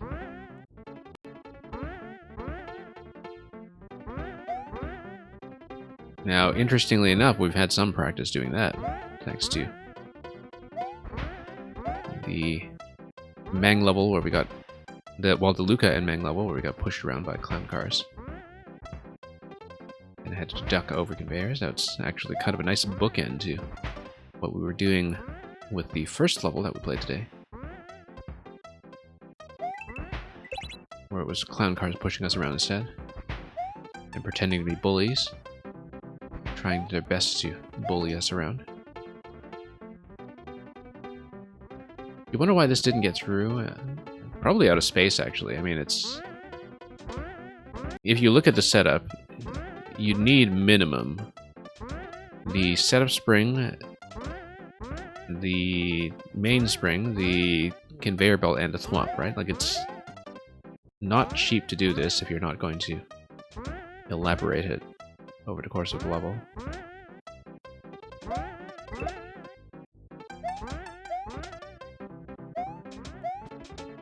Okay. Like this two-way nature here. For such an interesting mechanic, it's also a very easygoing level, which is nice. It's actually very relaxed in terms of giving you ample time to read the timings. Electrojude, I did play the Stack-O-Ween level, but that's not the one I'm referring to. There was the Refreshing Rapids level that was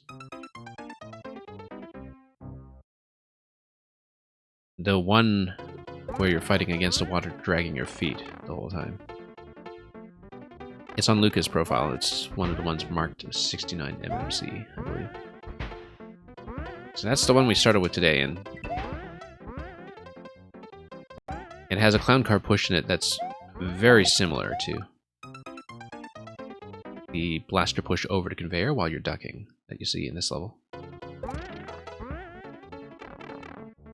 I mean, I only caught up on them today, so no time like the present.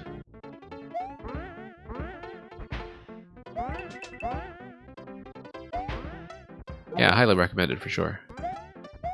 Grabbing the power from the side, by the way, works a lot better than trying to hit from below.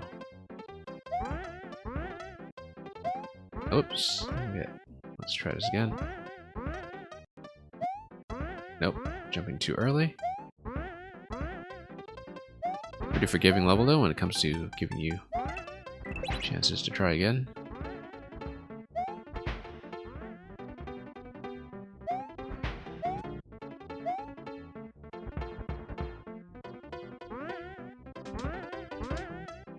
Yeah, it's always really nice to just do a big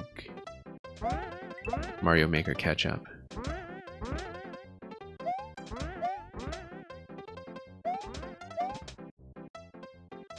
When you're not active with Mario Maker for a while, it's easy to lose track of how active a lot of makers are still remaining to this day, and how, you know, there's always somebody kind of keeping the activity going with something new and interesting to see.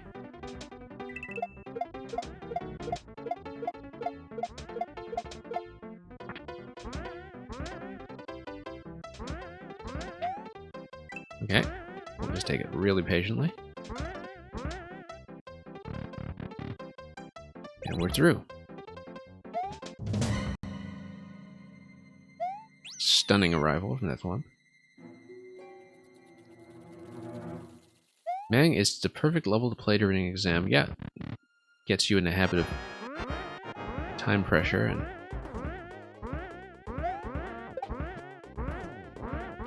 dealing with, I don't know, dragging your feet on a wet floor, which, depending on the kind of exam you're taking, may or may not be a consideration. Okay, so we just needed to survive here. Yeah, that's what I thought. But I was still looking around and reading the mechanism, so here are some balloons, unmarked, because it's just a party. We're not celebrating anything in particular. Just party time for us all.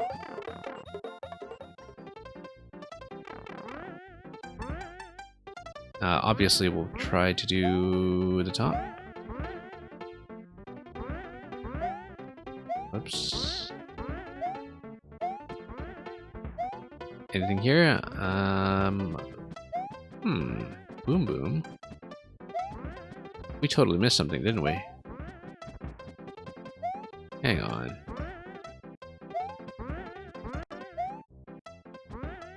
What did I miss? I think we may need to go back to this. Ah, no, there we are. That's... Okay. That was simple. Simpler than I thought.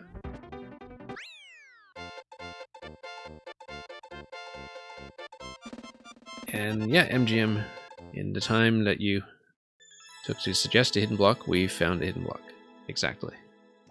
Accounting for delay, of course, with my stream getting to you and your chat getting back to me.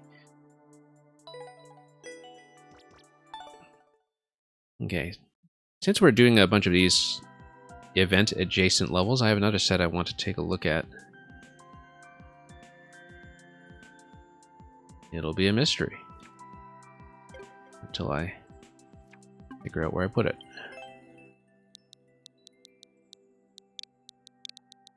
So some of you may remember that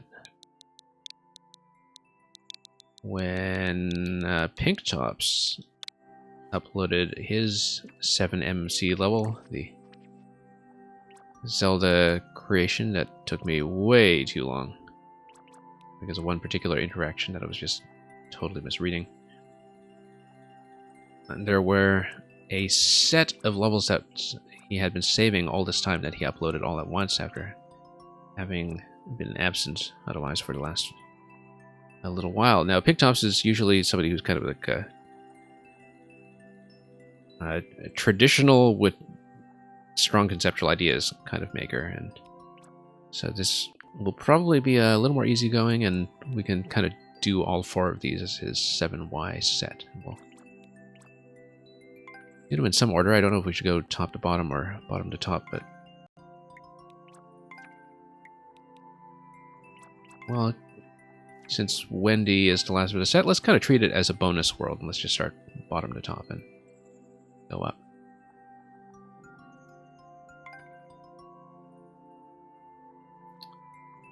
Okay, 7Y Pop Post Pond. 7 Fish. One of a handful of courses I made celebrating 7 years of Mario Maker. So, let's see them all.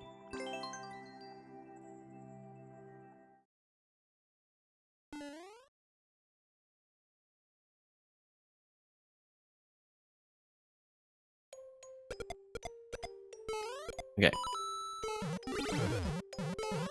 And, oh, look at that. A towering accomplishment. Not a towering accomplishment. It's funny because playing that Luca magma level earlier today, I see the mushroom floating around there, and my temptation is to just jump after it. As though I could live. Alas, it's not so. Oh, we do have another stump down there, which I assume I'll be able to reach after this interaction. Interestingly enough, yeah, you just need to spawn them once. They don't get disabled after that or anything.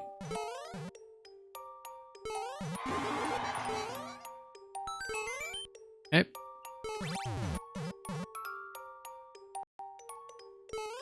Spawn these back in. Let's not hit the poison fish. The poison effect on it is maybe not as visible in SMB1 as it is in many other teams, so should be mindful of that. And yeah, like I said, I don't know why we even tried that, given that I just described how that would be a bad thing to do. There we go. Moral victory achieved. Yeah, the poison effect is surprisingly subtle here in SMB1 Night Jungle. Missed my opportunity there, and we needed to toggle the switch once again. Okay. Amazing how jumping is so often the solution to things in this particular series, or really just a platforming genre generally. Oops. Oh, I'm gonna die. There we go. No.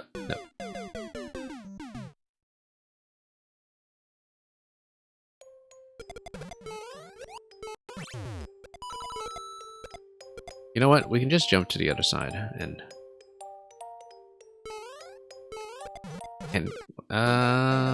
feels like I should be able to make that. Vine climb seems like it's actually kind of forbidding as Tall Mario. Oh yeah, of course you can always spawn to stumps because that's the central mechanic of the level, and that might actually be important.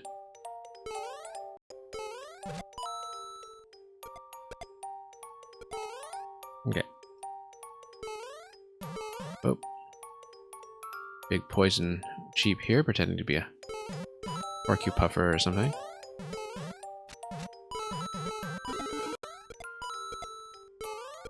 So, yeah, we should actually try to get ready to catch those power-ups when we spawn them. That was a progressive power-up. It was previously a flower on one of the earlier attempts.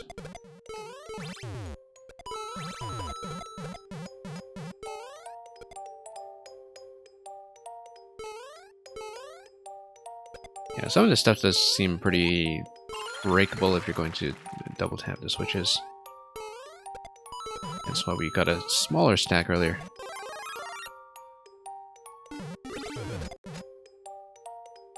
And yeah, so you can activate that and then find the camera over here.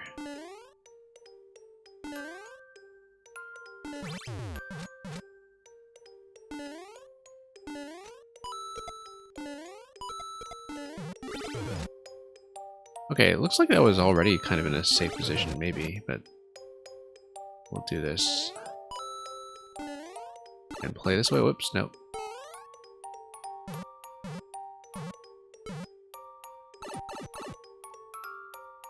That's right, let's just proceed to this side. See about that 30 coin.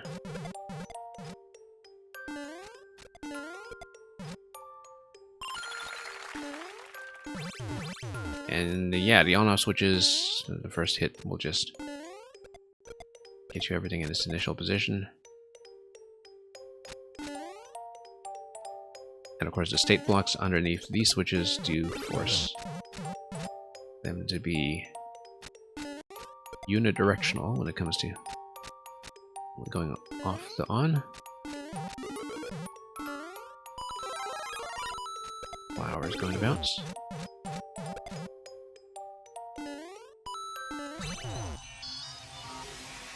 Anyway, let's go for a ride. Oh, missed the one-up mushroom at location. This was a little dangerous. Anyway, we'll race it over. Luckily, it is high enough that the camera is not going to be too uncooperative here. One-up mushroom, oh, missed it.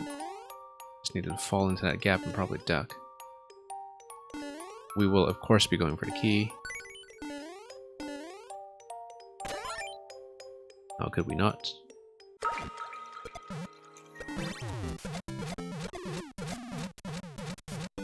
And, oh, did we miss the opportunity for the balloon room? I think we probably did. Let's try this again.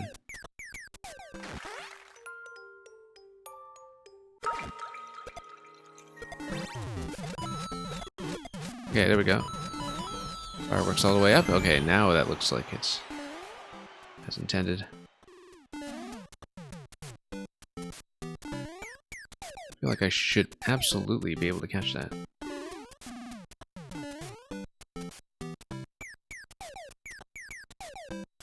As the bounce is near the top. We want to be careful here because falling into the right side is death.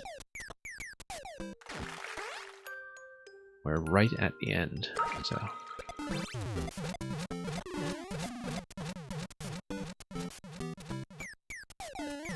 Oh, nope. Like I was saying. Now I'm really curious. There's got to be something on top. There must be, like a 50 coin perhaps, which we haven't seen yet.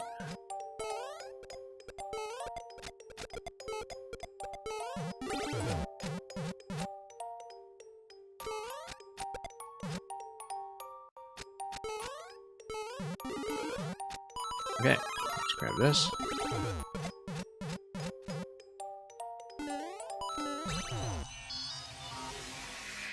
And ride it out. It's time with the 1-up. Just in case we need it for endless. Yeah, Pink Tops is sometimes really suddenly prolific. I mean, I don't know how long he's been hanging on to these with the intention of releasing them when his profile was likely to get a little more renewed attention, although it's always gotten a very generous amount of attention, and deservedly so.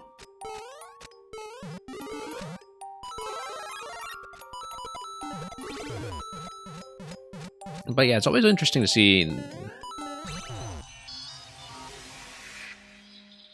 what Pink Tops manages to fit into levels that still have a traditional kind of flexibility for the player, as well as difficulty tuning. Because a lot of people work with concepts like this mechanically, but not everybody will do so in an environment like this where the player has a traditional levels kind of flexibility when it comes to, you know, optional progressive power-ups and other such Mario staples.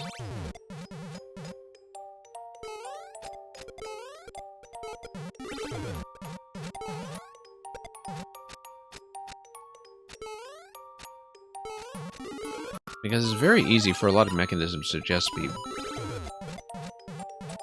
kind of fragile when it comes to the traditional format, especially when the player just has total control over the camera scroll.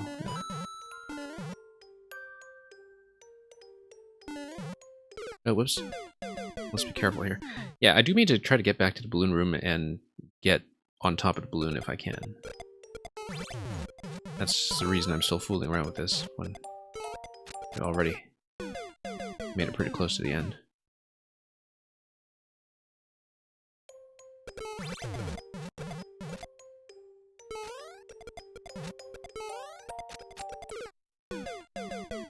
Well, we had it coming that time.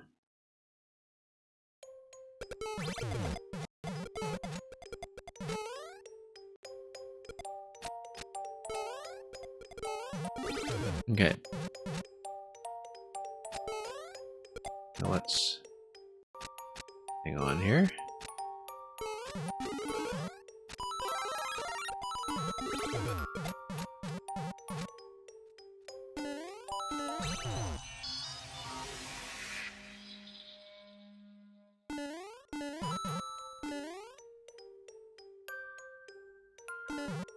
And whoops, slipping off the edge all the time. The fish timings are actually pretty easy to work around when you see everything coming. There's no need to panic, you know, when everything is spaced to scare the player instead of actually doing any real harm, but occasionally just flinching at the stuff can lead to little accidental slip-ups, like what we just saw.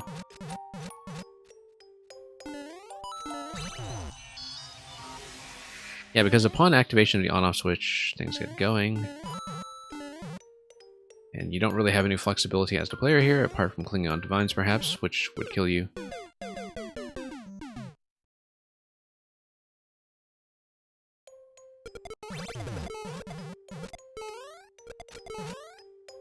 I mean, I guess technically that would qualify as an SD lock if you just climb onto a vine and stay there while everything disappears under you into an unplayable state, but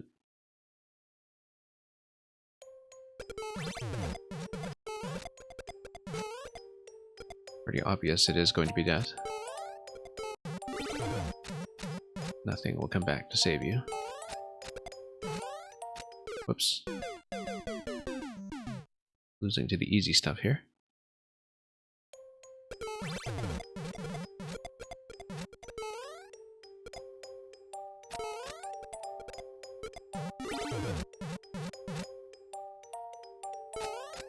Okay.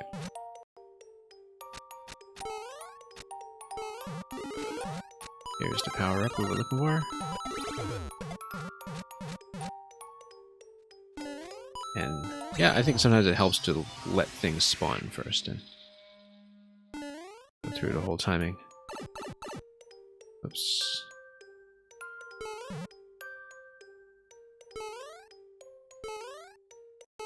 Yeah, the timings are set up so that you do have to jump. You can't just camp there, but the jumps are fairly easy to spot. It's very considerate, too, that even when you scroll the camera up, the stacks are generally high enough that they still remain within visibility. I feel like getting on top of the balloon here is going to be easier as Small Mario, where there's less of a risk of bumping my head. Oh, there's the 50 coin, okay. And we just missed completely.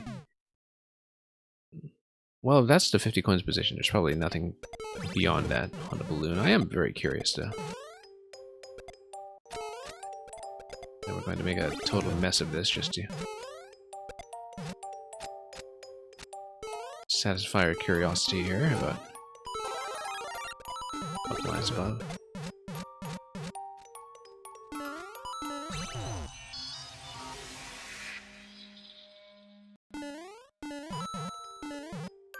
Alright. Yeah, once again, with low ceilings, it is the kind of situation where the power-up actually becomes a bit of a liability. Becomes more of a hindrance than you would hope. We keep missing that one up, even though it's pretty clear to me where that is. We'd have to duck out of it, though, if we're starting as Big Mario here. Let's try this again. There's almost certainly nothing up there, but we have to know.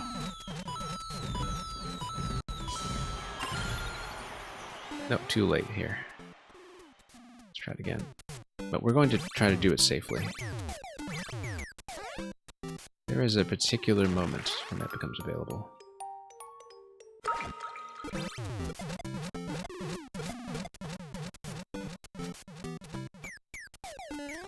There we go.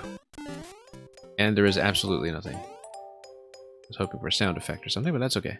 We'll try to fall back down now and have to land at the poison while we're doing it. There we go. True ending.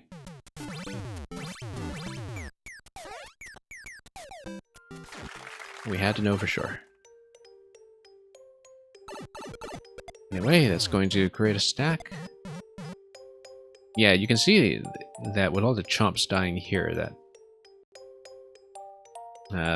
all the chomps get killed off, and then the stumps probably just get conveyored into place and then bounced up.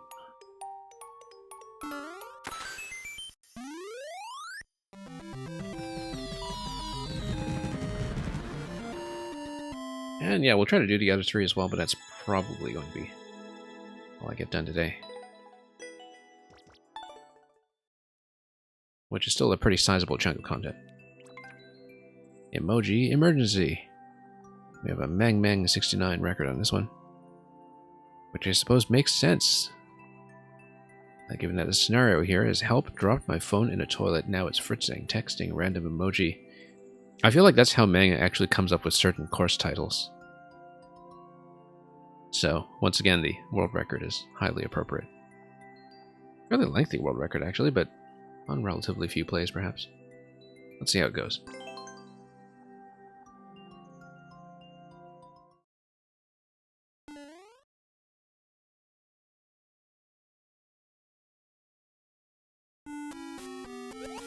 Anyway, it is a water stage, which is something else that I think is underexplored. There's a lot that's still left to be done with water in this game. P-switch. What is the P-switch doing for me? something timed that we haven't seen yet. Let's get out of here. Grab the 1-up, and then we'll look around to see what the P-switch could potentially affect. It's this gate. Okay. And, yeah, these mechas are going to be tricky to hit.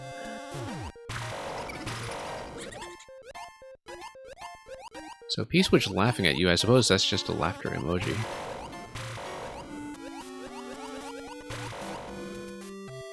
From the device that you dropped.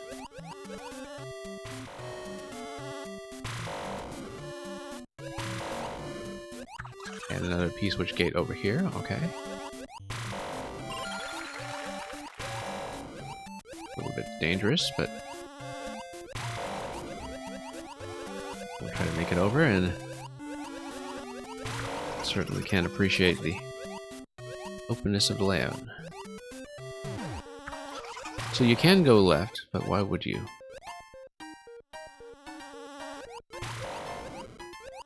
When you can try to bust through here instead. Well, it looks like you might need to chain an additional P to do that. In fact, I strongly suspect that's the case. Yeah, probably chaining an additional P for this pipe down here. I don't know if you absolutely have to. I feel like swimming well could get you through that just fine, but looks like that's the clear implication. Let's go down the left there, where the P blocks are marked, and to chain an additional P over to the right side afterwards.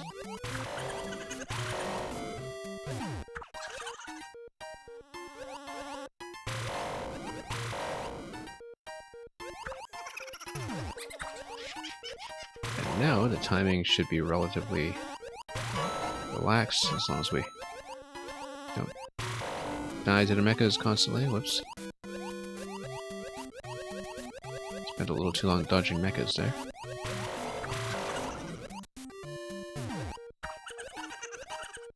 Okay, let's back down and chain it.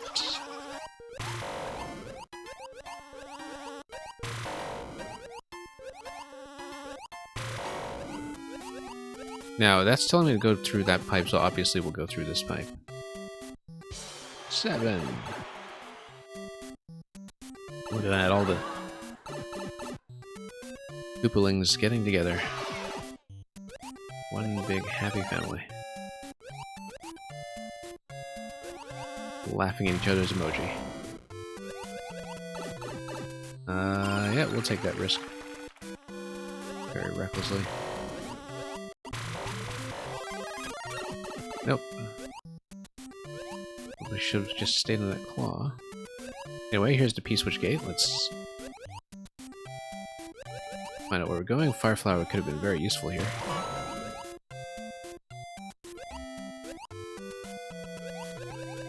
Wow, big drop down here with another P-switch gate, so there's a lot more here than I would have expected from one segment, but we'll find out soon enough where we will go. Okay, P-switch.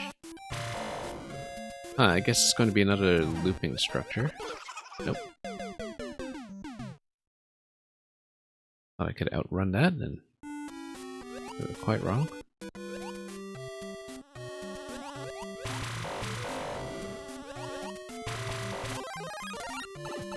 Nope. It's the same thing that happened with Fireflower earlier. Look at the placement of the star, by the way, at the center of that firebar formation. Not actually obtainable for me as a star, but it looks reasonably fancy.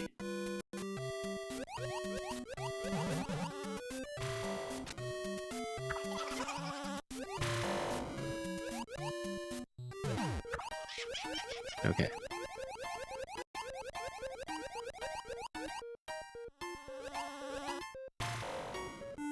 Nope, just a little too slow.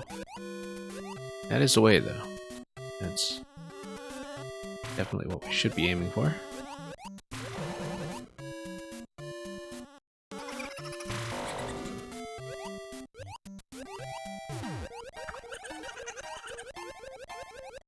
us paddle more quickly. Nope.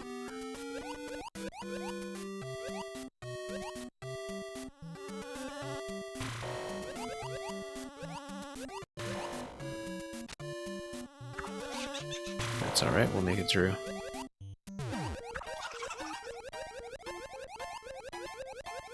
We maintain a certain level of momentum here. And then it feels pretty smooth from that point on.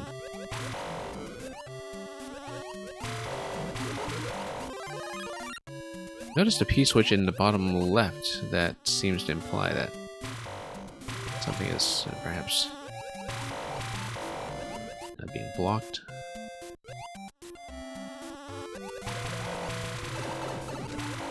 Oop. Sleepy balloon over here. Looks like it's another series of P-switch chains if you look at that red pipe. Might just be an exit. This guy's seeing money though.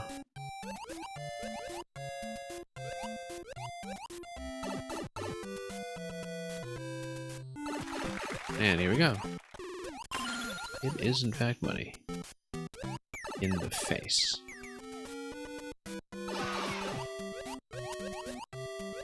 Oh, there's another pipe down here too. Let's see who this guy is. Yeah, we'll take it.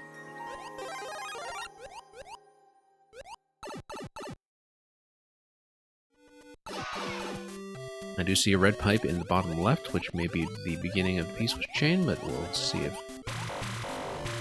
that is all close to the truth. Nope, looks like we need to get down there first to continue the chain. Nope. Kind of rammed into that blindly. Now, it looks like here you could potentially head bump P. In fact, I strongly suspect you can, but...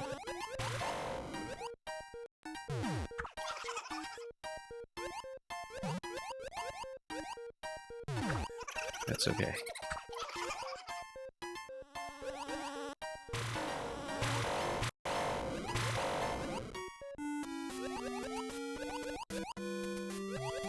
Yeah, you need to be fairly brisk.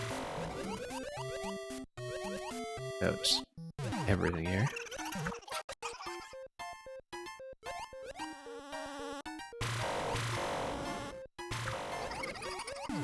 Nope, too late. Right idea, though.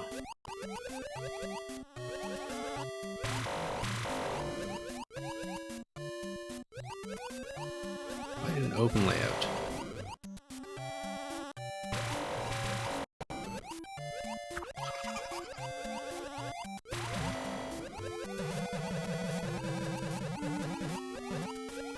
Whoops. I don't know if they're tight necessarily, but you do need to know where you're going.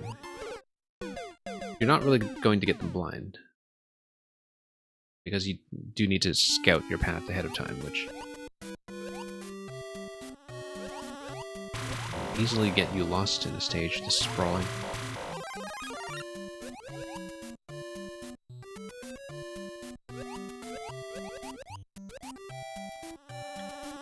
Yeah, that's the nice thing about water levels is that they do have the flexibility to use quite a lot of their real estate. All as an interactive space. Oops.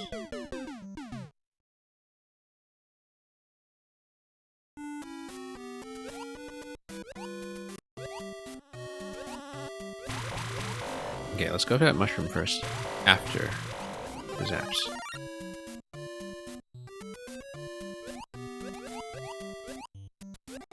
And we'll just find...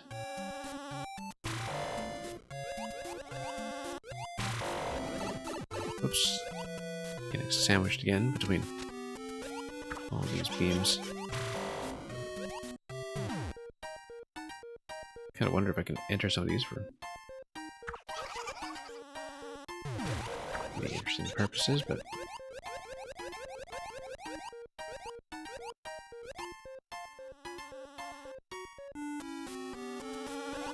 That's fine.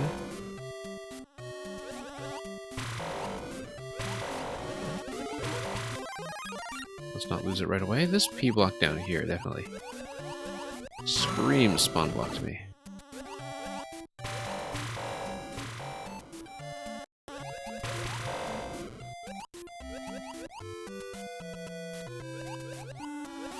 Okay, let's once again try to chain the switch down here. Can do.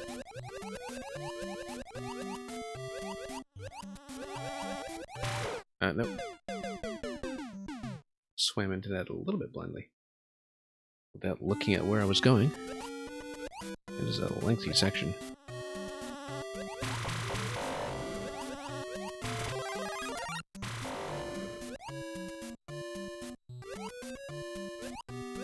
Going below like this is probably not a great idea.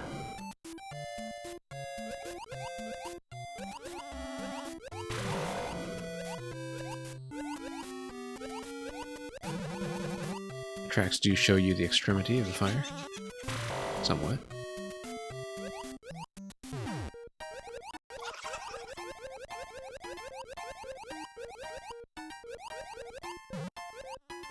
Nope, too late.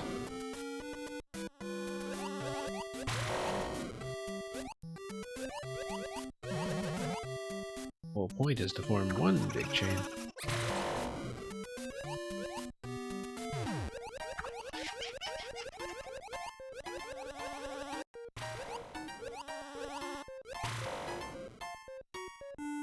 Okay, that's fine.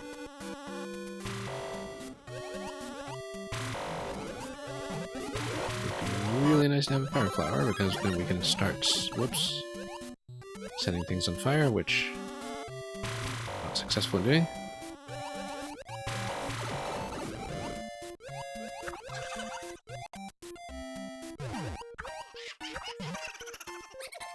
Yeah, pretty substantial amount of incoming damage here. Nope, too late, just didn't land on that accurately. I should probably plot my course coming out of this too.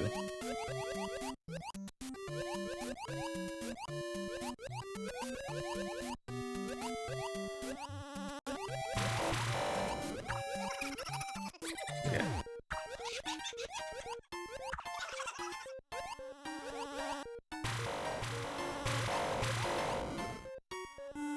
Nope, too late.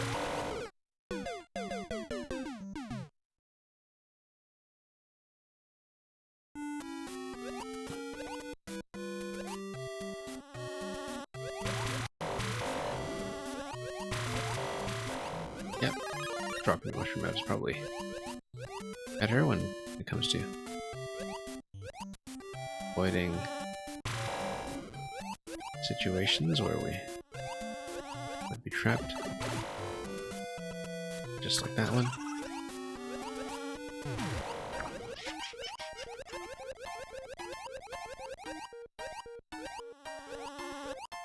Okay. Right on time.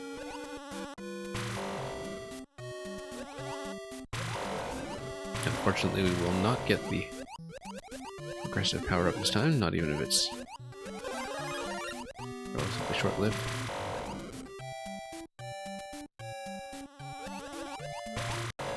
Nope, once again, same mistake every time. We just hit too hard to certain things like that.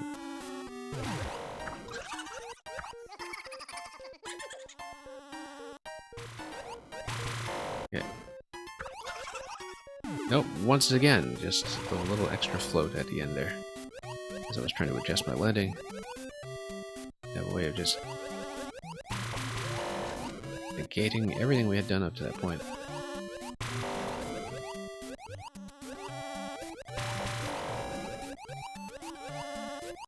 I feel like I completely overshot where the data point is. Oh, maybe I didn't.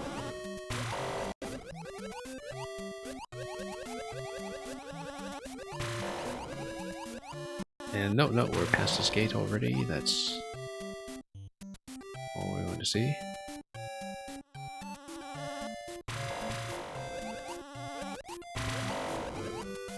And yeah, let's get up this way. That's going to be where the P-switch is located.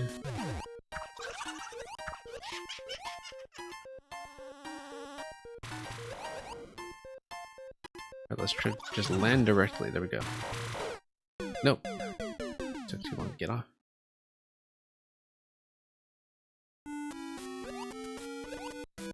This is taking rather longer than I thought it would have, considering that the whole level is quite relaxed.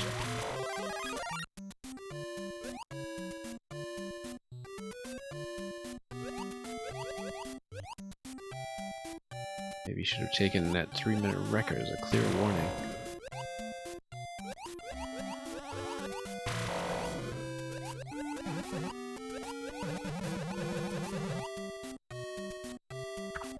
Alright.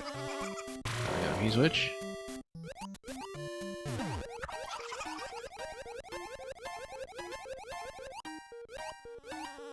And then... yeah, unfortunately floating up and down leads to a lot of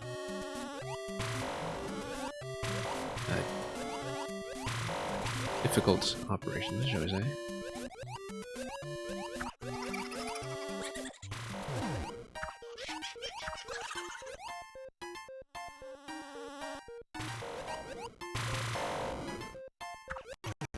Okay, that's correct. That's not correct. Let's go back to the P-switch quickly so we can reactivate.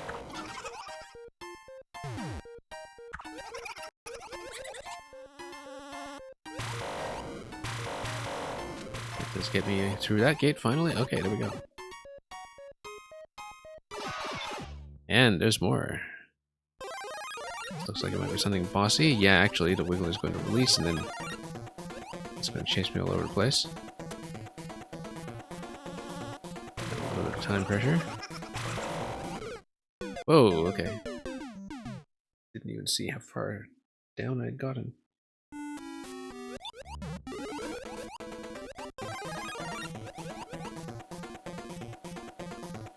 Yeah, nice big open layout for the chase.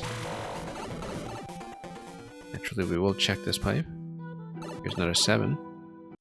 With Bowser carrying the big mushroom balloon. That's actually a really kind of lovely scene. We want to see that again. Bowser in his garden. Looking all very peaceful.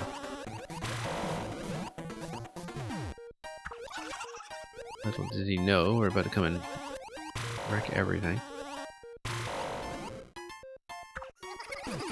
Right up, too late.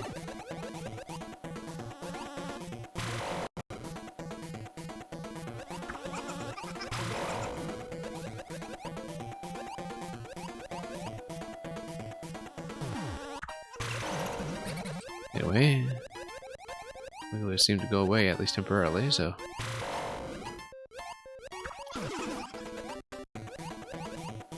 oh yeah, we needed to look for the P-switch chain.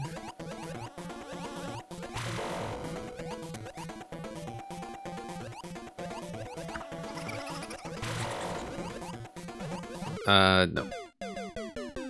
Get stopped there.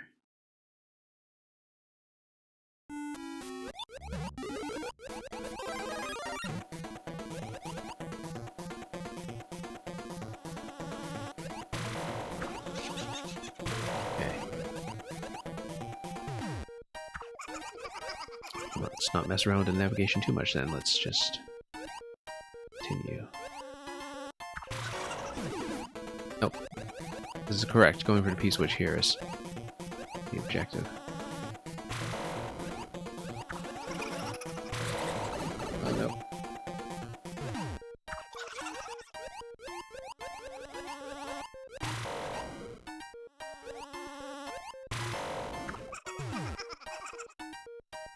Make sure we step on another one if we can.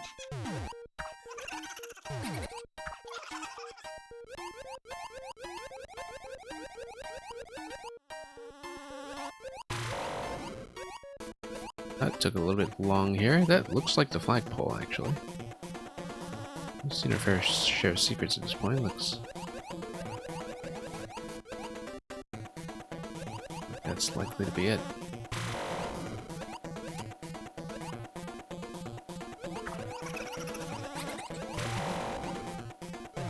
We're totally gonna die. Yeah, I knew that it was careening in, and that was not going to be very easy to escape.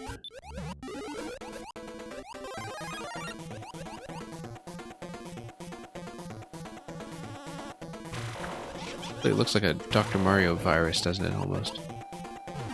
I guess it's supposed to be a devil horn emoji or something.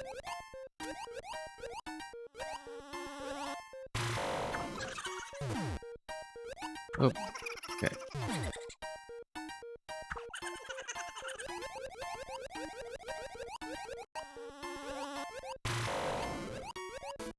Nope, that is the flagpole, but I'm going to miss it.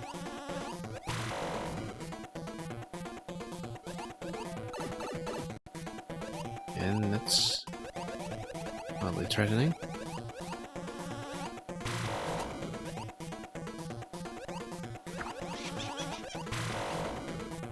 Yeah, as at this point here, it's the same trap every time that when I go down there, the Wiggler starts. Because we were releasing it from the claw and respawning it at this claw every time I came back in. That's exactly why. And as you go over the balloon, the Wiggler drops off the claw and starts to run around.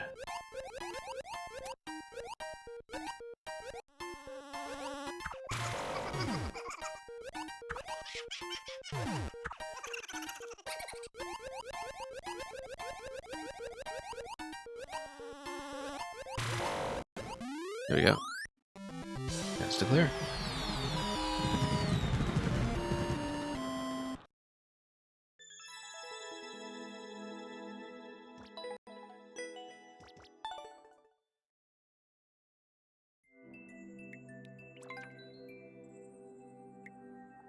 Yeah, let's do the remaining two. I don't see why not. Esquelitos Explosivos braved the blitz of blasts on the bombarded Bone Bridge.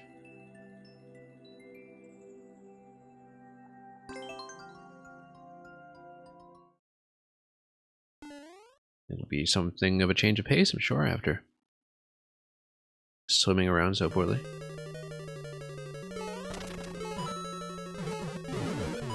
Oh, that's what it does.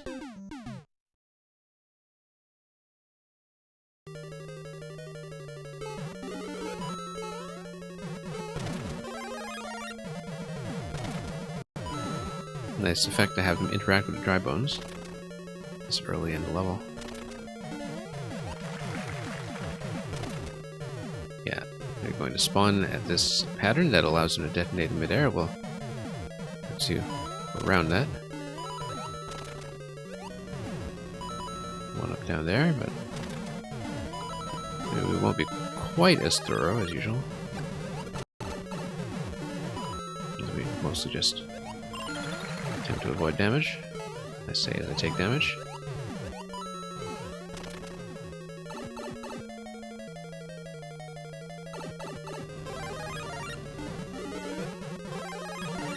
Okay, flower. That did not go well. Now going fast before everything starts spewing out of the pipes, that seems to be part of the key to this. That you just don't want the spawns to get out of control. You can stay ahead of them.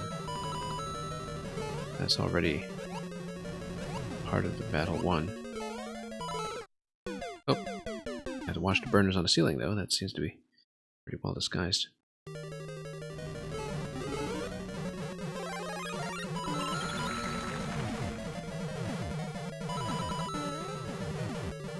Serves you right for running around in a furnace. So nobody ever told you not to run around in a furnace. I was hoping to get that safely, but we didn't turn around very accurately. That's okay, it's close enough to checkpoint that I thought it was worth trying.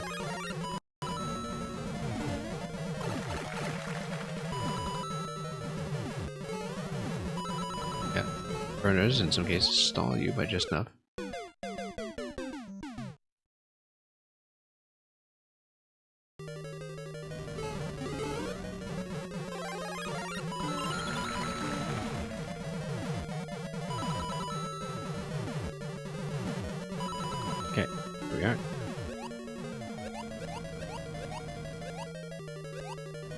Nope. Have to be exact. I kind of want to put in a few more attempts here to demonstrate firing the 30 coin.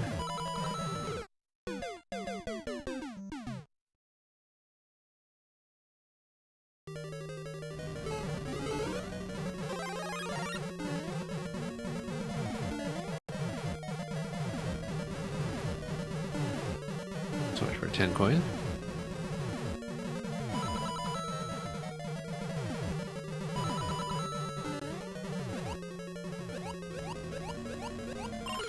No, I don't see it. Maybe I need to kick something towards it. Spacing never quite works out right. The sort of arc I have jumping towards dry bones.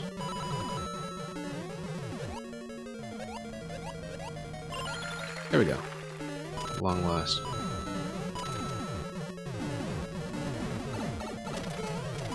No, once again, don't want everything to get out of control. Whoa, no. Didn't even see that ignite at all in the previous cycle, so... we got roasted.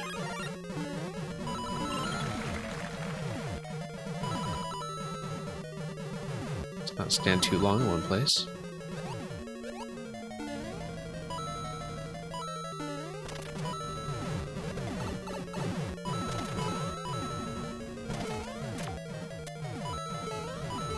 Burner to do its business.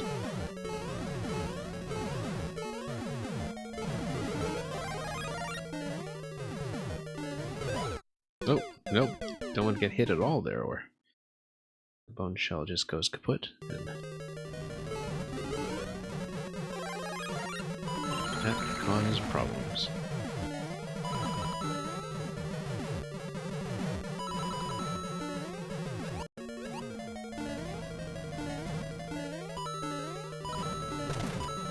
Go fast if we can.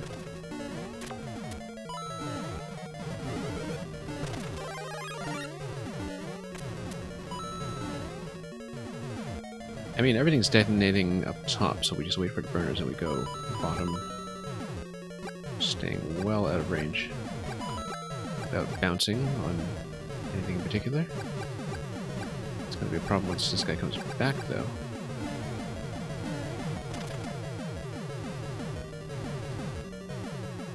That's the idea, is that you kind of need to sneak through the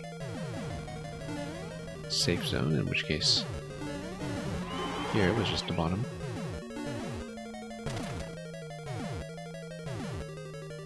This is just a timed obstacle, this column here.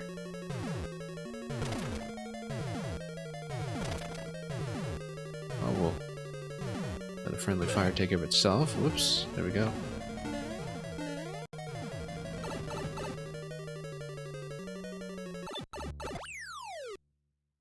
And we kick the shell.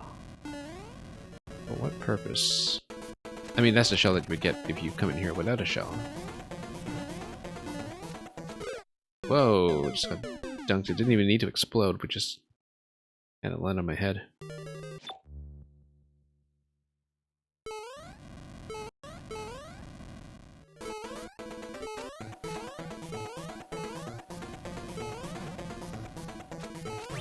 Anyway. Get a bomb toss over here. Oh, okay. Yeah, we're supposed to grab the spiny head and then probably hit from below. I think it's quite possible to do it. Just need to watch. Looks like the burner timing. Whoa.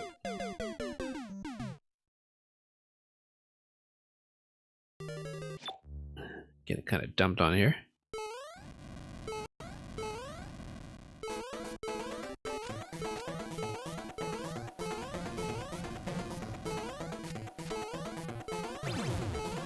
Okay, there's the first switch activation.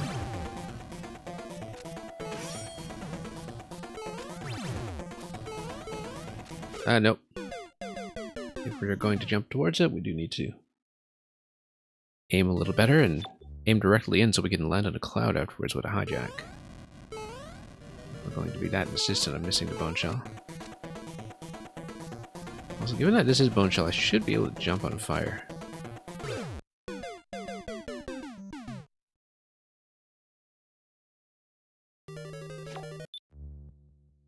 Once again, let's...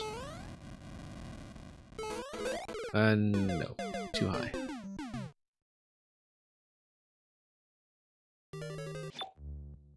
Probably not the brightest approach anyway. I mean, certainly it's available, but looks like that will not be productive.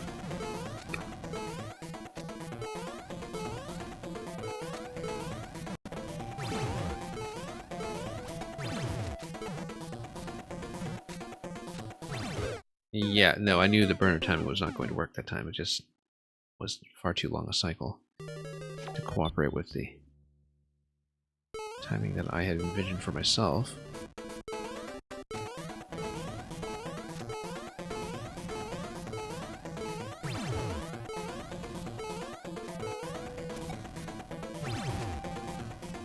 Let's let this go. Nope, once again, too close. There's a strong incentive to get out of there, of course.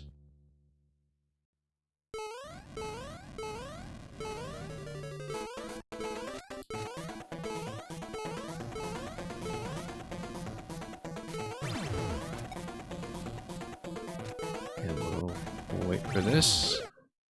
No, sometimes I think if the burner pattern is not going to cooperate, we actually need to wait for the next pipe release.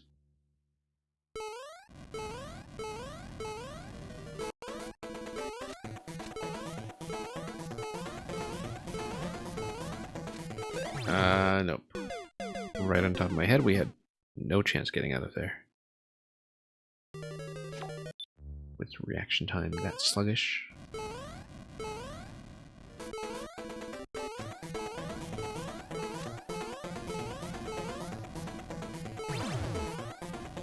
Okay. Wait for the burner.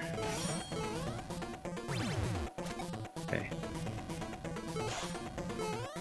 Now we have the capacity to deflect the bombs, which is really important. And of course the bomb takes out the shell on my way down and that blows up.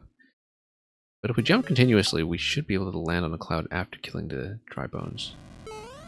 It's a matter of aim, because of course it'll take up less space as a sprite once we get the big passenger out of the cloud.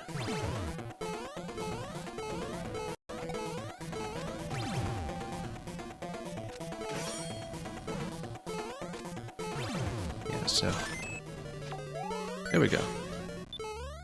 Now we attempt to survive. And we can take this up as well. That does not get me anything. So we should probably just get out. Or anything else terrible happens. 7 years. Let's not hit that yet. Let's check some pipes. And indeed, there is something. Here's the dry bones cover image.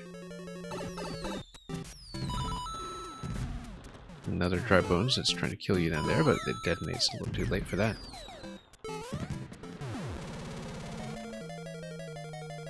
Alright, one more to go.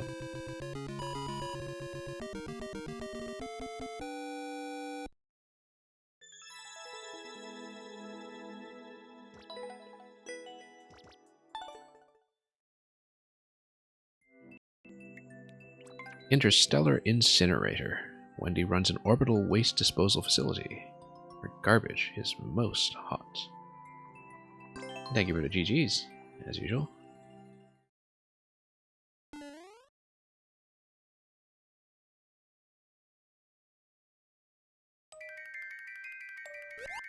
And here's a 7 once again. So this is going to be Night Castle SMB1, which we really don't see that often. Especially with no lava in sight at this current height.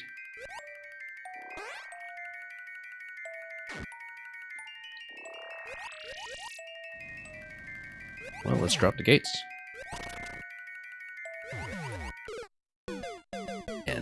manage my swimming a little bit better. Swimming, floating in zero gravity, same idea.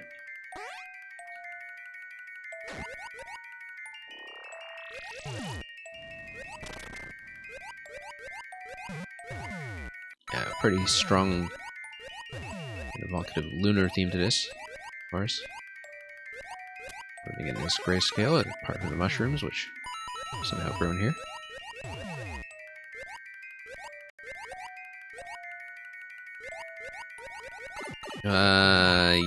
Yeah, that was not the best way to approach 10 coin, but once again, need to correct my movement a little bit when I'm swimming and floating so slowly.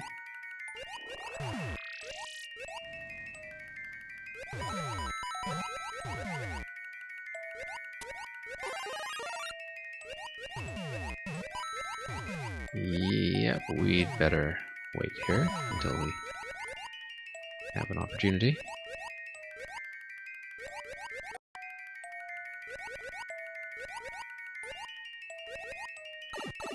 Nope.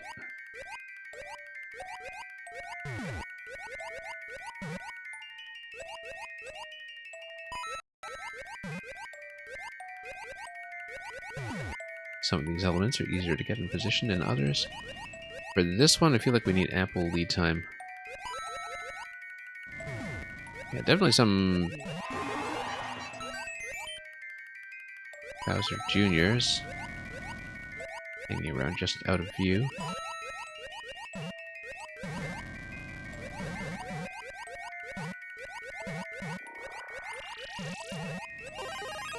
Oh, we got a 10 coin here, and we just got a checkpoint. Might as well try this.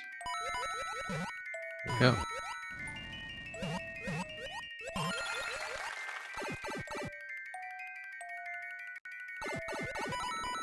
I love the Bowser pillars doubling as burner torches on either side here.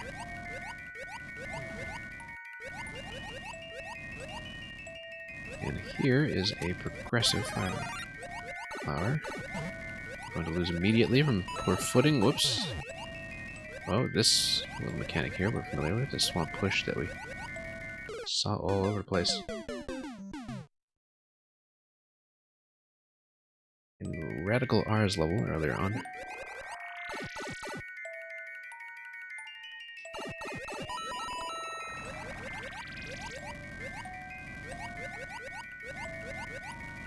Anyway, no flower this time, but that's okay. We'll benefit for about as long with the mushroom.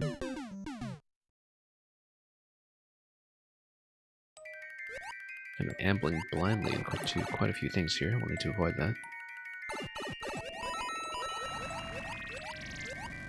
Oops.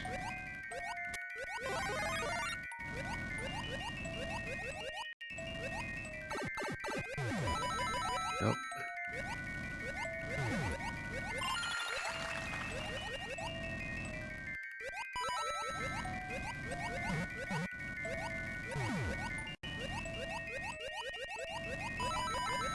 Okay, that was a little too close for comfort, but both ways could have gone just fine.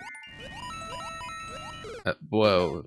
Once again, that chomp coming in from off-screen. I mean, I did see it swing there once previously, so that shouldn't have been too much of a surprise, but definitely had a little bit of trouble tracking his position. So how seriously to take that.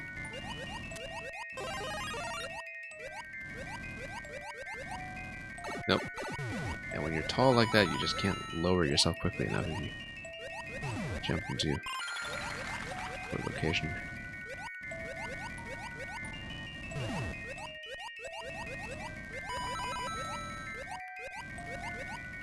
Oh, let's see.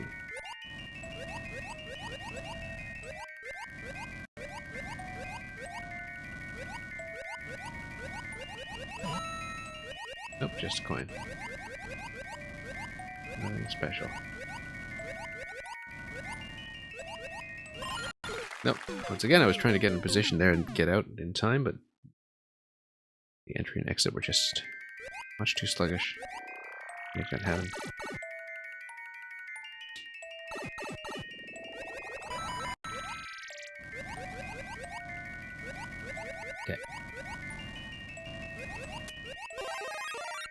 And as always, the super mushroom just has a way of making me a bigger target.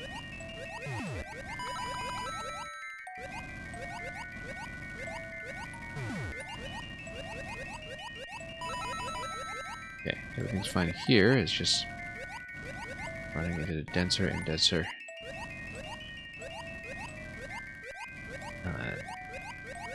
advertising zones that perhaps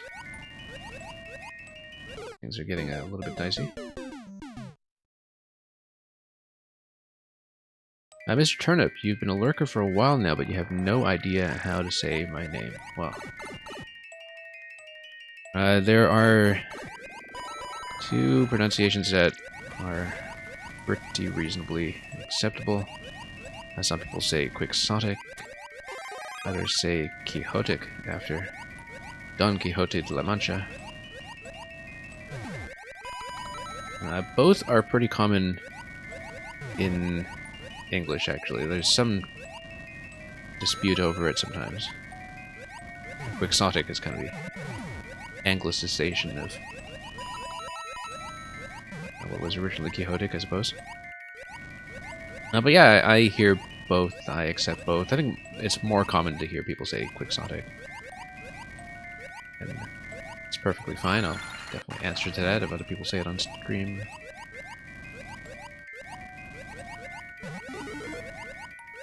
There have definitely been some very creative pronunciations from people encountering me for the first time on other channels, and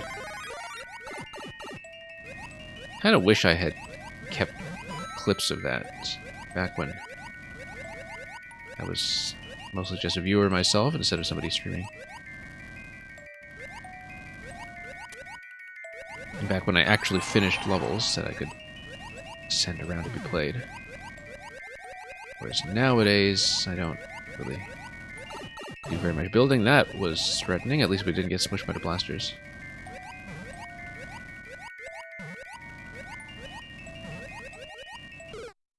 Yeah, totally got zoned out here. That's okay. We'll make the ascent. Once again.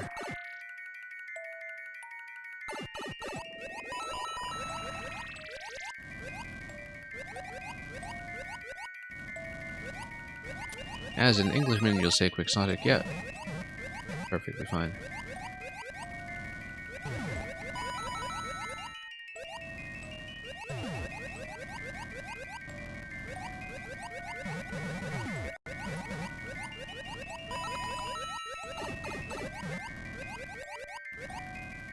And let's try to tap some power-ups along the way, just in case. Oh, no, that's just a coin.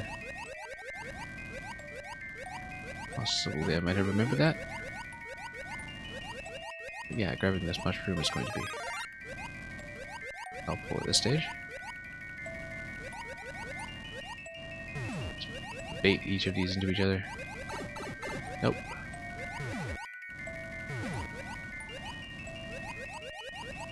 Very easy to get hit with everything going on here. Maybe I should be going around the thwomps when they're retracting slowly.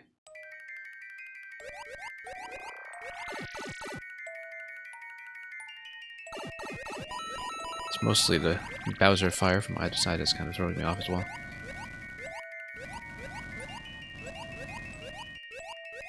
Yeah, pretty clear to me that Bowser is oscillating on a track. You can kind of see him just barely out of view on the right side.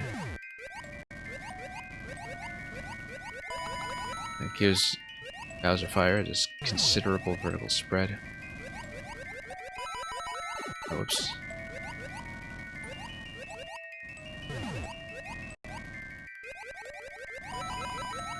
Okay, this segment is fine. We just need to make sure I grab the next power-up, which is essential. Until we get hit, because we're such a large object now. Okay, right target. Whoops.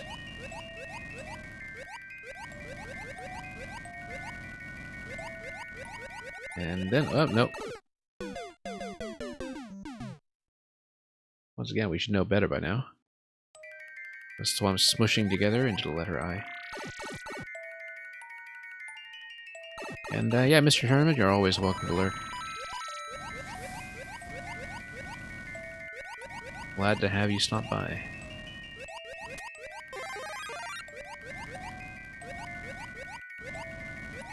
Let's try this again.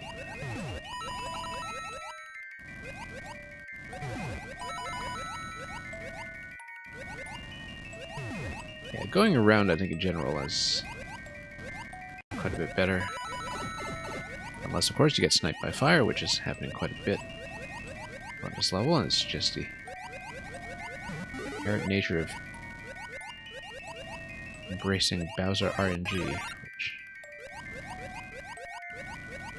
is a force to be reckoned with.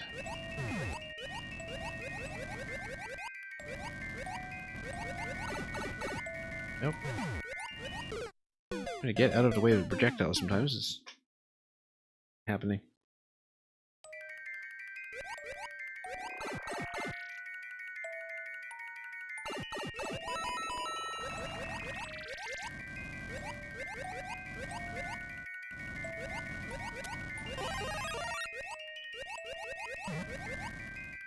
Alright, here we go. Mostly avoiding Bowser fire, that's the main concern here. No, like I was saying.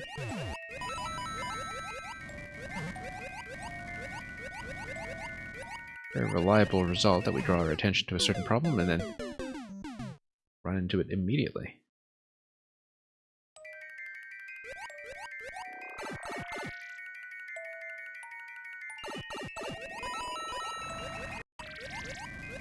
Nope.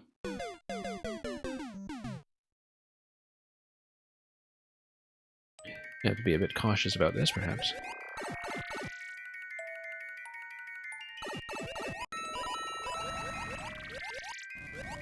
Yeah, this has been an interesting experience, just kind of playing a whole miniature Pink Tops world. It was all released at once in one batch.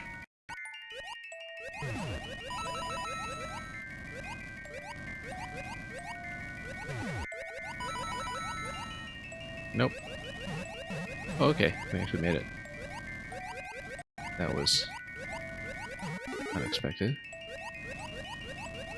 Anyway, having the fire flower available would be quite nice. If only for the damage buffer, which we're fairly likely to take advantage of.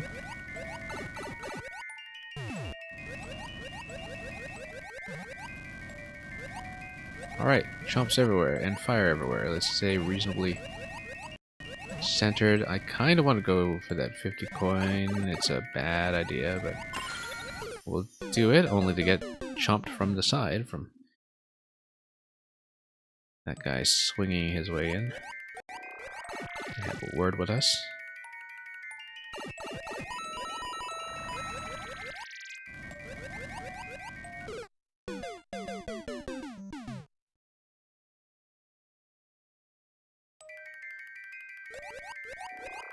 Amazing how much trickier swimming can be relative to just good old-fashioned complex platforming. Look at that, we're just getting zapped by everything here. Sometimes you just know run is not going to be it.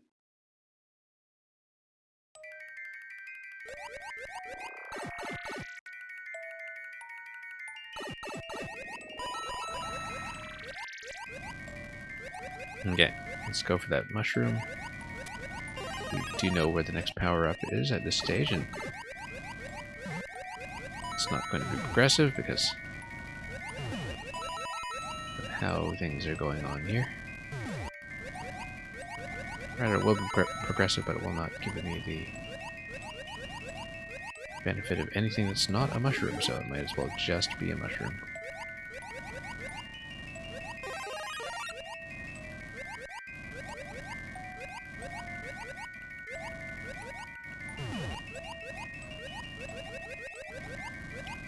That will step up gradually.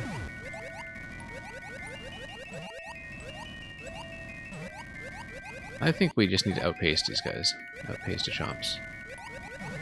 and hit the checkpoint first.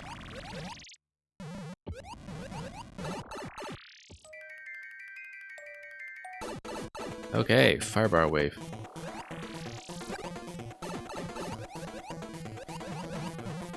This is oddly reminiscent of the experiment fight in Metroid Dread. You know it?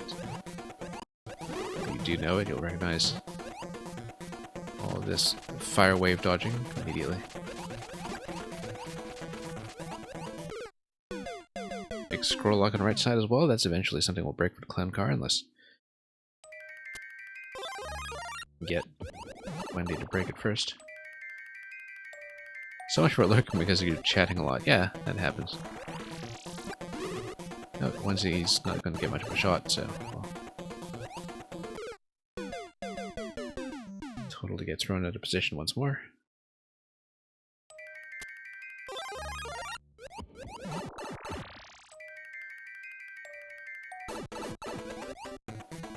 Okay, let's stay low. Nice use of the wave mechanic, though, with these firebar timings. Staggered the way they are.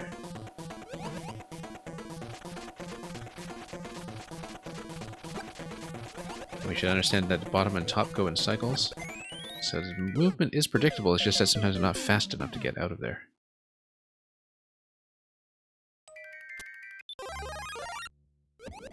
Yeah, it's not too hard to spot, and it's a reasonably roomy level. The thing that makes it hard is mainly that the response time on swimming, when you're trying to cut momentum or turn around, is really slow, so...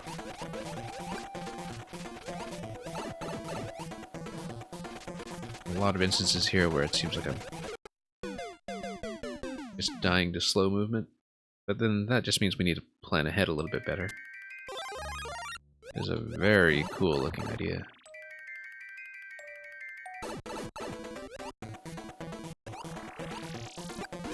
Like I was saying, this is probably the last one we'll do today. And we'll raid target afterwards and send you off, but tomorrow the plan currently is to be back with viewer levels. We'll run another big maker stream if we can in a day's time. And we'll try to do some kind of puzzle special next week, just like we used to do, where we have a big cryptic escape room from Redbeard that we had only done a bit of a scouting look at and hadn't actually played. I need to drag Wendy lower and get her to chase me to a position that will allow me to actually bob her at about a medium height. Or we can just plan this out so that we only make the approach to attack her while top is absent. Like I just said.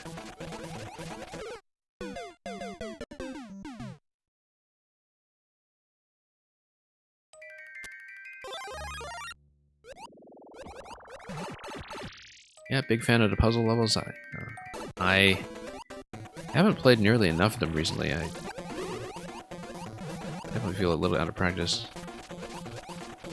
We missed a very easy solution. Well, we didn't miss, but for the longest time I was kind of overlooking a very easy solution to a basic Yoshi mechanic earlier today, which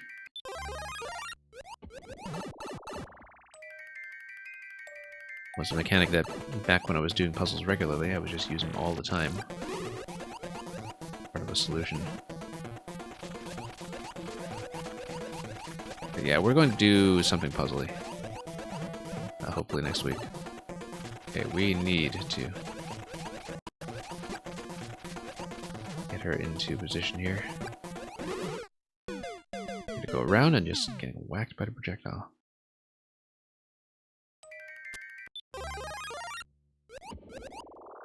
You're saying I explained my thoughts the whole way through, and it feels like we're here playing together? Yeah, that's pretty much the point. That's how I try to do the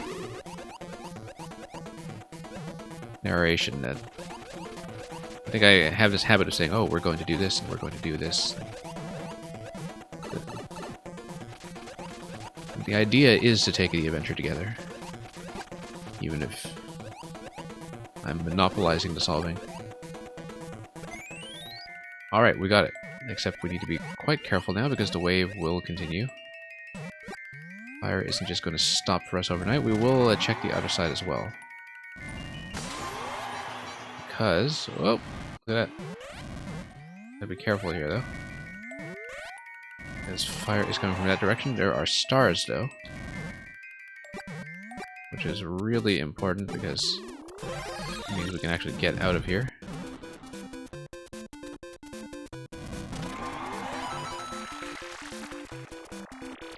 Yeah, the thing about puzzle levels is that they are largely about discovering your own blind spots.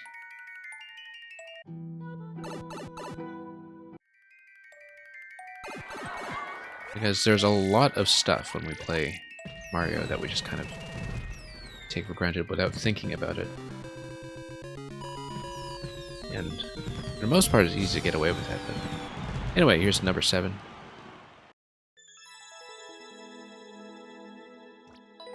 That's the Interstellar Incinerator. I was looking at the eyes earlier when we were scrolling up, and I saw I, and I thought, oh, okay, that's clearly Interstellar Incinerator. And then I see the V, and I realized, oh no, that's just a number 7. It's not something that stands for Very Interstellar Incinerator, although I guess we can imagine that it does.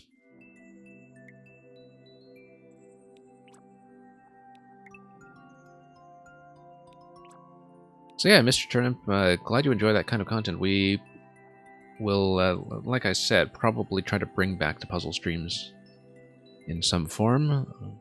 I'd been a little too preoccupied to do that recently because we've been doing the anniversary levels and viewer levels and just kind of overstuffing the schedule as is. But I think this is a good way to finish today. We caught up on a lot of stuff. A lot of makers whose levels had been piling up on me lately. And it's a good way to finish up, I think. So, viewer levels tomorrow, I hope, if all things go well. And hopefully we won't have too many other major interruptions to my stream in a way that we had to cancel everything last week. But no, we should be fine. And in the meantime, we will pass you folks on to somebody else completely different. So, thanks for watching. I'll scan around for a raid. It's always good to have viewership stick with me, especially after a bit of an unexpected break on my part. And we'll look around for somebody to pass you on to, and I think I have a pretty good idea of who's going to get a raid today. But before that, I will wish you all a good weekend. Happy playing and making and doing whatever it is you do, be it in Mario Maker or anything else. And as always, fare thee well.